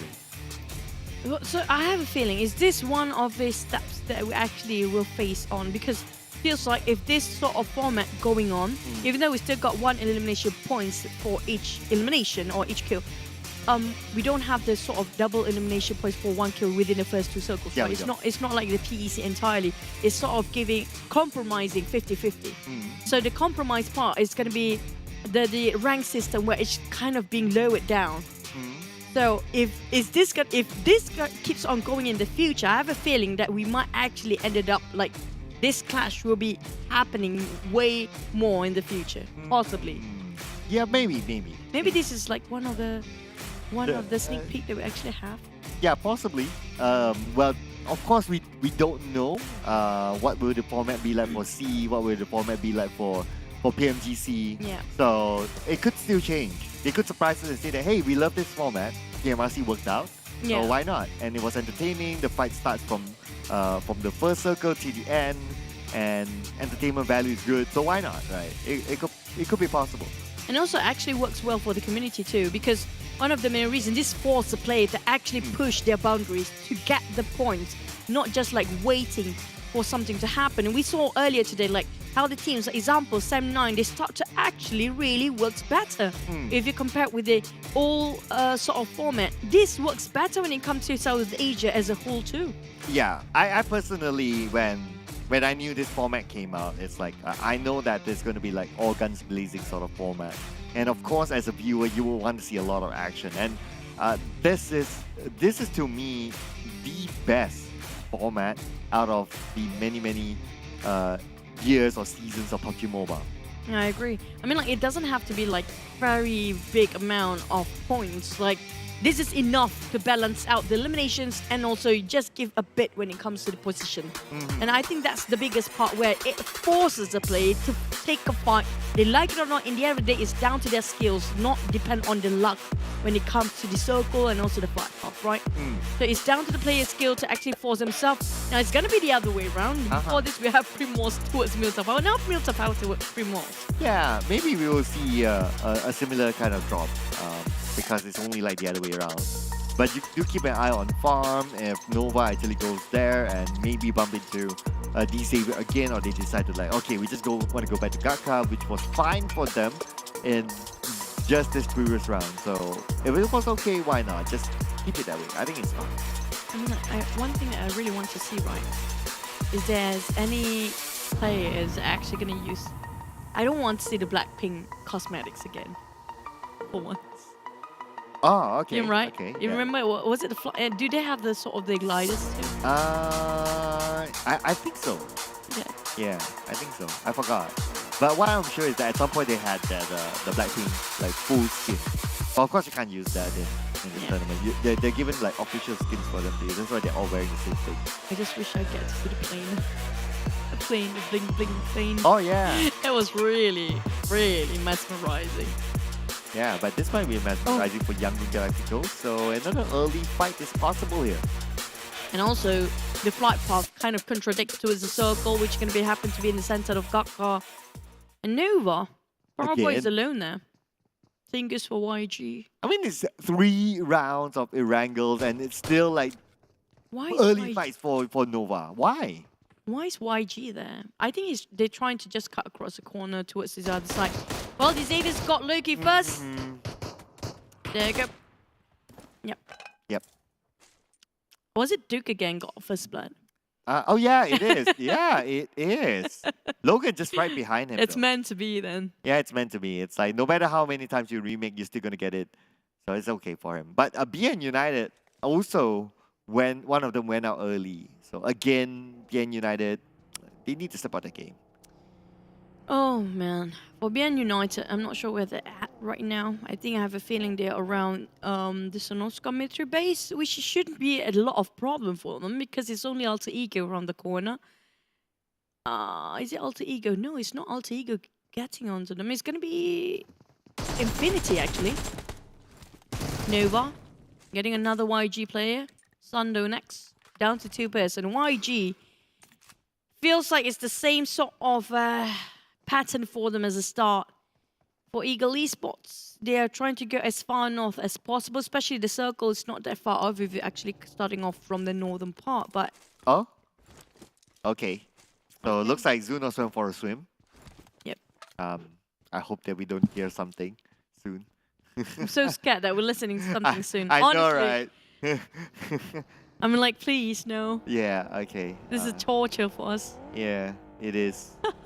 I'm sure they hear it. But oh man, what's not torturing? Well, FaZe Clan, they started off like super duper well, but now they're starting to drop off. Infinity's going up really, really strong. They just got another knockdown. Yeah, it was against Eagle Esports. I think Eagle Esports just... I wish we can actually just head over to something else right now. Yeah, I know, right? So, ladies and gentlemen, as you would have expected, here we are again. Hey! Welcome back. Yeah, welcome back. Welcome back, guys. We missed you. Yeah, we miss you. That's why, you know... We missed you too much. Yeah, we miss you that much. Like the moment you mentioned when we start to lose something, then we start to remember them. The moment we saw the drowning, that's where it's like, okay, yeah. Oh, I mean, this is like the first time in my life that I actually have to go through this. Is it? Yes. Weren't you there for PMPL Season 2? I was, but it wasn't this long. Like that time we had a break. It was an hour. Is it really? Yeah, we were on screen for like almost an hour or something. Or were you not casting the time? I was casting. Right. I mean, like, at least that time it wasn't the first day. Yeah, it was. At least we had a lot of points to talk to. Oh yeah, true. It was like somewhere in the middle of the season.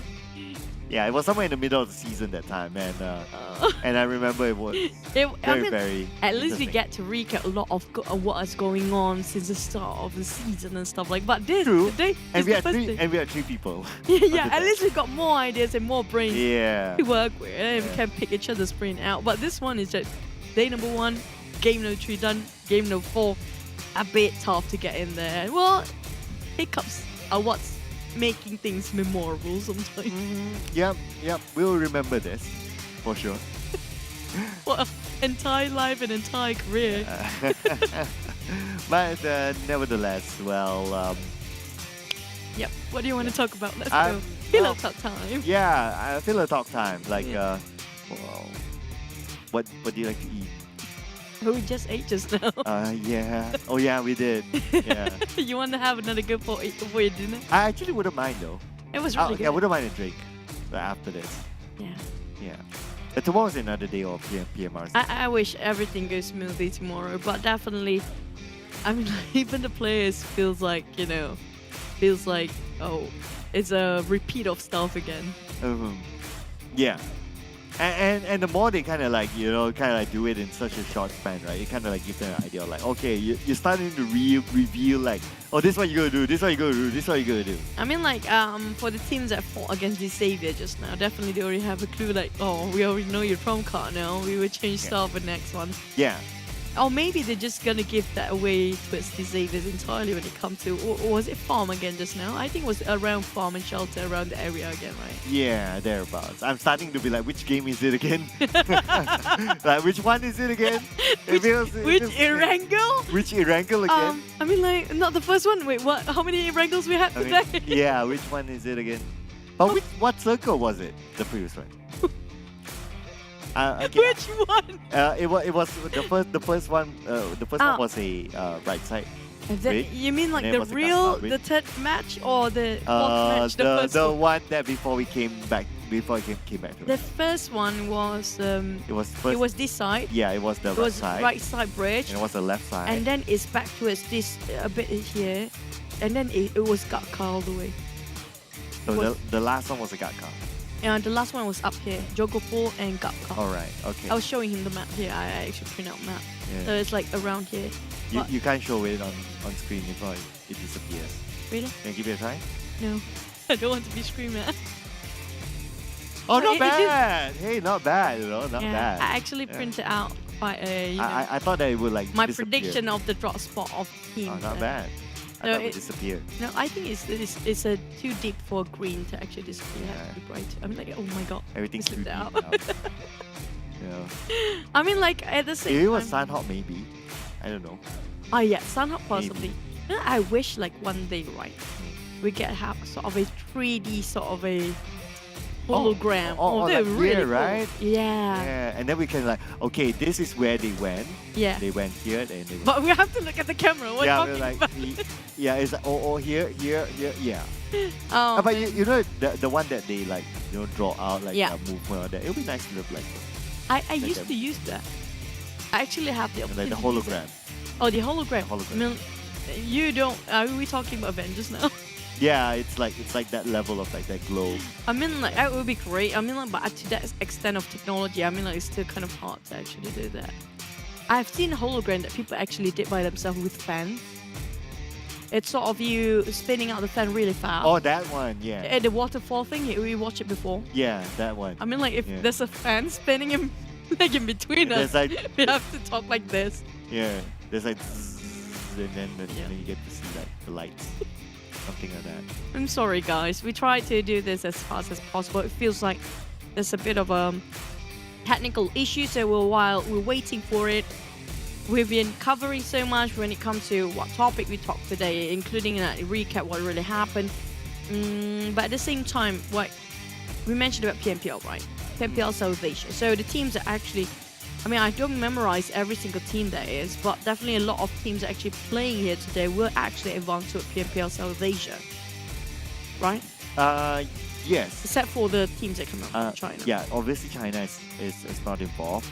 Let's see, which team that has never gotten into C? Actually, none. But Actually, all of isn't- them. Boom? Yeah, Boom has it. Hey, Boom. Yeah, Boom has it. As far as I recall. I feel like Boom had been there before. Okay. But I don't know, maybe it was like a If, different version of it. or maybe like the previous season. Something Yeah. like that. So if Boom is in, then everyone else has been there. I mean, like, but it depends on which side of perspective we want to talk about, like, who hasn't been in South Asia. Is it going to be the organization or the player? Because, like, example, Ham did mention that this is the first time he's playing Yeah. this level, right? Correct. Yeah. So when it comes to players, there's some of them are. Wow. I mean, if you want to go player, then we'll be like, okay, give There's me more things to talk give about. Me, give me More half things an to talk hour. about. Yeah, give me half an hour. I mean, like, Well, I that's, think- that's hard. I mean, like for Alter Ego, I think I've seen Renare play South Asia Yes, before. So Renare, Potato, Yeah. they played before. Supuna played before. yeah, GIDS definitely. Yeah, Oh. GG ideas, all of them played before. I think Except maybe Boom. I think maybe Boom. Yeah, maybe Boom. Boom is not like that, like in the previous season. But for Sam 9 though, I think the only person that actually haven't been playing for C is gonna be, was it Ham? Ham and Adips, was it? Yeah, probably Adibs too. Yeah. Yeah, because he's the newer one. Let's see who else. Xavier, obviously everyone played. Yeah. But for Eagles, it's like Eagles, we had them back then. bit empty. Namshit definitely, Datcon definitely, Tuanzi definitely, Chua definitely. Yeah. I think it will be Fit the one. Empty is the one. Yeah. We haven't seen. And also the subs is gonna be Immune DMT. Yeah. The one that actually would have DMT at the back that they haven't been playing before when it comes to, maybe they were like subs for different teams back then. We haven't got a clue. Chua definitely has played. Yeah. He's like boycott now. He's like old man status now for the Vietnamese. It kind of make me miss a bit Boycott though when it comes to sea level. It's been a while we actually see him perform, but I think he kind of, comfortable where he's at, right? Yeah, he's done. He has joined the Kuza Club, the Moscow Cute Club. Yeah, he's done. I mean, like, if we actually put it like that way, right? The teams, the players, the individuals actually start off before PMPL actually being given birth to, actually exist. Like back in the days of PMCO. A lot of the players that played PMCO now being a coach. Most of them retired. Yeah. You're right. Who stayed? Obviously the Jumper. BTR boys. Not BTR boys stayed. Jumper stayed. Mamparang stayed. Yep. iShot stayed. Yeah, iShot. iShot wasn't in PMCO. I start to forget right now. No, There's too he many. wasn't in PMCO the first one. He was in the second one. Okay. Yeah, so the first one, Infinity wasn't there as well, but Tony was there. I remember. Do you count Fuza? Yeah, definitely. Okay, he's technically still playing. He's like boyfriend. Technically still playing. Technically. Yeah. They're still registered as a player. Oh wow. Okay, there you go. So let's go to be a left side. And also the circle, the flight path really on the right side all the way. So I'm looking over for YG again.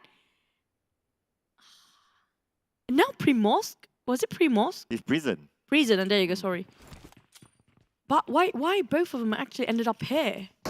Well, that's one of my only theories. It's serious fun.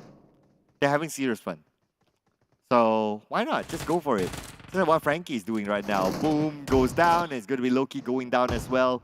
And I didn't really like that view, but Sando, 1v2. Let's go, Sando. Show how Sando you are. Yeah, not really. Sando. Yeah, not that Sando. Yeah. Yeah.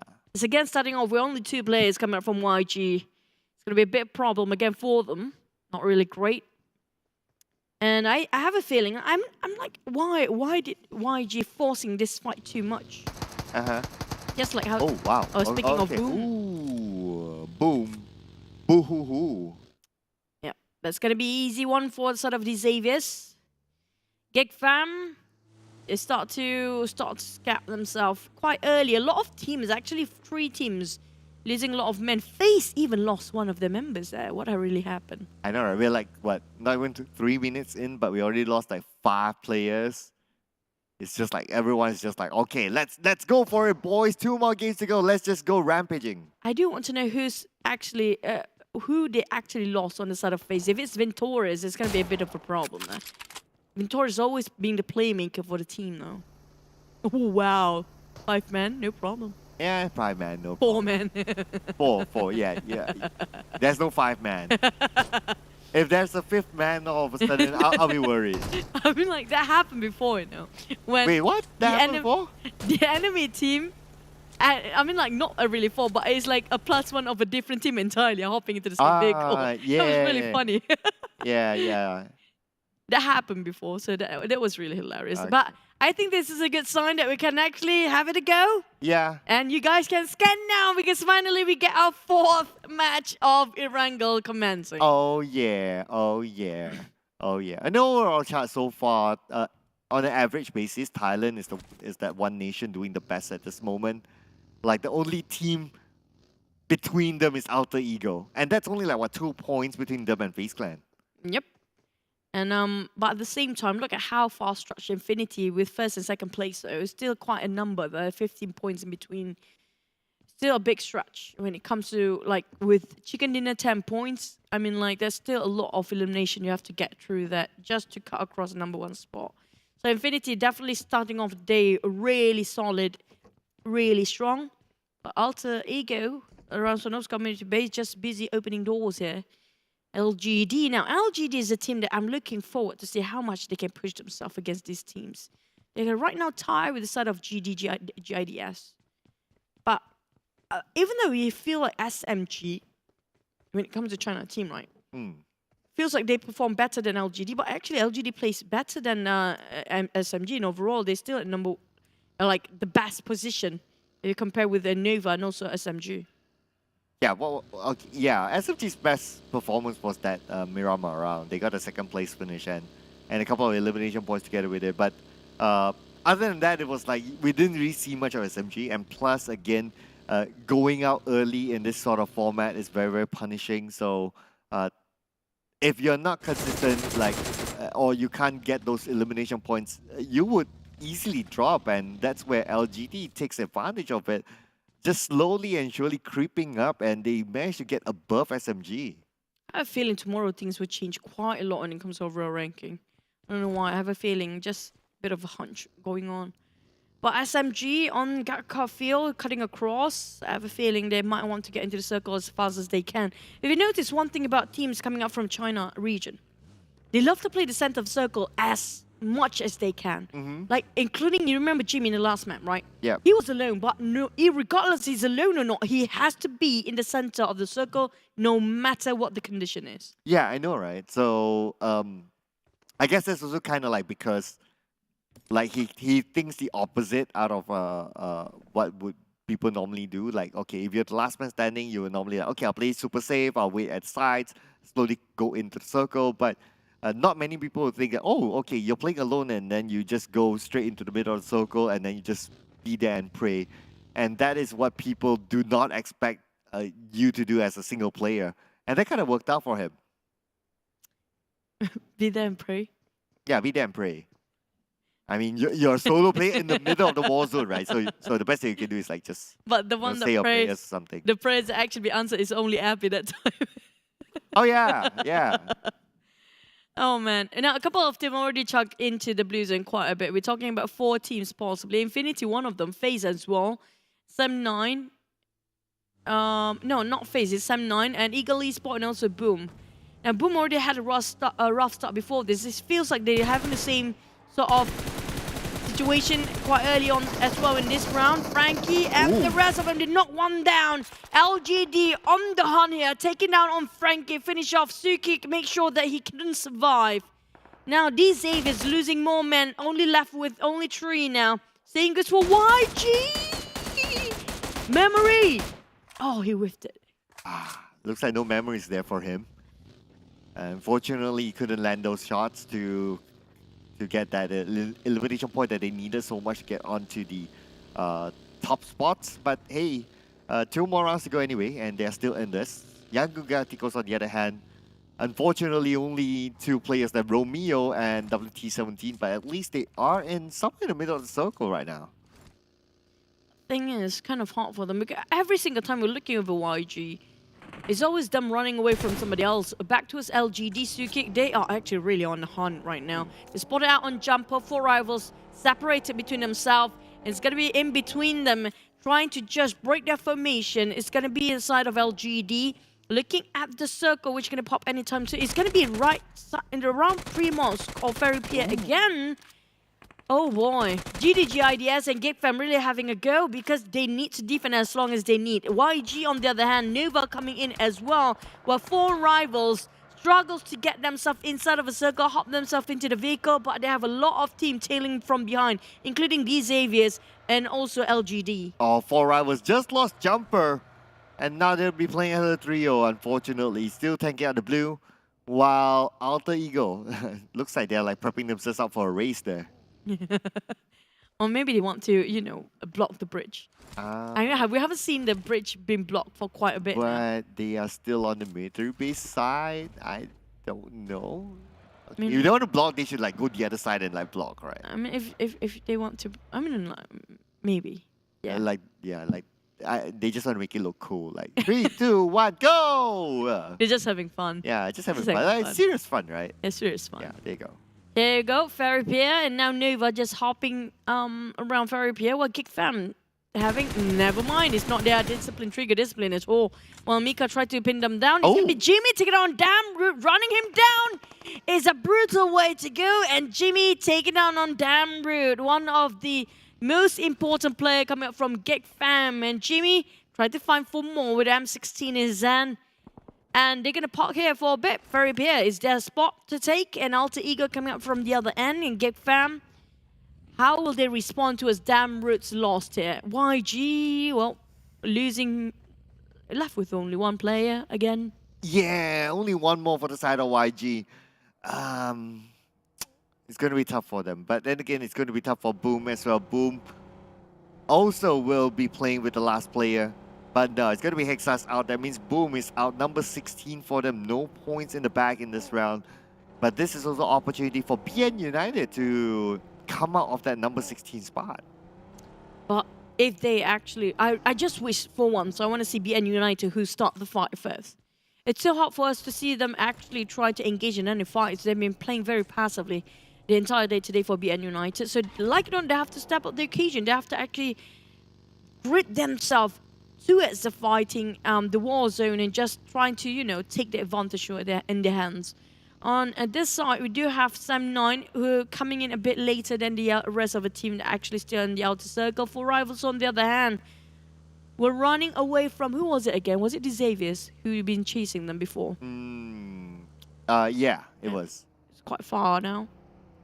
BN United, speaking of the devil, they right now on the screen have to feel like they're fighting against Infinity next one. Oh my god.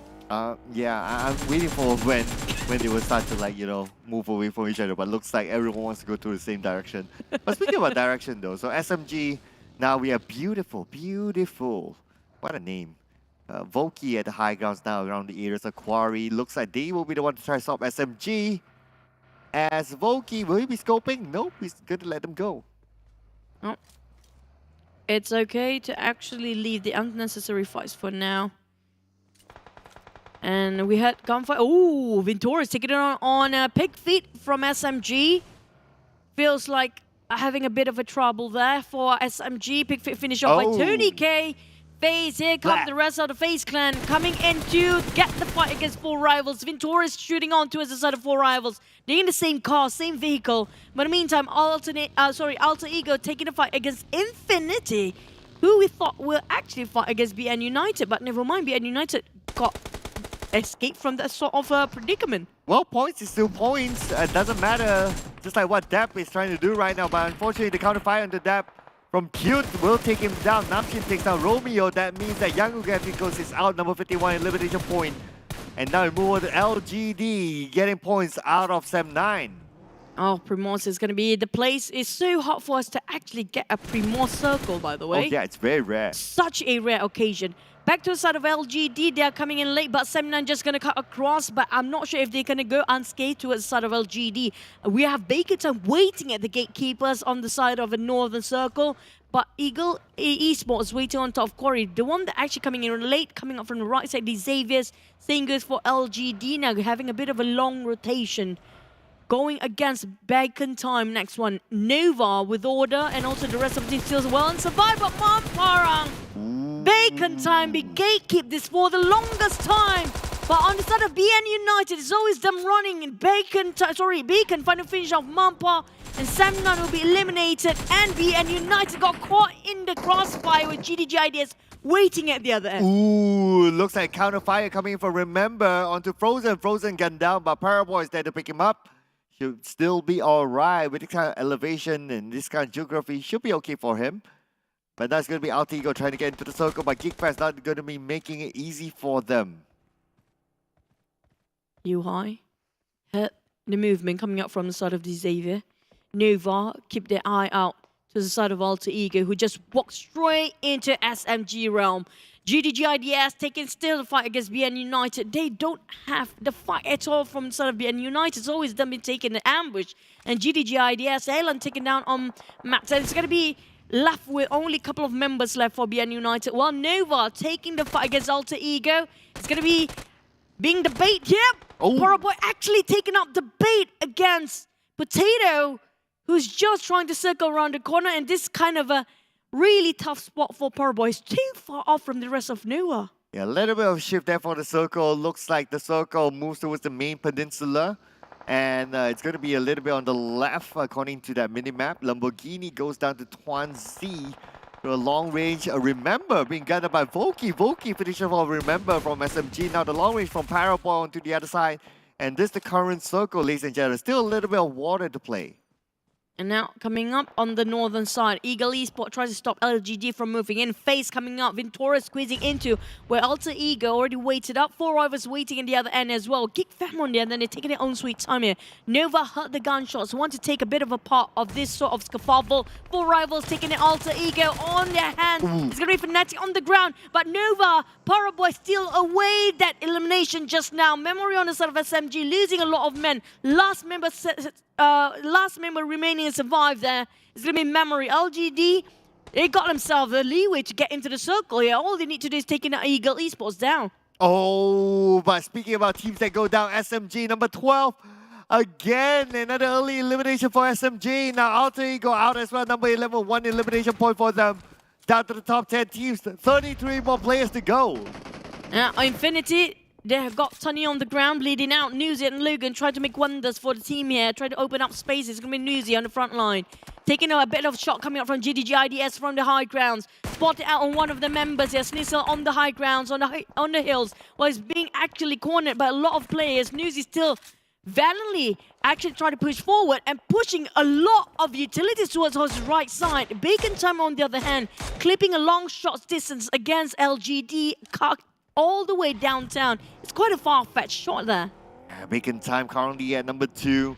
Only 15 points separate them from the top at this moment. The Infinity, they are still in this though. Namshin goes down, so it's going to be Paraboy getting one of the Mika. Nice nade coming in from Paraboy there, but the Infinity, they want more points in the back. So far, no elimination points for them just yet.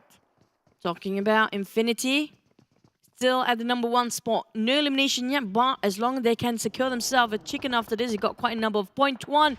Actually, from Eagle Esports taking on LGD. Same goes for Nova. They start to move here. Slowly, they're warming up towards the game. LGD butting in from the high grounds. Want to shut down on Eagle Esports, but Geek taking on FaZe Fight. Eagle Esports taking on LGD back-to-back here.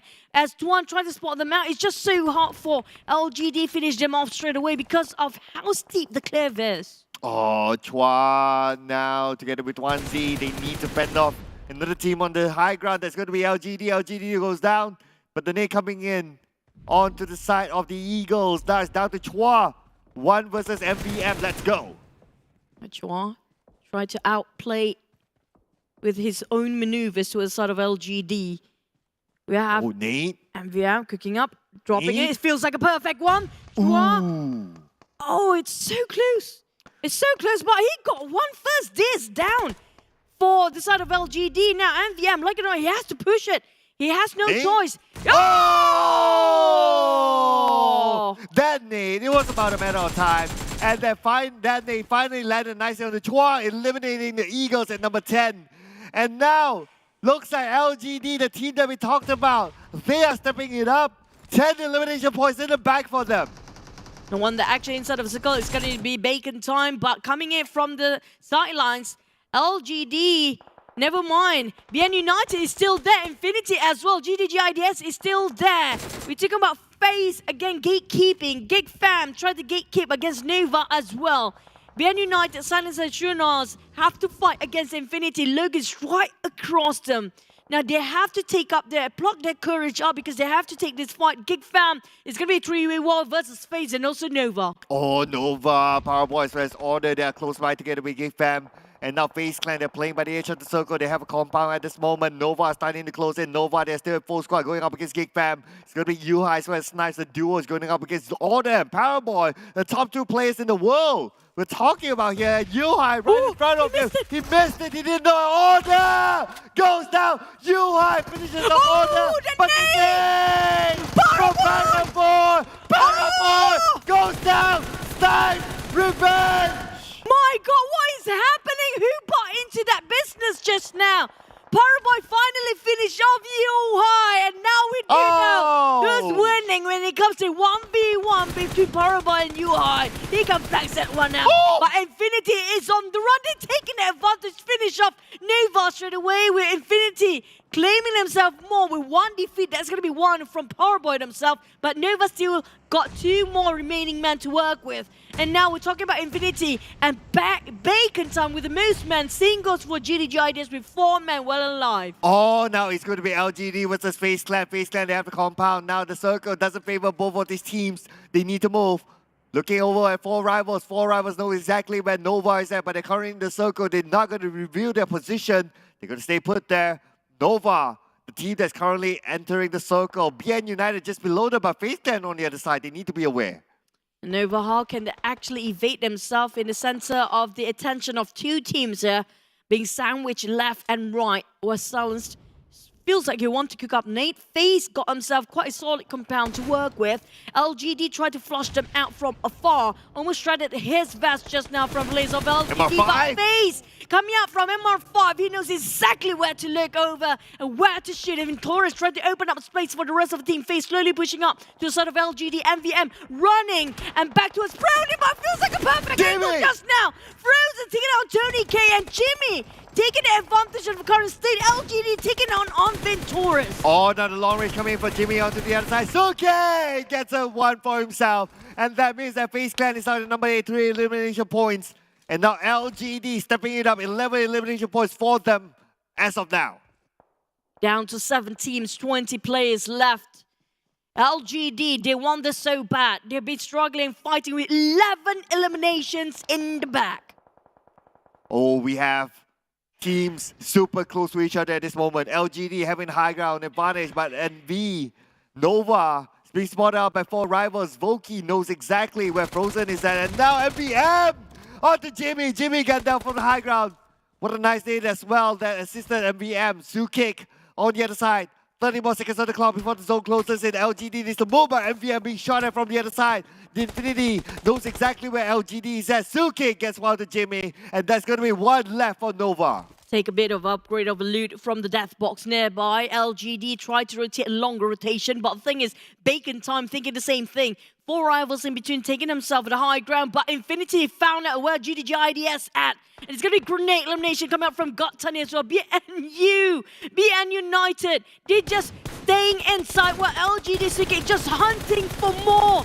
Nova is going to be next one. Explosion taking on Frozen. LGD eliminate one more team Nova and just adding more 13 eliminations in the back for them. Oh, but the Infinity, they're still in this. They know exactly where LGD is at. The tapping coming in from Gotuni onto MVM. MVM almost got down. 1% of health left for MVM. MVM still alive. Infinity, they're still in the circle at this moment. Gotuni not going to let them go just yet. Gotuni with a mini 14, spot it out. Here comes the spray. Tapping. Oh, whiffed it. So close. The recoil is just so hard for him to control. 4 rivals happy. He's not praying this time. Definitely going for the kills. 4 going for the eliminations. LGD Suka is just really wild. He's a monster right now. Taking on ice against Bacon Time. LGD and VM always open the front for the team here. Being the front line, trying to finish off Bacon Time ice. In the meantime, he actually secured by Suki. Beautiful long range coming in for Shirty. So it's going to be GIDS. They're still currently in the circle, but LGD, they need to fight their way through. They're still on the outside of it. And the zone is starting to put pressure onto these teams. Bacon Time as well. They're currently on the outside, but they can't find a way in. Just look at the number of teams around them. The Infinity as well, stopping LGD from afar. It's going to be beautiful tapping coming in from Gotuni. Wants to secure the elimination point. Suking now asking for help, but help cannot arrive. It's going to be hard for it to be picked up. Just too hard. At the same time, the Blues are closing in with a further 50 seconds to go. It's going to be 7th circle. GIDS is going to be Boons with the shrouded helmet spot to RMB and United Chinois on the other end. Now, I don't think Micro Uzi can actually reach that far, but Nuzi definitely going to finish off Suki there. Coming out from LGD, left with only MVM. There's no way MVM can actually save his teammates. But the moment Appy and the rest of 4 of us popped out, it's going to be LGD and VM try to spray them down first because that's going to be the first person that they can actually see. Bacon Time got the high ground here, Cloud. Feels like the circle just shifted to the southern part. Oh, yeah. Bacon Time, they have the high ground advantage. They know exactly where LGD is at. MVM won't be forced to move because he's right behind the circle or right behind the zone. Yes, he will expose himself. Armstyle knows exactly where he is. 50% health down. Gunned down by Armstyle. Armstyle with the rest of BAC or Bacon Time. Not going to let MVM go that easy. Appy try to find sight of MVM. Bacon Time start to move with their vehicles. Definitely be hurt by Appy. So he tried to prune down as low as possible. But the thing is, their circle's still being touched by all the teams around here. 360 degrees. There will be somebody at the certain angle somehow. Newsy spraying upon the side of GIDS. Gotani being the front line. Try to push forward. Last hand grenade in his hands there. And now let's still have a couple more, but that side peek from Newsy didn't whiff it, not even a tiny bit. Oh, they looks like not needed to toss onto the second floor. Second floor is currently clear, but the tapping coming from Nine Noise onto Booms, and Booms will be gunned down. The point will be given towards Bacon Time. Bacon Time will secure another elimination point, but the Infinity, they are playing by the edge of the circle. They still in it. Infinity tried to just randomly shoot within the blind. There's too much smokes in between. 4 rivals still hanging around the corners. LGD and VM is just behind them. This boy, man, they have the footsteps. NVM Oh my god, he outplayed 3 players there. They're cooking up the nade for 1 player. It's gonna be LGD. Oh, he FBM. whispered. Oh, finally. looks like it's going to be silence from BN United, actually eliminated FBM. It wasn't 4 rivals, but it's okay. They kind of say 4 rivals indirectly. And now the Infinity knows exactly where Boom is at. Scope onto the other side. Nate from outside. Where did that come from? All the way from downtown. Voki spraying over towards the side of silence, but here comes another nade out style. Double nade, down we go for Bamburi. It's going to be grenade elimination coming up from outer bacon time. Taking a lot more eliminations there, slowly but surely. Got himself 2 points in the bag. Infinity, Sunny, swap over from the hand grenade to us, trying to spray about M416 to a GIDS. Shirty trying to spot out inside of BN United. Happy playing this very quiet. Can see on style, but trigger discipline. It's all about the trigger discipline. It's all about the trigger discipline. Same goes for God Tuning. He knows exactly where his opponents is at. BN United, this time they managed to survive up to the top 5 finish, so placement points is sure for them. And now Appy waiting for the right moment. See Shirty on the left. At the same time, we can see that Nuzi goes down to the zone somehow. Appy spots him out. Is he going to pull the trigger? No, he's not. He's going to do. He's still going to wait for the right moment. He's going to wait for the rest of them to expose themselves. But Silence going to shoot from afar. Oh my god, so close to finish off Logan straight away. That was really close. Got Tony still hoping that GIDS will actually be taken down by them. But Appy taking out on Noise. But Appy spotted out by Bacon Time. Infinity taking on GIDS. Appy, you know how Bogey for the entire team. Left with only 2 members, but they're going to be just fine. Oh, that's a very sneaky move. They're coming from Appy as well as Pokey, the duo, to eliminate the entire squad right from them. But now the Infinity, they're currently at the foot of this hill. GIDS will need to move out as well. They do have the circle. 1 more second to the clock. Now the zone starts to close. 1 minute before they'll be pressured by the blue. But Tony has his eyes out for GIDS. Very strict towards this guys. Not even a leeway will be given there. Voki, on the other hand, pump himself up with the energy and the boosters, making sure that he can actually clutch for the rest of the team that left with him and Appy alone. GIDS don't have a shot here. They need to go, but Tony definitely waited for the longest time for this.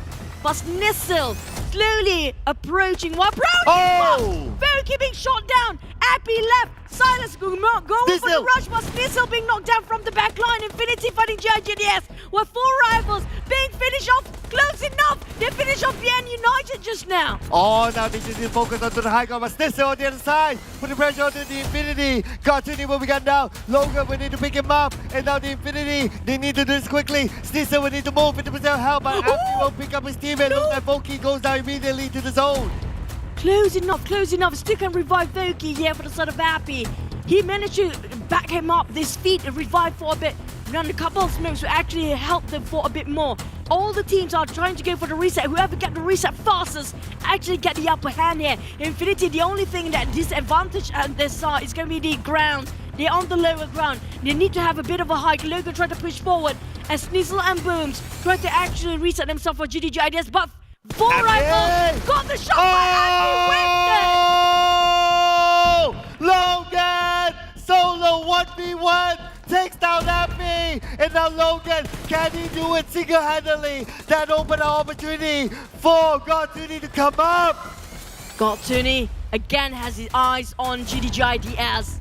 Will not ever let Booms go, no matter what the consequences are. 4 rivals down with only 1 player left. It's going to be Voki. Snizzle, boom, let's go! GIDS, it's going to be down to 2. It's going to be Infinity versus 4 rivals.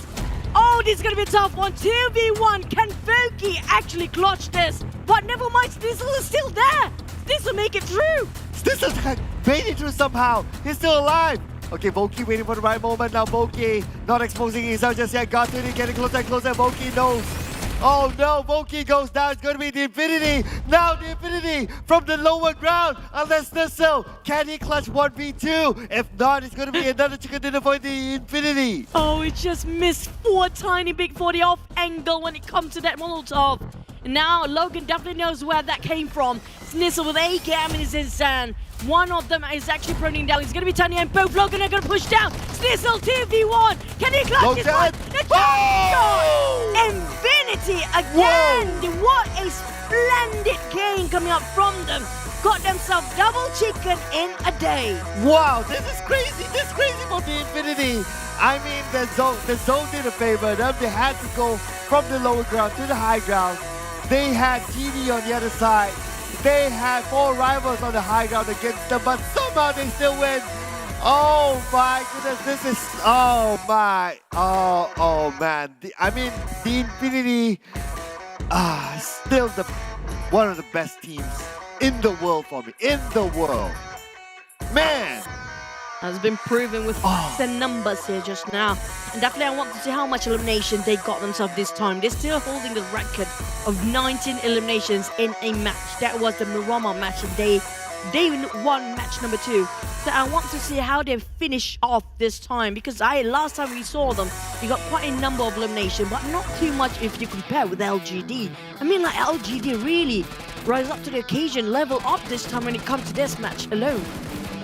Yeah, LGD definitely a very different team. I think they managed to get at least like 15 elimination points or something like that. So it's a big step up here for LGD. That will definitely push them up to maybe a top 5 finish. But we need to tabulate the scores. But the Infinity, my goodness, I'm lost for words. They are insanely good. Just know where to look and how to peak. And for the side of Nova, it's not too shabby either, because they got themselves quite a number of eliminations. But if you compare with LGD, the first match before the previous matches is just so different. They got themselves 14 eliminations at this highlight. By the end of it, I think they got finished off like 15 or 16 eliminations by the end of the day. They got so much eliminations, just didn't stop moving. And for the side of 4 rivals, it's again a good call for them. But GIDS, like I mentioned, have been very consistent. But one of the most consistent team is going to be Infinity, definitely. They got themselves 7 eliminations, so almost make it 8 or 9 in the last one. Definitely finish off with a 9. And I think they are still holding the record with the double chicken in a day, the most eliminations, and the best performing team by far. No doubt. The Infinity, this is crazy. It wasn't an easy route for them. They had to travel a lot. The circle didn't really favor them. The circle went across the road. It went out to the high ground, and they need to fight their way through. I mean, they needed to win that fight against Appy. Then only they can take over that high ground. So it was crazy. I'm just lost for words for the Infinity on how good they are in terms of beating the odds. I mean, like, they had more men, but the conditions are they're having it a tough run to hike a really high hill just now. With 9 eliminations, 10 points, it's going to be total up 19 points, but closely behind. Even the rank points, just 2 points for the side of LGD. That's a scary prospect to see. Actually, LGD got themselves 14 eliminations just within 1 round. This definitely will actually push quite high when it comes to overall rankings later on. Yeah, and that's how important the elimination points are, right? It's so significant that it really pushes you up really, really far. Even LGD gets more points in total as compared to 4 rivals, even though they got a 2nd place or a 3rd place finish earlier on, only giving them 12 points. GIDS with only 4 eliminations, but it's a 10-point total haul for this round, and then after that it's like 8, 7, 6, 5, 4 points. No points in this round for SMG as well as Boom, but then again the Infinity, the first team in day 1 itself to get a double chicken dinner. For the side of the MVP, the player of the match, or the most important player, or most valuable player of the match is going to be Infinity. Got Tunny just now. I mean, like, Infinity, each one of them deserving. I mean, like, we saw how so well they were when it comes to tossing out the nades. Especially we saw Mela when it comes to double nades. 1 nade to rule them all, and this time, before this, it was Newsy, now it was Tunny. All that's left is going to be Logan for the MVP. Now you know why I say I'm a really big fan of the Infinity. Yeah, you said those in the production. Yeah, that guy. Before talking about him, I am a big fan of the Infinity even before. Like I even basically I'm a big fan of the Infinity, and this is one of the reasons why. Just look at how good they are of going against the odds. I mean, like, they got like half more than what Bacon Time had. Like, Bacon Time have to have 30 at least 30 points to actually catch up to where Infinity is. And they got themselves, what a day today. And back towards the top 3, FaZe pushed back down Alter Ego towards the 4th place. Even though the team's got themselves chicken dinner, but if they lose one match or they've not been playing very aggressive, not very proactive in their matches, they're losing a lot of elimination points here. And top 3 Thailand is back again. It's back again, top 3 ties. It could be the top 3 ties by the end of the day. Just one more round to go. Although, yes, Alter Ego, LGD, points are close. 7-9's points not too far away. GIDS as well. But then again, looking at the current state of how these teams are actually playing, the Thai teams definitely have this sort of like a way of playing that is really suitable with this format and also the teams around them. Feels like they found themselves the secret recipe that they've been needing for quite a bit. It feels like they have already been practicing what's needed to be at this stage. So that's why it just like came natural for them. But just recap what really happened. We saw earlier before the flight path was really far on the right side, but the circle is just entirely different thing now. GIDS and BN United. Now this is surprising for me because why? BN United, they lost a couple of men quite early, but the contenders they have to fight against, I think it's also another one. GIDS, I'm surprised at how they actually dropped here instead of Primos. And it's actually 3 teams on Sonov's community base. There's also Alter Ego around their corner. So that's actually a boat ride. Yeah, it is. For GIDS. Yeah. So they took a shortcut straight into Primos where they used to be like their original spot. And the rest of the team that actually came in, except for GIDS, the rest of the other 3 teams came in a bit later than usual. Yeah, because Primos is GD's natural spot, so Yeah. that's why they're not too hesitant about going straight into Primos. And the boat ride really was, to me, the boat ride was smart. They didn't follow the regular routes of the roads and all that, so it was smart. They went straight in there and nothing could stop them because it was very, very early stage at that point as well. But I also want to point out, like BN United, I was hoping for more. I mean, like, yes, they got themselves in a quite a good position just now, but it wasn't reflected when it comes to the point because they didn't get a lot of elimination. You need to get a lot of elimination with this kind of format these days. So for BN United, they always got a clear shot every single time. Like example, Frozen was actually just behind him, but he was having 2 men, but none of them actually tried to do something about it at first. They're stealing a lot of eliminations here and there. For the side of this is where Infinity, like, I know why you said you have so much respect. It was an open field, it was an open street. They have to cut across and climb up the hill as well. That was such a lot of, it's like too much work to do at a very small time. Yeah, I say very often that each individual from the Infinity is like a full squad by itself. It's like if you're going up against whether it's Gotuni, whether it's Logan, whether it's Nuzi, it doesn't matter. It feels like when you're fighting one person, it's like fighting 4 of them. So the fact that Gotuni, or was it Mela, the one that actually went up and fight with Appy? No, it was Tony. Yeah, Gotuni. So it was a 1v1, but then again, look at that. The high ground lost to a low ground, and the loss wasn't like very close loss. It was like still 50% health. And the fact It's crazy. And the fact that he actually can squeeze himself up to the high ground. I mean, like, yeah, and that kind of a sort of a steep height just now. It's kind of hard to actually see whoever's actually down there for those actually having that high ground. But at the same time, it's not really easy for those actually on the low ground to actually climb up at the same time. I mean, like, 4 others had like sort of had a bit of an advantage there to actually toss a couple of utilities, but he ran out of resources. But before we run into our last match here, don't forget to share the stream and also stay tuned because we have 1 more matches of Rango to go. We're gonna head the break for a bit. See you guys in a couple of minutes.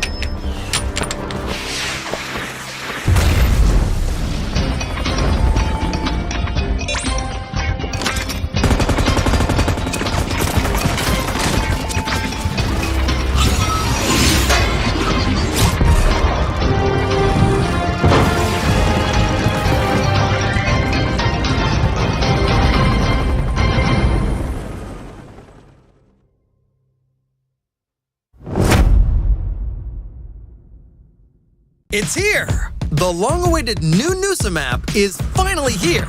With a size of only 1 kilometer, Nusa is currently the smallest map in PUBG Mobile.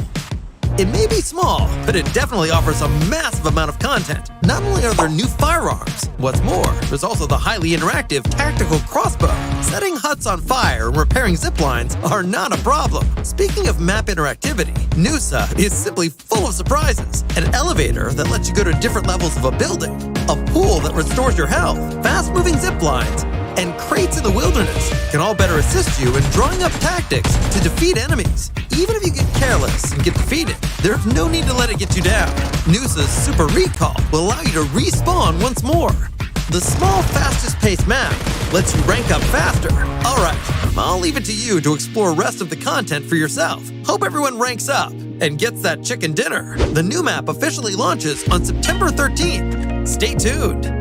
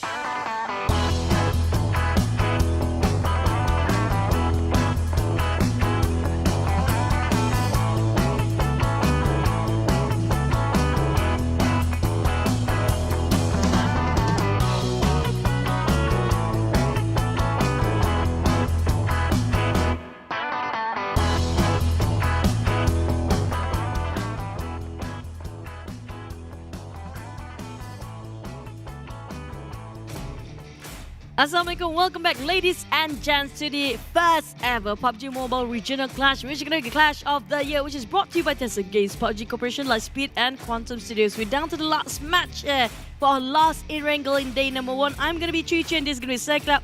Will be your people that talking behind the scene and everybody that's, you know, talking about the puns and everything, the dry humor and stuff, yeah. Yeah, but what's not so humorous is of course for the game that's happening right now, like the Infinity they are proving themselves to be like that team that needs to be taken down if anyone wants to take the number 1 spot. That's true. So far, they got themselves a double chicken for a day. The only team they got themselves, they didn't just set the record for double chicken in a day. They got themselves the highest elimination when it comes to the team overall, 19 eliminations. But we're waiting for their final match where they get another record. But before that, there's going to be something for you guys as well. Yeah, it's going to be the first local animation collaboration together with PUBG Mobile, and it's going to be announced soon in October 2022. There's about 2 weeks more to go till we enter October. Exactly where October, don't ask me. We don't have that much information. We don't even know what kind of skins or what kind of content that's going to come out. So keep an eye on the PUBG Mobile game. It's going to be PUBG Mobile x Bobo Boy collaboration, and I think Bobo Boy at this point it's so popular that even like viewers from Indonesia definitely would know. Yep, and one more thing that's not just Bobo Boy popularity, but this is all over the world right now, as the new Nusa map is already available for you guys to actually play. And this is one of the fastest, smallest map for you to get yourself that chicken dinner or push yourself to get more rank points and whatsoever. It's going to be 1 by 1 kilometers with a lot of town in a very small map. How many towns are there? Like 3, it's going to be 6, 7, 8, 9, 10, 11, 12. 11. I think around 10 to 11, right? So and the quite fact that it's a small map and you have a new shotgun in there, like it's like perfect, right? Like it's the perfect place to use a shotgun. It's true. Small, yeah. And also, I love the monster truck. Like, you know, you got all the big things in a very small map.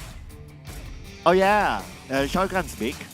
Yeah. The ATV-ish is big as well. The quad, they call it, is big. So, and there's a Ferris wheel. It's big as well in a small map. Yeah, the smallest map always get the best things. And like, but what's not really small is going to be our team later on. All the 16 teams across the regions of South Asia and also the China region here will clash for the last map, which is going to be Irangal in the first day, which we have actually 4 days in total for them to actually contest on. So today is the first day. This is going to be a huge one for them because they have to mark their territories first. Yeah, pretty much. Not only that as well, there's a middle checkpoint where by the end of tomorrow, the number 1 and number 2 will get a slot to play the Nusa match, and they will have an opportunity to win $1,000 if they get the chicken dinner. So for now, I can say that, well, there's the focus. Everyone is Infinity. You get Infinity. You get Infinity. It's very funny here.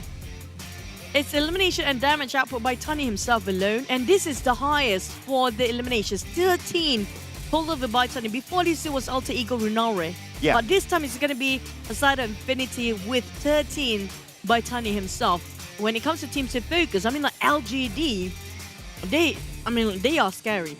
I think 13 is like throughout. It's not like in one match for Gatsuni. Yeah, so Runare, if you talk about one match, I think it's still Runare with 9. Is it overall in a day? Yeah, I think it's overall in the day for Gatsuni. Okay. Yeah. So we haven't got the highest set, but for LGD, that was 19 eliminations as well. Yeah, because if you kind of think about it, they only got like 9 eliminations, so it doesn't make sense if it's like 13 for Gatsuni. So it definitely must be the entire day. Yep, true. Now, back towards the side of also the 19 elimination just now. Was it? I don't think that's overall. That's the last match just now, right? Because they got secured 90. I'm not sure if the numbers are right, but do correct me if I'm wrong. Okay, the 13 for Gatsuni is throughout the entire day. No. Not that. Never mind. Then which one? The one that with the teams with the most eliminations. Because just not record. I mean, like in the second match, we got Infinity with the 19, right? Yeah. But just now, in the 4th spot, when after the players, the focus on the players, we got the team's focus, right? Mm-hmm. The one on the right side was LGB. It's match number 4 or 5 of Team to Focus. Okay. So they got 19 eliminations out of it as well. So that's the entire day as well. Or is it really the entire day? Yeah, because they only got like, 14 in the last match. Yeah, in the last match. So that's like, within 4 games, 1 game they got 14. And the other... The other 5? The other 5 is distributed among 3 games. Yeah. It's quite a huge leap there. Yeah, it is.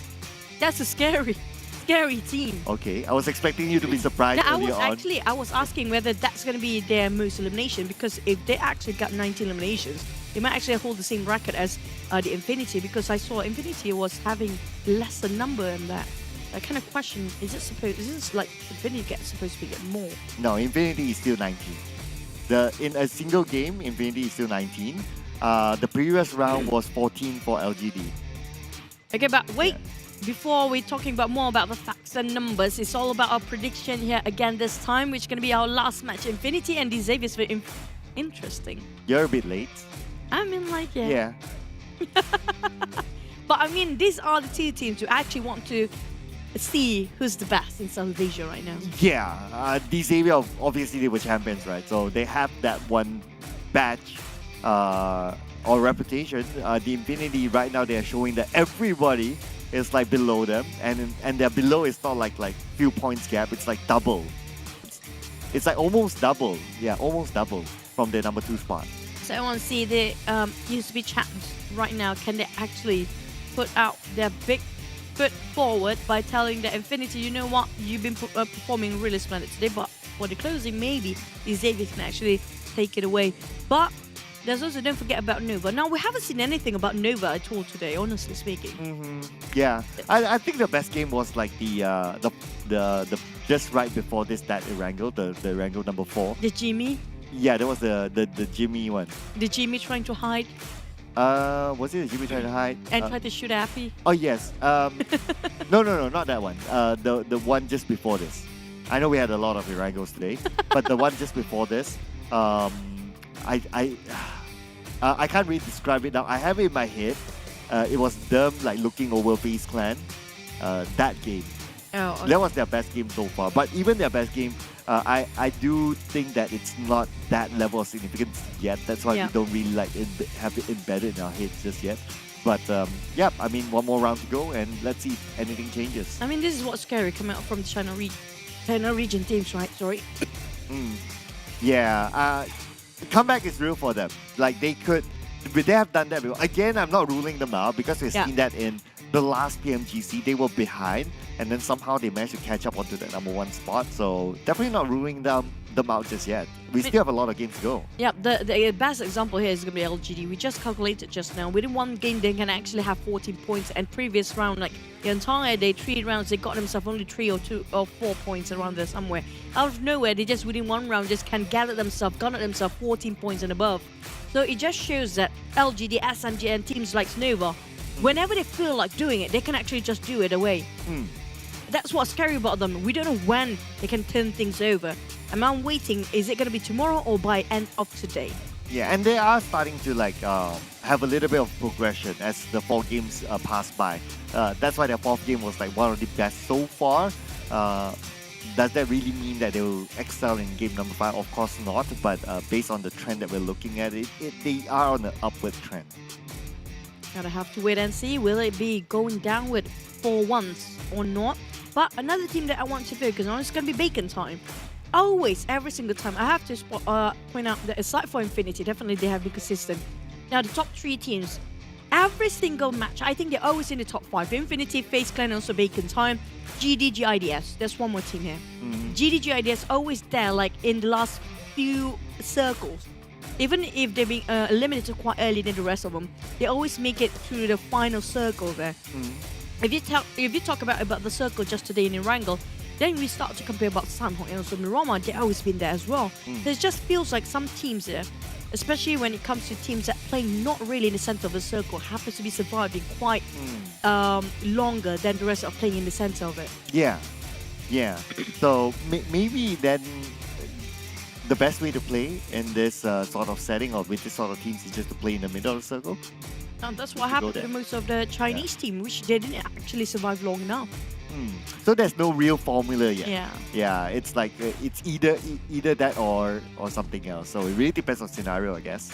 We don't really have like this trend yet so far. I mean, like mostly we saw in the case of Infinity, they failed to do so in the first match where they tried to play in the center of the circle. Remember, it was Sanhok, right? Yeah. But the rest of the teams, like I think it was SMG or LGD, all the Chinese teams trying to play the same thing. And Nova especially love the center of the circle. But the moment Infinity realized that it's better for them to actually play at the edge of a circle, things work out quite right for them. I mean, like, it feels like the best position right now is play at the edge of the circle. Now that I kind of recall it, right? Sano actually, the Infinity, they play by the edge of the circle and then they start to like slowly go in. It's just that they bump into another team and then it didn't really work out for them on the outside. But I guess at the end of the day, it doesn't really matter because the following round, they still played like on the outside of the circle, they fight their way through. And when they do that, they have a lot of opportunity to gain elimination points. So that's why they could like gather a lot of elimination points because they play from the outside. Because they play from the middle, it's more of like teams coming towards them and they hoping that targets come right in front of for them to shoot. But if not, then they wouldn't get as much. So I think that for them to get that many of elimination points, they have been playing on the outside of the circle. Yeah, especially if you're in the center, yes, you get a lot of targets to actually aim down. But our problem is you're being the target for the other team, so it's coming in all around the circle as well. We're happy to just hop into our final match of the day, which is going to be a wrangle of day 1, match number 5, when it comes to our PMRC, the PUBG Mobile Regional Clash. And this is going to be it. Again, it's on the southern part for the flight path. Again. I know, right? This like what? The third time at least? Or maybe all of them, or maybe at least 2 out of 3. That we get this kind of like downward-ish circle. At 2 out of 3. 2 out of 3, yeah, 2 out of 3 makes more sense. We don't include the one that actually... No, not at It's all. 2 out of 3. Yeah, then it's 2 out I of 3. think just last match, actually, we have a bit more towards the upright or a vertical flight path. That's it. That's Yeah. the only one. Yeah. Oh, keep your eye on the side of Milta. Look at the number of teams. There's like what, 3 teams at the areas of Milta. Yep. It used to be Infinity drop spot here, but Logan is a bit late when it comes to parachuting himself. I'm not sure that's something that's happening in between the air, or I don't know what's happening to Logan, but he's very far off if you compare with the rest of Infinity. We have Eagle Esports going along the same way, as I think there's going to be, I'm not sure, is it the Xavier? No, who's the ping parachute? Okay, alright, looks like we're going to see a little bit of a road rage there, but not going to happen. Now, looks like that one play, but they circled this time on the right side, so the Infinity, well, they're currently at number 1 and they get the blessing of the circle as a start. That's really a good call for them. But side of Eagle Esports fighting against Boom across the street here. Yummy and also Bohu, Namshin and also Chua. No, they don't have a lot of gears to work with. Definitely no helmet on the side of Namshin. Couldn't pick too much. You have to be extra careful. Boom do have all 4 men, but GIDS taking on Sam9 on top of Corey. Of all the places, there goes the shotgun finish off. It's going to be first blood taken down by the side of Booms by GIDS. Such a strong start for Sam9. Getting that first chicken dinner in Sanhao, but after that, they just went missing and they're slowly slipping down the charts. So right now they're at number 7. With this kind of start, it gives opportunity for Geek Fam, 4 rivals, teams around them to climb up against Sam9, and this might push them outside the top 10. I mean, like, maybe due to the reason that they're always being contested on top of Shelter by the Xaviers and also, I think it was, who was it again? SMG possibly, or even Nova. They changed their drop into on top of Quarry and didn't turn out quite right because GIDS happens to drop there as well, even though they used to take Primos, but feels like Sam9 trying to find himself a new home. While LGD heard the gunshots and heard the movement coming from Bacon Time. I'm surprised that QTech don't have anything at all to work with, not even a weapon there. Yeah, it took him a while to loot. Okay, because the flight path is like on the southern side, right? So they kind of like just arrive into Jogopu. So the benefit of the doubt was that we just arrived, haven't got the opportunity to loot yet. So yeah, it's gonna take its time. But then again, the circle's on the right side. Gotta make that quick. Is it quick enough? A lot of teams actually don't have a lot of loot to work with. We're talking about level 1 of everything, or might missing a couple of gears. Just having a couple of ammunition, just not too much to actually have a long fight. But you guys watching at home, don't forget to actually scan around where the PMCC 2022 is back with over 40,000 of prize pool. It's going to be a Ringgit Malaysia, and also you guys can actually have a shot to actually play PMPL next year, 2023. back towards the game. Xavier actually shot a bit on the side of FaZe, even Taurus. Oh, a lot of teams don't have vehicles as well. Yeah, still searching for their own. So sometimes it's about the RNG, right? Like you kind of get the if you get it, then you get it. And sometimes because the RNG gods don't smile on you and you don't get it at all. It reminds me of PMPL Season 3, the last game. Dogma Flash region at that time, they drop into the regular drop spot, but then the circle is like on the way far end on the other side. And throughout, from their regular drop spot around Pier, they ran all the way to the circle that's around the areas of Mansion, and they didn't get any vehicle at all. Like there was 0 spawn, and they all went down to the zone. Yeah, it was really tragic. I think we interviewed them for that as well, right? There's one interview that actually mentioned that, like they didn't get any vehicle at all.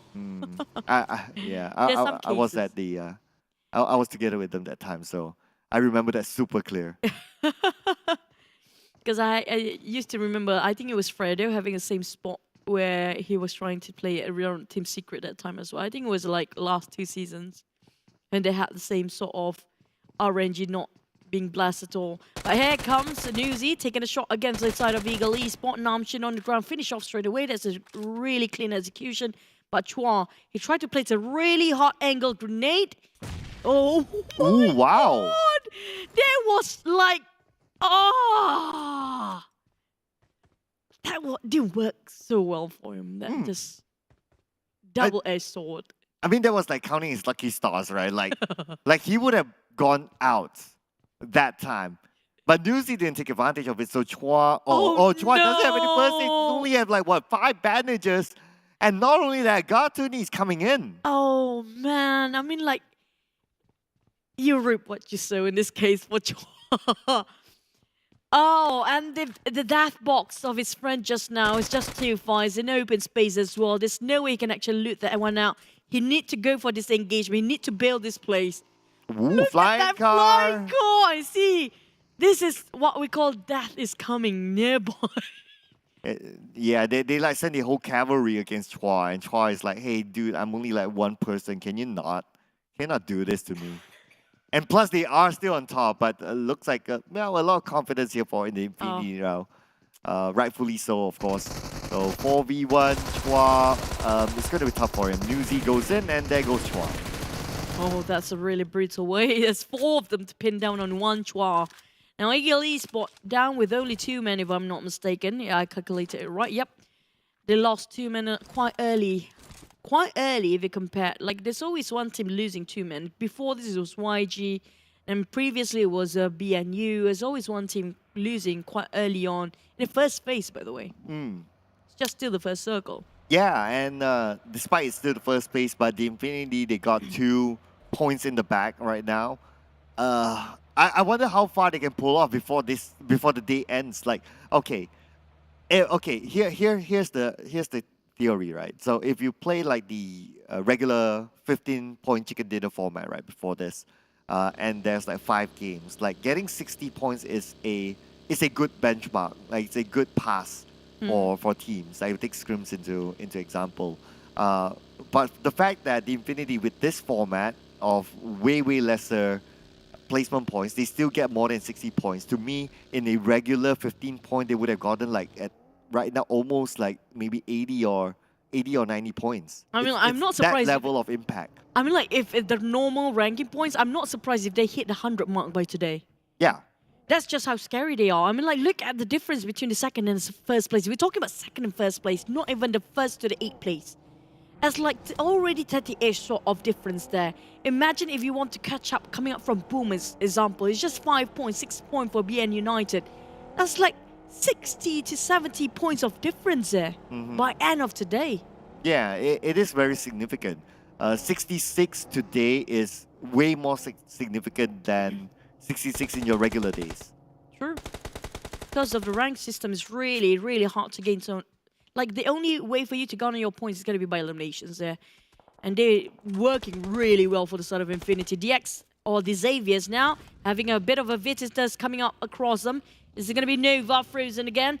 Frankie spot him out, spray it again, and it whiffed it. Wow, what a flip from Frozen side. But it actually saved the hell out of him. Xaviers not happy enough, try to take on Frozen, but it's too far from their reach. Lamborghini now trying on to silence. Managed to get away together with his teammates. BN United still survives. BN United finally getting out of that number 16 spot at least. But oh, the circle, wow. This is a rare circle. It has been a total rare circle today. Yeah, I know, right? I'm loving the day. I mean, like, we'd never get Primos. Now we got all the way.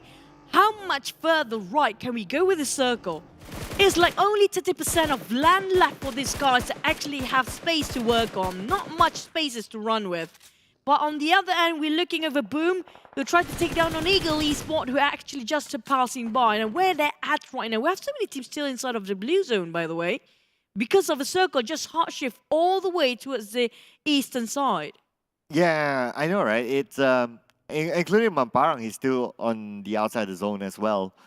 So 7-9 right now, they are number 7, and they are playing with 3 players. SMG on the other hand, also another team that's like slowly slipping down. Right now, SMG, like what they were like what top 5 or top 7 or something, and now they're like number 14. Sorry. Yep, that's true. I mean, like, we're looking at sort of a trend here, okay? Triple Thai teams up there, and then we have Indonesian and then China, and then Indonesian, and triple Malaysian teams there. Right. And we have China, and then we have Vietnam. It's like, feels like we might ended up the day with a triple sort of regions continuously after this. There was a chance of that. Like, wow. You know? Okay, so the only one that needs to move is like what, LGD swapping with that's quite with far. Boom. Yeah. Boom is too good far. luck doing that. Yeah. Good luck doing that. Or maybe the Xaviers and Eagle Esports are actually pushing upwards. I mean, like, Eagle Esports is going to far-fetch. But back to the side of Boom, taking a fight. This time, I'm looking over YG will be taken down. Miss for a bit. Hexus trying to take one down. Paraboy taking on Boom as well. Okta on the ground. YG taking on Boom. I'm like, this is going to be a 3-way war all day here. Yeah, it's going to be multiple warfare right now. Order gets one to Romeo. Yangon Galacticos may lose one player. So it's going to be another point in the bag there for Nova. Nova, number 10 at this moment. But then again, we still have a lot of games more to play. The Infinity got Tuni all alone, scouting and getting information for his teammates before he returns. And they have to circle anyway. Then they're somewhere in the middle of it. So no big reason for them to really commit on the outside. That's a bold move coming up from Tony, by the way. And VM spraying over sort of GIDS. Now, this is going to be a bit of a problem for MVM since he's quite inside of the blue zone. But the rest of the team will actually arrive on it on the ground. YG not working out very well for them. Down to last man here. Eagle Esports singers for them as well. Well, GIDS taking down on LGD, who's happened to be transitioning himself into Milta.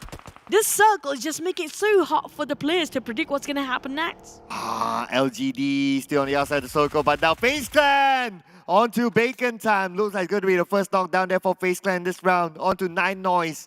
9 Noise will be finished off by MR5.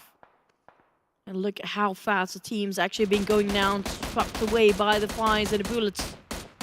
And it's going to be down to only a couple of teams, yeah? We're talking about only the third phase, but it's just really hard for them to actually have a space going on in sort of circle. Even the airdrop is dropping right in the middle of the sea. Both airdrops, by the way. I know, right? One on top, one on bottom. It's like, yeah, I want to give you an airdrop, but I don't want to give you an airdrop. Not really. Yeah. I want to give you, but not really. Oh man, this Good is luck kind of getting mean. it. This is like really torturing the players. I mean, like, BN United can swim over if they want to. It's not that far, but still they need a boat to actually go towards the airdrop. Back to the side of Alter Ego, they are scoping now, or actually in the middle of a war zone between Geek Fam. There's also 2 teams right above them. And the Xaviers around the corner too. LGD, who happen to finally squeeze into Milta. I have a feeling they might run into another team after this. 4 Rivals maybe, or Sando on the other side. But Sando, the last man standing for Yangon Galacticos, he's not going to make those big moves for sure. But LGD is going towards 4 Rivals. Wow, straight head on Appy. He whipped it. He got the clear shot just now. Pamburu exploded one of the vehicles there. And BM retaliating. Alter Ego taking on LGD from afar. What a nice view for the potato here. Just going to take it away underneath the noses of 4 Rivals. LGD too soon eliminated. Potato managed to secure that elimination point for Alter Ego. Alter Ego currently at number 4. They can still go up the charts. And now they just need the points in the bag. Voki might be the next victim as Pawnbit tries to gun him down. Voki, 10% of health left. Managed to secure himself behind the building, but Voki shot down by Tony K instead. Tony K trying to go for the rush here. Try to finish off 4 rivals from the flank side, but where's the rest of FaZe? Are they closing into towards the 4 rivals as well? All I can see right now is just Tony K alone, while they have another team coming up from behind. It's going to be Nova creeping in, but here comes Tony K, Appy trying to take the shot down. It's going to be a bit too late for the rest of FaZe Clan to actually follow up Tony K. Right now, it's going to be a clean execution coming up from Appy. It's going to be easy one. Nobody contesting him, but look at the circle again. Infinity right in the center of it. Infinity in the center has a compound. This is a perfect scenario for the Infinity at this moment. Now it's going to be a challenge for the other teams. Now FaZe Clan trying to get onto the other side, but first they need to fight with 4 rivals as Appy goes down. The long range coming in. And now speaking about long ranges, Alter Ego's doing the same onto FaZe Clan. Now looking on the side coming up from the west, it's going to be 4 rivals, FaZe, GIDS, Bacon Time, Nova, YG and Alter Ego. This is going to be really a hectic side of a circle. With 4 rivals taking FaZe, taking Appy already. Bamburu trying to pop a couple of smokes, trying to make sure that he can survive longer with Voki alongside with him.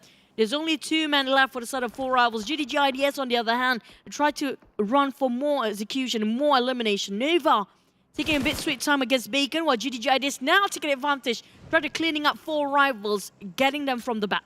Oh, Fnatic spots out movement coming in from 4 rivals. 4 rivals. Let's see where they're going to go. They're going to go towards the southern side. And now the zone is starting to close in. They need to find a way through. But then again, look at the number of teams just around them. Sam9 on the right side. On the left side, there's another team as well. Xavier right in front of 4 rivals. Where are they going to stop? Hopefully they will not stopping here. I'm talking about they are in the middle of the crossfire. Xavier's waiting. They are almost being blown out by the Vic. I'm not sure how smoked up it is, but so far it's still going to be okay. But definitely now smoke up will explode soon. Vuki have to actually get out from there. And Bobberaldi on the ground. They're quite in an open plane, in an open field. There's nothing to cover themselves with. Nuzu will toss out a nade. That seems like a perfect angle. And there goes Logan to get on snipes. And Nuzu going to finish off the job to clean up the deal. But Frankie steals it away from the back. Xavier coming from behind. My goodness, stealing that away from the Infinity. But anyway, it's going to be number 50 for 4 rivals. But the long range coming from Lamborghini, stopping Harm at his tracks. Lambo spots out on Harm. Sam9, nobody nearby to actually pick Harm back on his feet here. Lamborghini and the rest of Xavier, still 4 men well alive. GIDS split it into 2. Bacon, they're being rushed in by GIDS, but it's kind of a sort of failed attempt here. Daybot spotted out on the members.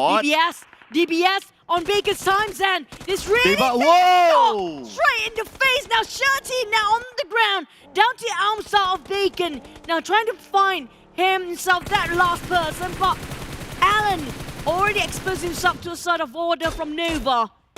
He couldn't spot the last member just now. Oh, and Humpty out by Zoba. Order takes out Alan. Let's go. That is it for GIDS number 42 elimination points. Now Mela put the pressure on the Geek fam on the other side. Of course, Infinity, they do have this compound as their fortress. Looks like Nova, they are dominating with 5 elimination points, but Yangon Galacticos is out as well. And down to 12 teams here within the 4th phase of the circle quite early on. Now Mamparang will actually be finished off by the blue zone, giving himself away. Xavier's taking the southern part of the circle, trying to dominate it. BN United will be their next contender, or they try to take down Infinity, who's still inside the circle with the most solid compound to work with. Got him to very near airdrop. But the one actually trying to push forward is going to be Nova. They're trying to demolish Bacon Time, but FaZe might butting in as a third party. Yeah, the high ground fight here between Nova as well as Bacon Time. Almstar trying to get away, but then again, he might run into FaZe Clan. He's still on the outside of the circle at this moment. Almstar waiting for the right moment. Looks like he's going to hold on for positioning points, considering that he's the last man standing. Ice will be finished off by Paraboy. Eagle Esport fit. It's so hard for us to actually have a clue about where he's going for. It's quite in the center of the circle still. So Eagle Esport, that one man with a small shot to work with. Order almost shredded his helmet even, and this vehicle is not safe for him to drive. Jimmy chugging into the blue zone for a bit while Xavier slowly pushing towards the side of Infinity, who got himself the strongest compile to work with. Alter Ego take a snap out of Frankie from afar. It feels like, I don't know if Infinity can secure one more chicken dinner. It's just a heck of a game for them. Well, so far, so good for the Infinity, but I guess what we need to wait is the next phase of the circle to see if it's still smiling onto them. But Xavier, unfortunately, they'll lose another player. Now the long range coming from Mela, putting pressure onto BN United on the other side. And it looks like the Infinity, they could still be in the circle though. Tap of AK is so hot coming up from the side of Boom. Really a long shot there. So managed to take down one potato on the ground. BN United, Silence Rabies slowly, patiently spraying and tapping over with the AKM.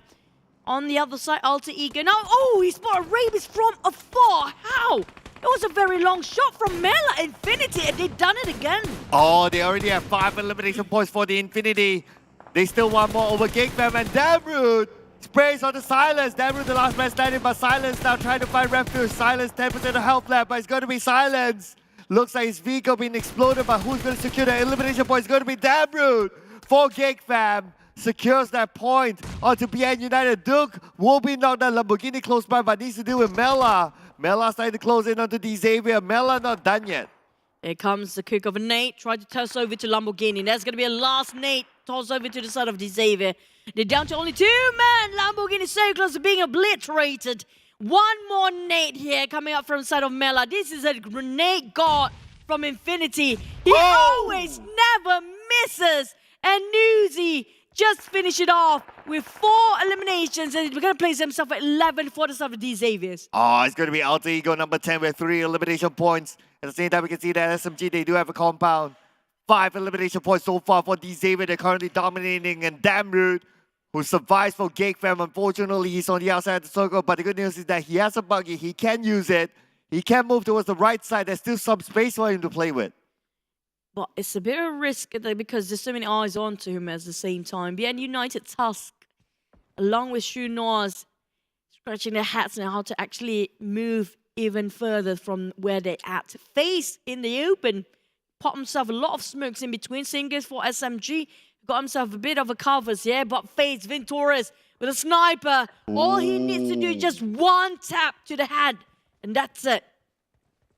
Well, looks like he's not going to pull the trigger. Interestingly, but then again, Boo Boo Hoo is going to pull the trigger onto Nova. Order just gone down, and now looks like Boom, they're still on the outside of the circle. They need to find their way through. 28 more seconds on the clock. Nova will stop them at their tracks. Now here comes Order on the ground. Boom, Hexas, they're going for the rush here. Try to finish it off straight away. Hexas trying to actually cook up the nade. They took down Jimmy on his ground. And it's down to Frozen on the back line. Sinkers for Paraboy Nova. They're in trouble right now. Paraboy and Jimmy is just too far. Frozen couldn't help them as well and tried to scope them out, but it's just nothing. It's so hard to actually pinpoint at this stage. But at the same time, Infinity is going monster. These guys are monsters for Infinity. They just don't know when to stop. But Paraboy, stop them from their run here. Oh, it's going to be one down there for the Infinity, but they're not out just yet. Nova down to Paraboy, so it's Frozen. Frozen, one of the newer members of Nova at this moment, trying to fend off the rest of Boom. Boom, they managed to find their way into the circle at this moment. Paraboy, here's exactly what he want to hear. He knows that there's some movement happening here from Boom. Boom managed to find their way through. It's going to be Frozen at the forefront against Boo Boo Hoo. Boo Boo Hoo, cooking up the nade. Just going to toss that around the window, or maybe even the door. Now he's going to walk into the door. Try to close it and open it, and he can see through what's happening here. Definitely found out where Frozen is. He's proning on the ground, cooking up the nade. This is going to be a double down. Frozen actually outside. They haven't got a clue. He's put it out. Yummy. He might as well just get one more on the ground here, even though Frozen's trying to run away from the side of Boom. But hey, you know what? He spotted out Yummy. He wants to get it in the back. He's really greedy for this. Oh, Yummy trying to go in for the flanks there. Well, we can see that Boo Hoo is just right in front of him. The nade being cooked up for the longest time, but he's not really seeing it. Okay, the projectile nade will land nicely. Yes, it will. Beautiful nade there for Boo Boo Hoo. Perfectly angled by this guys. What a nice calculated Paraboy. nade, but that's going to be it for Boo Boo Hoo. Finish off the rest of Nova. Paraboy last member just now. finish off at 7 play. We're down to 16 with 7 points for the side of Boom. Boom, managed to fight their way through, and now they have a compound, but we'll need to wait and see. Do they steal the blessing of the circle once the zone closes? Now on the other side, we can see here that Damru will be taken out by the Infinity, so it's going to be another point in the back. 12 elimination points right now for the Infinity. I mean, like, how much more they want it to be in their pockets. Their FaZe will be the next target as Newsy giving the pressure on their side. As MG is running cut across the corner, man, they just gonna shoot whatever their moves they're coming up from Newsy. Infinity never had this enough. They're gonna take in the business of what's happening between SMG and also FaZe, who's being rushed in by the son of SMG. Beautiful coming up from the flank side. Tani trying to actually spot up by Boom, but they couldn't see them. Infinity just blocked themselves so perfectly well right now. Oh, Tony K mobs up, and now it's going to be points there for FaZe Clan. SMG will be finished off. Now it's going to be the Infinity. Got to the Gundam, but beautiful inning coming from him. Tony K randomly just shoots about and got caught. That's going to be SMG finish off by Tony K. There was a blind shot at first. What a nice, perfect spray coming out from Tony K of FaZe. Now it's down to Infinity. How can they actually get into the circle? This might just be finally a FaZe game for one. It could be a duo here for the Infinity. No way they're going to get. No way they'll be able to pick up Gotuni. They need to fight their way through. It's going to be Newsy as well as Mela. Now the duo is going to do it to the end. 8 more seconds on the clock before the zone closes in. They do not have a compound. A lot of open space between them and FaZe Clan. FaZe Clan can stop them from coming through. Gotuni being let bleed to death outside. Is bleeding out. Hexos. Exhaust. Take down on Right. Mela. There's going to be an explosion. That's going to be it for the vehicle exploded. And Yummy want to finish it off straight away. It's so crucial for Mela to survive. It down to 1 man only for the side of Infinity here. All of them are quite in the open to be revived. Too risky for them to actually put it at stake. FaZe having 4 men. Boom having to go with a 3. Feels like all they need to do is just taking it into their way for FaZe. They are the one that feels like might just win this one. Oh, it's going to be tough now for Newsy. How is he going to get across? How is he going to get into the circle at this moment? 50 more seconds on the clock before the zone closes in. Newsy, a lot of space between him as well as his opponents. Mela will be finished off by Tony K. This could be the moment for FaZe Clan, like what you said.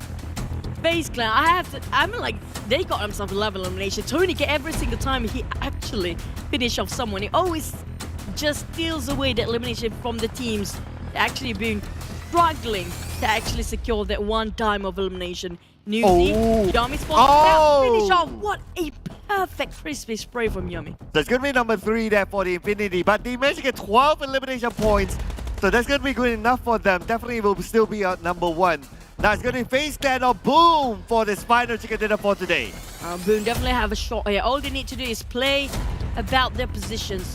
They need to spot out on Venturis. They're actually in the far flank. And it's so crucial for them to take down Venturis because Venturis can backstab them anytime they want. The moment they missed out Venturis, this is going to be a bit of a problem for Boom. Oh, long range coming from Bobo. Oh! But the counter fight coming from Tony K. Beautiful indeed. Boom now down to the last 2 men. And FaZe Clan, they know they have the upper hand advantage. They're going in.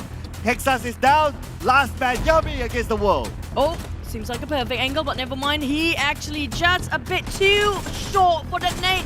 Yummy be surrounded by 3 of them. Yummy got 1. And FaZe Clan taking a winner chicken dinner to end our day of day number 1 PUBG Mobile Regional Clash. What an ending. What an ending it was. FaZe Clan getting the chicken dinner, and again Thailand showing their supremacy in this tournament. I wouldn't be surprised at the end of the day, like even Bacon Time could be up there as the number 3. I'm not surprised there because you know what I want to know right now. I mean, like maybe Bacon Time being pushed down, but I do want to see the gap in between the first and second. That's one thing. It feels like this is too dominant for the Thais right now. They are undefeatable. We're talking about the entire day. 3 games taken out of 5. 3 games taken by the side of the Thais, and 2 out of the 3 is actually coming out from Erangel. So they're really strong when it comes to the knowledge of Erangel. When it comes to Erangel as a whole, the Thais really know it better than the rest of the teams. Yeah, even like the Infinity, despite them not getting the chicken dinner, but they managed to get 12 elimination points. So that is definitely good enough. So still showing that supremacy here, and this PMRC so far. what a team. Very superior performance coming out from the side of Infinity. Even though they get kind of being decimated quite early, but still managed to secure a double digit. I think most of the ties actually got themselves a double digit eliminations there. And the fact that nobody tried to contest them out from this compound to start with, that's already a big win for them. Yeah, I know, right? I mean, it's kind of tough, right? If you want to contest a compound, because if you want to try and crash it, the third party is a thing. But okay, that nade, that got a highlight, right? I mean, that is just a perfect angle. The reflected nade just now was insane. I mean, like, how do you calculate it, the perfect angle for them? But FaZe, I love how Tony can plays. I have a bit of a, how do I chuckle on that point, because why? Every single time the team that actually having a Warzone out in the open is always Tony K stealing the way bit by bit, and he didn't even invest that much when it comes to ammunition. He didn't do much, he just steals away. They're so smart and intelligent when it comes to the timing, when to shoot and when not to. Well, that's the highlights there, and FaZe Clan coming in with this chicken dinner, 25 smokes used, 14 nades, and well, no molly in this round. But look at the number of Boom. They fought their way through as well. It wasn't an easy fight for Boom for this round. Infinity, well, they kind of got the circle, so it's kind of like a comfortable round for them. For the side of FaZe, look at how smokes they actually put out there. 25. I think this is one of the most utilities actually being used in a match. 14 grenades. 14 out of all the teams out there, and it's not even double digit. They got themselves quite a number of loot for FaZe. Yeah, I know, right? Okay, but let's see the points. This is where it all matters, right? So 24 points there gathered by FaZe Clan with 14 eliminations. Infinity 12 eliminations. Still netting themselves 17 points. That's a lot. Boom with 14 points, and then it's going to be the single digits. Nova with 8 points, SMG 6 points. The Eagles as well as the Xavier 5 points each. 3 points for Geek as well as Bacon Time and Alter Ego. GIDS 2 points, 1 point for LGD. No points in this round for BN United, Sem9, Yangon Galacticos as well as 4 rivals. Now for YG, it has been a really tough day for them. I hope they come stronger for tomorrow. But this time we saw how great was Yummy's performance. This was really yummy, really crispy all the way. I mean, like, the spray was just on point for him. He got himself 4 elimination, not the most, but when it comes to his contribution of the damage he dished out, it's quite a lot. 1000 Nova with 53% of team contribution. Now, that's quite a long distance as well. We don't have aim assist anymore. We're almost 300 longest elimination distance. That's a really fast shot coming out from the side of Yummy. I think what stood out for me was that he dished out 1,083 damage, but only managed to get 4 eliminations, meaning that he did a lot of work for his team, but his teammates finished them off. Or Tony K finished them off. Oh yeah, or Tony K. That kid. I think it's a couple of times Tony K actually steals that kill away from him just now. Yeah, probably, yeah. But here comes our top 3 eliminators. A double from Infinity, 1 for FaZe, Tony K. For day number 1, 17, 16 for Newsy, and third place Infinity from Tony. All coming up from the ties, and they've proven us they are back and still want to get for more, because today is just the first day. Yeah, it is still the first day, but it looks like it's going to be a tie. Wow, yeah, it's going to be a tie. How should I put it? A tie dominance. Yeah, thank you. Thai dominance day. The FMVP so far. Everyone's from Thailand. Got Tony, Newsy, Tony K, Star, Logan. You know, I'll predict what's going to happen right now. After this, I'm going to see a story from Zephyr celebrating this graphic. Or something similar to that. Yeah. I have a feeling he's going to do that. Yeah, because this is going to be MVP race, FMVP race for the entire thing. And none of the other countries actually, or regions actually have a shot at it right now. Yeah. Look at the gap, my God. There you go. 1, 2, 3. It's like Thailand and the rest. Thailand and the rest. Yeah, Thailand and the rest of the world. It's just insane. Look at how big of a gap. Even the third and fourth place, still a lot of catching up to do. But if you compare with first, second, I mean, like, first and second's already got, like, what, 30-ish sort of points in between, almost. And the second and third is still doable. I mean, like, from the Infinity, it's just a different level, a different ball game entirely. Yeah, let's not forget that this is a new format, right? So if you see that there is a gap like 9 points, actually 9 points is a lot. True. Yeah, you gotta think about it. You need to get a lot of elimination points to catch up to that. And bacon time, no chicken, no problem for them. They're still up there. Yeah, the thing is, the chicken is just cost like 10 points. And even with the same form, and like the very new format where the rank points quite fewer than the usual one, Infinity almost got a triple digit there. That says something. 83. Imagine if we have the usual format. I'm like, possibly they ended up the day with 150 points there. Yeah. If there was like the regular format point system, I think the Infinity would have been like 100-ish points. Really scary. Yeah, by now. So it is significant. The gap between like number 1 and number 2, it is actually really, really big. Too big. I mean, like, usually the closest one is second place, right? Yeah. Second or even third to fourth is a bit of a gap. But this is number 1 and number 2 gap. Just between those are already huge enough. The gap is just feels like maybe how many games is that based on this point, sir? 3 games possibly. I feel like it's gonna be 3 games. Yeah. 2 to 3 Yeah, games. thereabouts. Yeah, because it's a new format, right? So Yeah. we're getting used to it as well. But it's about 3 games. I mean, like, the maximum point that you can actually get nowadays in a match is going to be like 20-ish points. Based on the chicken in is like 10 points only. Yeah. So the most you can get from elimination so far is going to be like double-digit 19. Or most of the average we saw a high volume elimination is going to be like 14 to 12 around there somewhere. So 24 in one round. That's almost the max that you can actually get. Yeah, thereabouts. So that's why we need to kind of like tune our head to like, oh yeah, it's only a 9-point gap. No, 9 points is a lot. It's a lot. It's a one lot chicken now. Yeah, it's one whole chicken. Yeah. Yeah. It's a lot of a thing. Yeah, it's one whole meal there. You mentioned about 7-9 before, right? They had a good run before, which is going to be starting off the day Sunhorn. It feels like they drain out quite a bit when it comes to the stamina the entire day. Yeah, it was a very fast drain, right? It was like, Yeah. first game, it's like, yay, 7-9, getting a chicken dinner. Like, it wasn't an easy circle as well. But after that, it's like, they just got missing. They got themselves in a better position at first, and then they're slowly losing the position, like slowly missing and gone. Yeah. But the one that actually reversed, the longer they play, the better they are, is actually LGD. Yeah, actually, LGD is starting to rise up. I think even Nova is starting to get better. And also Alter Ego, don't forget about. Oh yeah, Alter Ego as well. Wow. Yeah, they're starting to like kind of like swap. And also, I'm surprised Power. how they're actually building up their stamina along the way instead of running it down. You know, like Sam 9, a lot of the team that are having a bit of problem is that they have a very good stamina at first and just draining it out by the end of the day. But this team's is the reverse entirely. I know, right? It's like the definition of like, oh yeah, it's still warm-up round, you know, the first few rounds.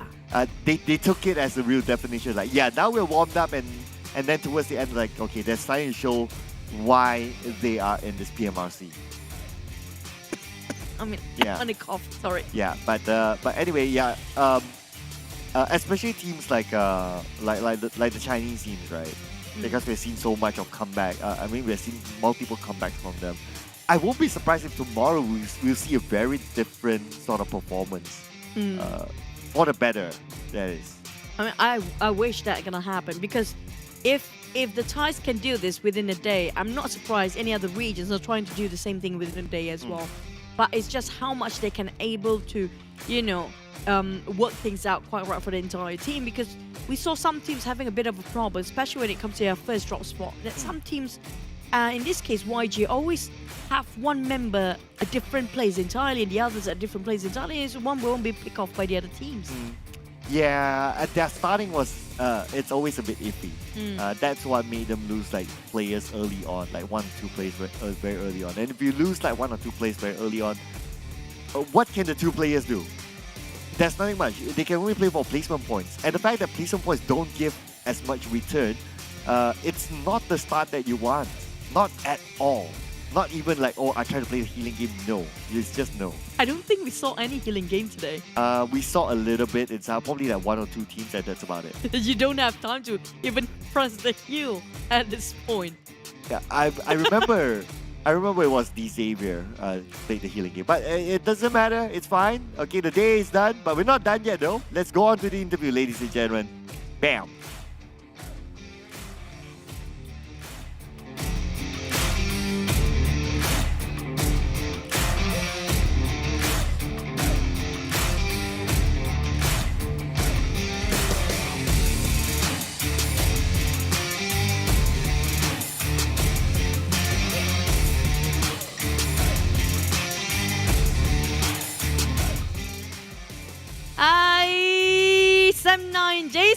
It's good to see you again.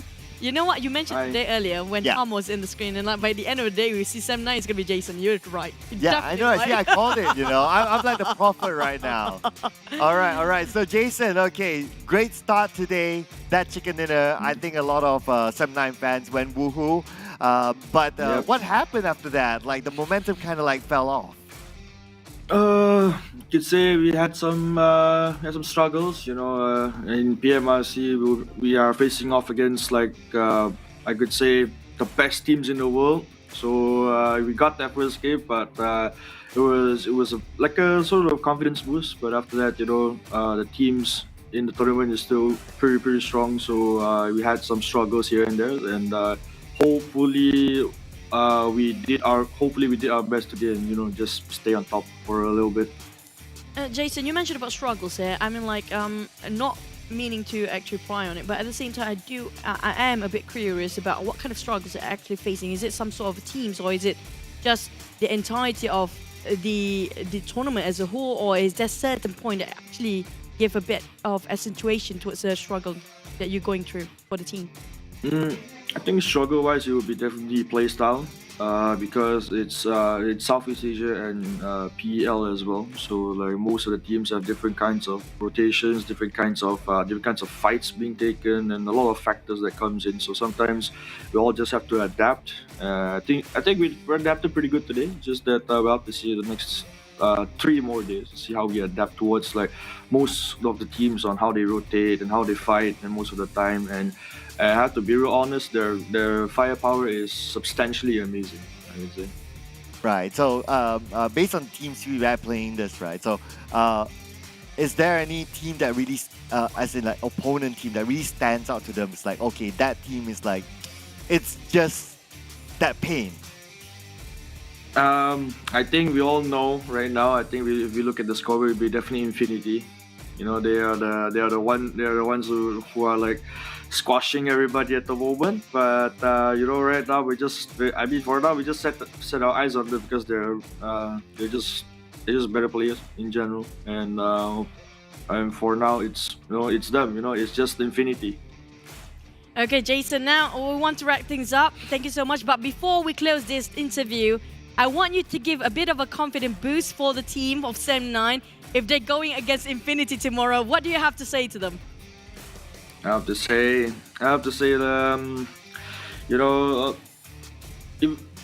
when you guys go into the lobby, don't think about anything. If you see them, it's a 4v4. You have 4 guns, they have 4 guns, and it all comes down to who has the strongest will and the most tenacious battle of all. So we just have to stick it through.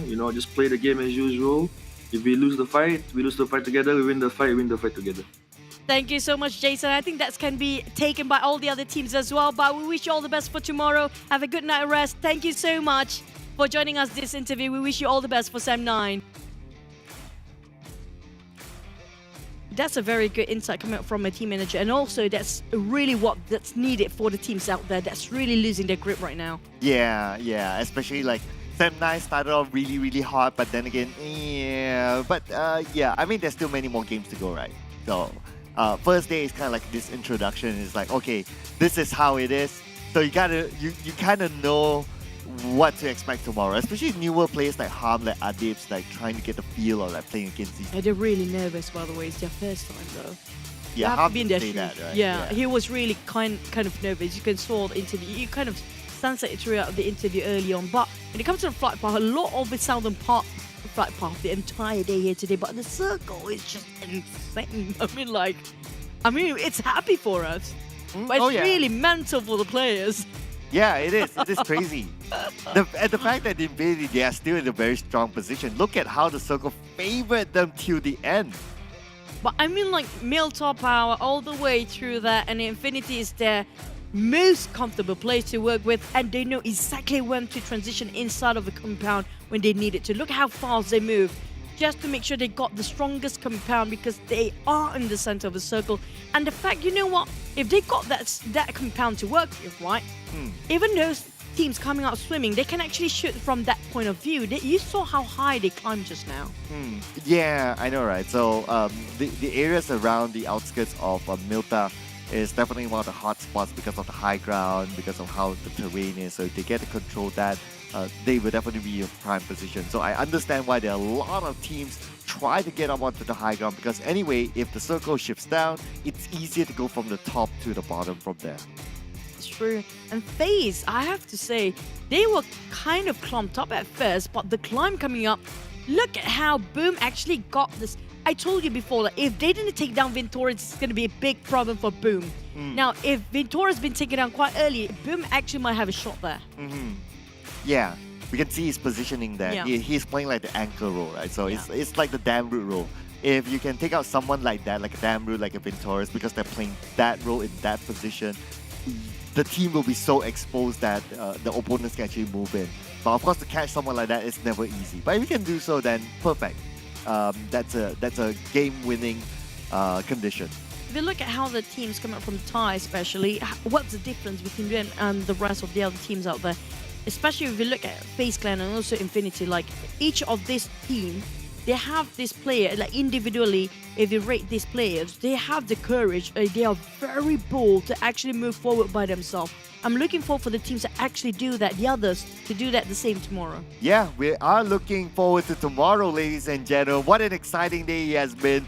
Insane new format, a lot of action from start to end. Definitely don't want to miss out on day number 2. And that is it for day number 1 for the PMRC. So my name is Sir Cloud, together with Choo Choo. We'll be seeing you again tomorrow, same time, same channel. And that's all for us for today. Bye!